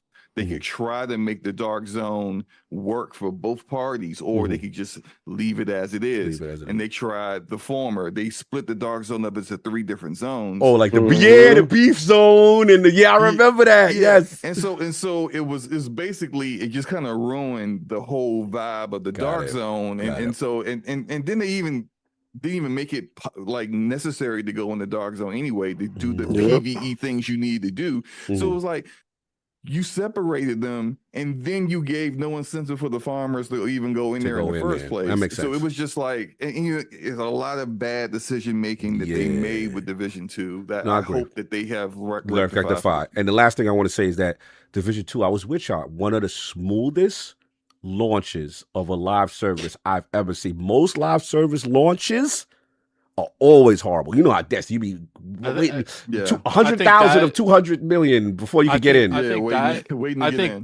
think the Division and Apex Legends is probably the smoothest launch that's ever happened. I've never seen a day one launch so smooth. I'm like, yo, this is lit. And I like Division 2. It was DC. I'm like, oh, okay. The lighting, the snowdrop was popping. I mean, they had the armor for the enemy. So when y'all about shooting the hoodie dude 1,000 times, I'm like, okay. So I guess my confusion is the last thing before I end my topic is that what happened? Like they didn't listen to how did the Division 2 not succeed the way I thought it was? Like what went wrong?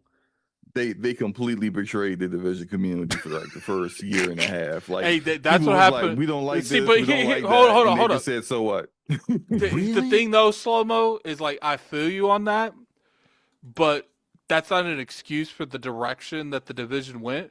Because Destiny had the same thing. The first couple years of Destiny 2, they went against a lot of the core things that made Destiny. And it took to like the Forsaken to like reverse the majority of that. Yeah, and you know when I knew it was over? Because like during that time, you know, like every major looter shooter of every game will have their top content creators. So like for Destiny, it would be like Dado, Aster Cross, blah, blah, blah, right? Division, wasn't there a guy like Marco Style? It was a guy. Marco Styles was the biggest, and the second biggest was actually you know who the second biggest was? What's the guy's name? Everyone he's just does like hour-long reviews now. Talk to me. He's Australian. Oh, I think I know you're talking about. Yeah. Skill Up, yes. Skill Up was Division? Skill Up started he Division. I didn't know that. I thought he was Destiny. Oh, he was a double agent all this time? I thought he was a Destiny dude. He started Division. Of his subs. So he was at 250,000. Oh, that damn turncoat. Wait till I see Skill Up when I see him. I thought he was a Destiny dude. I never knew this. But yo, I remember, you know what? That's when I knew it was bad for Division 2 because I'm like, bro, when we was doing Last Word at the time, and I watched the Marco Styles video, he was like, I'm done. I'm like, what? He's like, I am done. He's like, they don't listen to community. We've got the same bugs from Division 1. I watched his whole video and his reason why. He's like, I'm trying that. So I had to hit slow-mo. Look who we got. We done signed your boy. I was popping off. I was like, Marco Stars, you want to come on last word? He came on the last. I was so messy. I was like, so why did you leave the division? What happened? I ain't go for it. That's when I knew y'all was in trouble. I was like, that was the most number one comprehensive, so knowledgeable about the game. And I was like, damn, they not listening to their own community. What's going on? Nah. Like, and Marco was very different than Skill Up. Skill Up was very much a PvE guy, and Marco was a PvP guy. So they really kind of filled both roles that really anyone who was into the game would like listen to. And Marco would come up with like the greatest facts, like builds and solutions. Super lit. It would just destroy the meta. They even tried to hire Marco from Division 1. They tried to hire him in, and he was just like, man, nah, I'm good. I'm good with what I'm doing right now. Yeah, he would have those builds that would be OP as hell. Yeah, I remember. Yeah, and it would create a whole meta because everyone would just do whatever he was doing. But they betray both of them really because like they were doing things that both those content creators did not enjoy, and a lot of other division players didn't enjoy. The incursions that we had, which were like smaller size raids. I remember. Like they're different than the raids in Destiny, but I felt like they fit. They fit. No, they were good. Division. Yeah, and they jumped all that away. They tried to chase Destiny and doing those big raids. It didn't work. Underground, no survival mode, none of the stuff. The Last Stand, like Destiny's Gambit is based off of. Wait, Division 2 didn't have Dark Zone?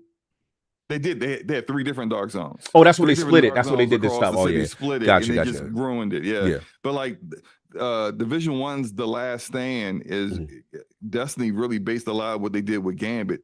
From what they saw with that. Interesting. They didn't bring that back either. It's just like, and the PvP, the dedicated PvP was just awful. So it's just they turned it around, but King knows, he's seen me. Yeah. But it took a while, and by then a lot of people had left, and they weren't coming back. Now I think a lot of people would check out Division 3. But you gotta nail it at launch. You have to nail that launch. Yeah, you gotta have the content there. 2 years out, we good. Look, as much as me and Slow-Mo fight, I am pulling for them. You know what I'm saying? Because I do want to see. I think it's a space that is a lane that's open. You know what I'm saying? In that specific thing, and they've got the backing. They got a core base. They got to. But I'm with Addict. If the third time you don't listen to your community, the third time it's a wrap. Like you've got to listen to the community. They got new management, so you never know. I can't. Anyway, we got to wrap because you do it, man. King is that messy. He's ready to eat. We got to go. He's doing too much. But I appreciate you, Slow, for giving us the educating us to get my subject matter expert on the division in the building. You know what I'm saying? So let's get some outros and get up out of here. First of all, before we do that, Kid, man, where can the people find you? What you got going on, sir? Besides not playing Xbox anymore. Yeah, besides not playing Xbox and going to PC, what you doing?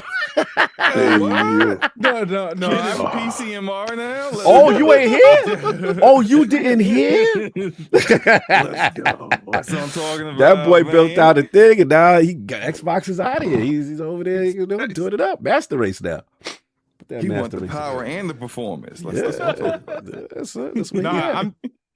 I'm just trying to get back into some sort of consistent content creation. So I'm probably gonna stream right after this. I think I owe them Silent Hill 2 remake stream. So I'm gonna start that and probably see what's going on, prepare for this developer direct and Man, your PC card still work over here. You know, you can still come into the the VIP. Hey access. man, I went to PC to survive the console war. You can survive for the console. You know, like King, you know how you got the veteran be like Army veteran, console war. King, we gonna get Kidsmoove one of them hats. Console war veteran. Listen, don't worry, kid. When I get control of the building, I'll bring you back home. He went to what you don't know is Smooth is on a top secret double agent mission that King has sent him on. You sent him on a double agent joint. Smooth is becoming the next James Bond of this era. Look, man, I ain't even mad at it, man. Do your thing, bro. Appreciate you. And of course, Slow, the homo. I said the homo. The homie. That was wild. That was wild. I apologize. That was wild. The homie. Where can the five people find you? Yo, don't clip that. That was wild. Stop that. We gonna move on from that slip up. That's snafu. Shut up. Man, yo, chat, we need some W's in the chat. No, we do not. I apologize. That was wrong. I'm sorry, but that rolled off the tongue too clean. I don't know where that was wrong. Sorry. Where can the five people find SlomoBackSlap, my homie, my friend, the division guy? Where can you find you? If you would have just moved on and didn't restate it, you would have. Nah, because y'all fell out laughing and y'all trying to pause the moment. I'm trying to move on. And I didn't want that to stay like that because I don't want no clips. But y'all Sniper find me game. shutting down my DMs because I don't know what kind of mess about to pop in. Hey, I heard you were nah, married man to a woman. That's my biz. Yo, We not doing that. Man, I need Astro Parrot. No, we do not. No, we do not need Astro Parrot. It was. Let's be real. It was happening regardless if you like it or not. Whether you like it or not, son. You the author of this. Gosh, that was in the notes. That was not in the notes. He said Freudian slip at 5 seconds. I'm looking at it. It said on my end, it says if Slow-Mo doesn't have his camera on, I'm messing him up at the end of the show. He said this is the last warning. This is my homie. Where can the five people find you, man? What's going on with DPS? Yo, man, Damage Per Second podcast, this DPS podcast. Me and the homie Gaming Forte every Thursday nights, 9 p.m. Eastern Standard Time. We hang out, have fun, shoot the breeze. Get on each other's nerves, talk these topics, play games. That's what we did. So how's he doing with Battlefield right now? How's he feeling? Is it nervous? He ain't really happy. He hasn't been really. He ain't been popping off no more. I ain't seeing them Battlefield messages no more. But he did want me to play with him sometime this week, so we're gonna get it in. Tomorrow's my birthday, so I'm probably. Happy birthday, bro. Happy born day, bro. Happy born day, Thank bro. you. Appreciate you, brother. Yo, let me tell you something. Yeah, you said enough. I have said enough. I ain't gonna mess up no more. I'm gonna send you some castor oil. I think I found out who is the YouTube creator he is. There's a dude on YouTube named the 14th Prime. Look him up. I swear to God, Slow-Mo, it's you. You've never been on camera. This person's on camera. If you turn on, just listen to his voice. I swear to God, he's a big Transformers content creator. He does a lot. I know what you're talking about, bro. The 14th Prime. I found your long lost brother. That is you, bro. I'm gonna look him up. Look him up. I'm like, y'all. It must be a DC DMV accent thing, bro. Is he from the DMV too? He's got to be, because I'm like, your cadences, your inflection, your voice, the way you laugh. I'm like, yo, this. Look how Cog trying to clean it up. Yeah, I said, bro. This is. I said, let me find out. Cog this is Slow-Mo. Now he's complimenting him to the. He's like, yo, man, I'm gonna tell you, man, your voice is so good out here. Next thing he's like, the way his muscles go. Shut up. You never know, man, how it be out here, because without you, Slow. Listen, Google I want everybody in chat. Oh, I'm sure you're Googling. Google the 14th Prime on YouTube. Put him in YouTube. Listen to his voice and listen to Slow-Mo and tell me it's not the same dude. I challenge you. Somebody said clean up on aisle 4. Yo, you still ain't no clean. I always wanted to tell him that. It's all good, man. But I appreciate you, brother. I appreciate you, man. You already know. I still gotta shut my DMs down. Yeah, shut your DMs. Shut them down right now, because our realm is crazy. Anyway, let's get these super chats and get up out of here, man. Funny show. Let's see what we got. We got all right. Great Mongoose, $5 super chat. Cog, I ain't repping any team, but the Niners got their backs blown up. See, this is y'all messy, man. I can't with we y'all. were so close. I know. With the misery, what happened? I said we were so close, and now someone brought up the football stuff. Yeah, they out here being messy, man, on my misery. All right, so we got Son of Vision, $5 super chat. The grind for content in MW1 and MW2, Modern Warfare 1 and Modern Remake was 2-tier, a true resurgence of the best era of COD. Here's to Modern Warfare 4 doing the same. WBG sends their regard. Okay, I see you, Sons of Vision. Okay, salute to WBG. You already know. And we got Sir Drucken, member for 66 months. Damn, Cog on that Diddy time. Long live Dictator. Yeah, I had a wild slip. That was crazy. Great Mongoose with the $2 super chat. All hail dear leader, Lord King. They all want King to be leader of Microsoft for 30 days. You already see what it is. All right. Flip it. Lord Attic, where can people find you? What you got going on, sir? Find me on Twitter, Lord Addict ILP. Find me on YouTube at Gaming Addict. Restructuring Addict Arena slightly, so we'll see how I end up doing that. Appreciate we're coming through. We had a good turnout today. Yeah, appreciate like Smooth and SlomoBackSlap. See, there you black slap. See, you messed up. SlomoBackSlap. Nah, he said Slomo slapping black. Slomo slapping the black. Hey, I said that, but you said some crazy. Listen, man, don't worry about it. Yo, Carl be trying to fix his mess up bad, son. Nah, he ain't nothing worse than that.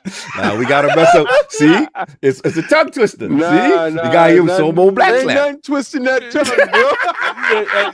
bro. The way you letted that twist your tongue is crazy.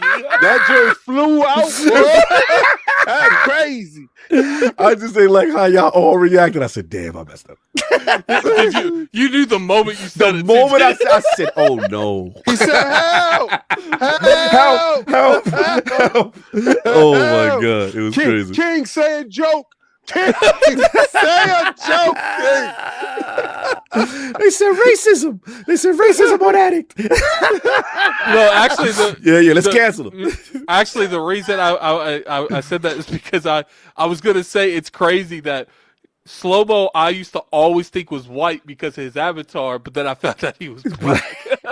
That's what I was thinking when I said that. Low key, that's hilarious. Keep saving him, Addict. Keep saving him.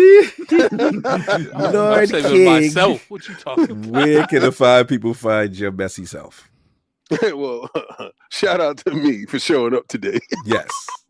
And being as messy as I possibly could. Now, I figured this. I said to myself, I said, Self, you wasn't here last week and these dudes was messy. Yes. So what I needed to do was I need to come in here and be the messiest person that I could possibly be. So the first thing I had to do was go ahead and suck a side to you. So that was the first thing. First shots laid out. Now, I know that makes a lot of people uncomfortable. And I got a lot of friends inside the building, but I think my friends stand with me, especially if I take over that building. Because if I take over that building, I'm going to tell you one thing. There's one thing for sure, two things for certain. They gone. Those people that ain't riding with us, they out of here. And then you're going to see Kidsmoove fly right back into position and become the general at the side. Because honestly, hold on, King. If you took over, what position would you give Smooth? VP of hardware. Oh. VP of hardware, because he understands that he respects the hardware and he had to go to get something more powerful. So as he's standing over there telling them exactly what we need to have inside the box, he's going to make sure that everything goes good. I'm going to put you in charge because you act like a mustard hard, but you are not being in charge of release dates. What I'm going to have you in charge of. To me? You. He's not in charge of release dates? No, he's not in charge of release dates. I'm gonna put Addict in charge of the money because Addict is gonna make sure that money is spent. Addict is gonna make sure that we got the best of the best. I respect that. You're in charge of logistics because listen, we're an Xbox podcast, right? If y'all didn't know, now y'all know, and I'm gonna let you know that too. When I take over, I'm gonna make sure I get rid of all the stuff that y'all don't like over there at Xbox. Whatever you don't like, I'm gonna fix, and I'm gonna fix it in a way that is gonna hurt the other people. I'm making sure exclusives stay exactly where exclusives need to be. They're not getting a goddamn thing. Until that box say Xbox and Game Pass is on it, I'm going to live up to Phil's original words. If it ain't got Xbox and it don't say Game Pass, you don't get shit. And that's exactly how I feel. I'm going to make sure Phil is in a high position where he can control how he going to control. I'm going to control the money. I'm going to make sure that Phil control of the show. And I think it's going to go pretty good. But now, Astro Pay, I'm going to need you know those like things that you see, like the anarchy of like businesses. I need to see the stuff he told you. I want to see a meme of King's positions in the new Xbox era ways. But y'all can catch me at Xbox Frontline News and Frontline Fighting Streams where we play games deadly. Now we just played on Fight Night Friday. We just played Arc Raiders.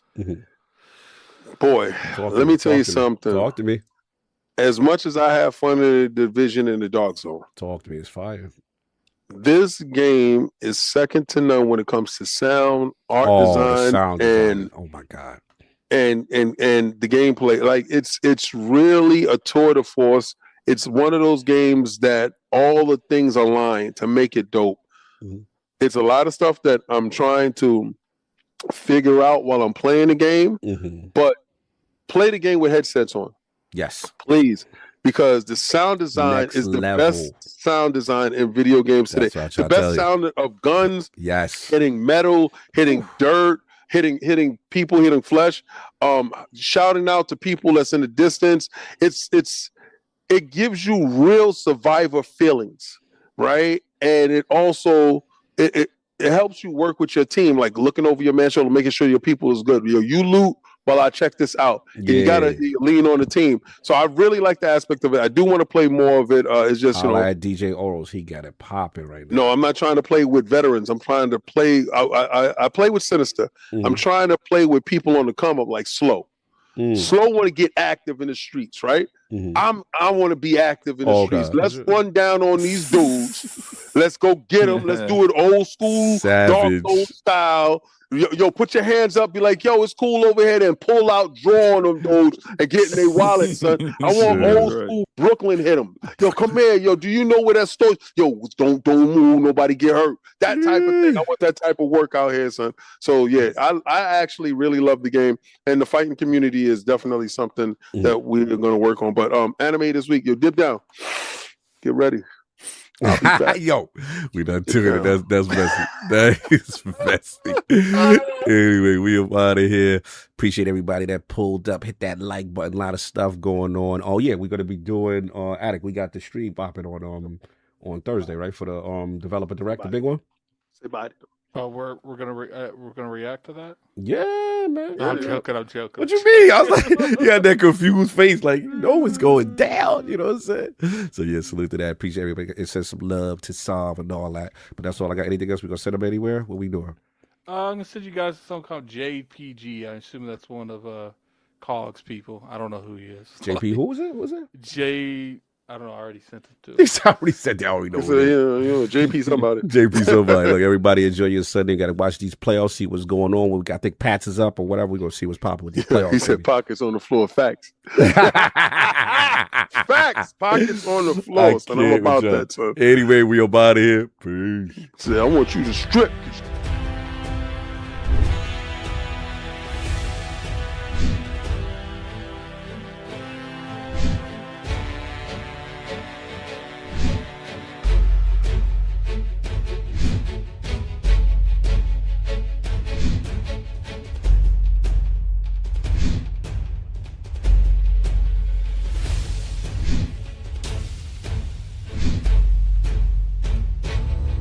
you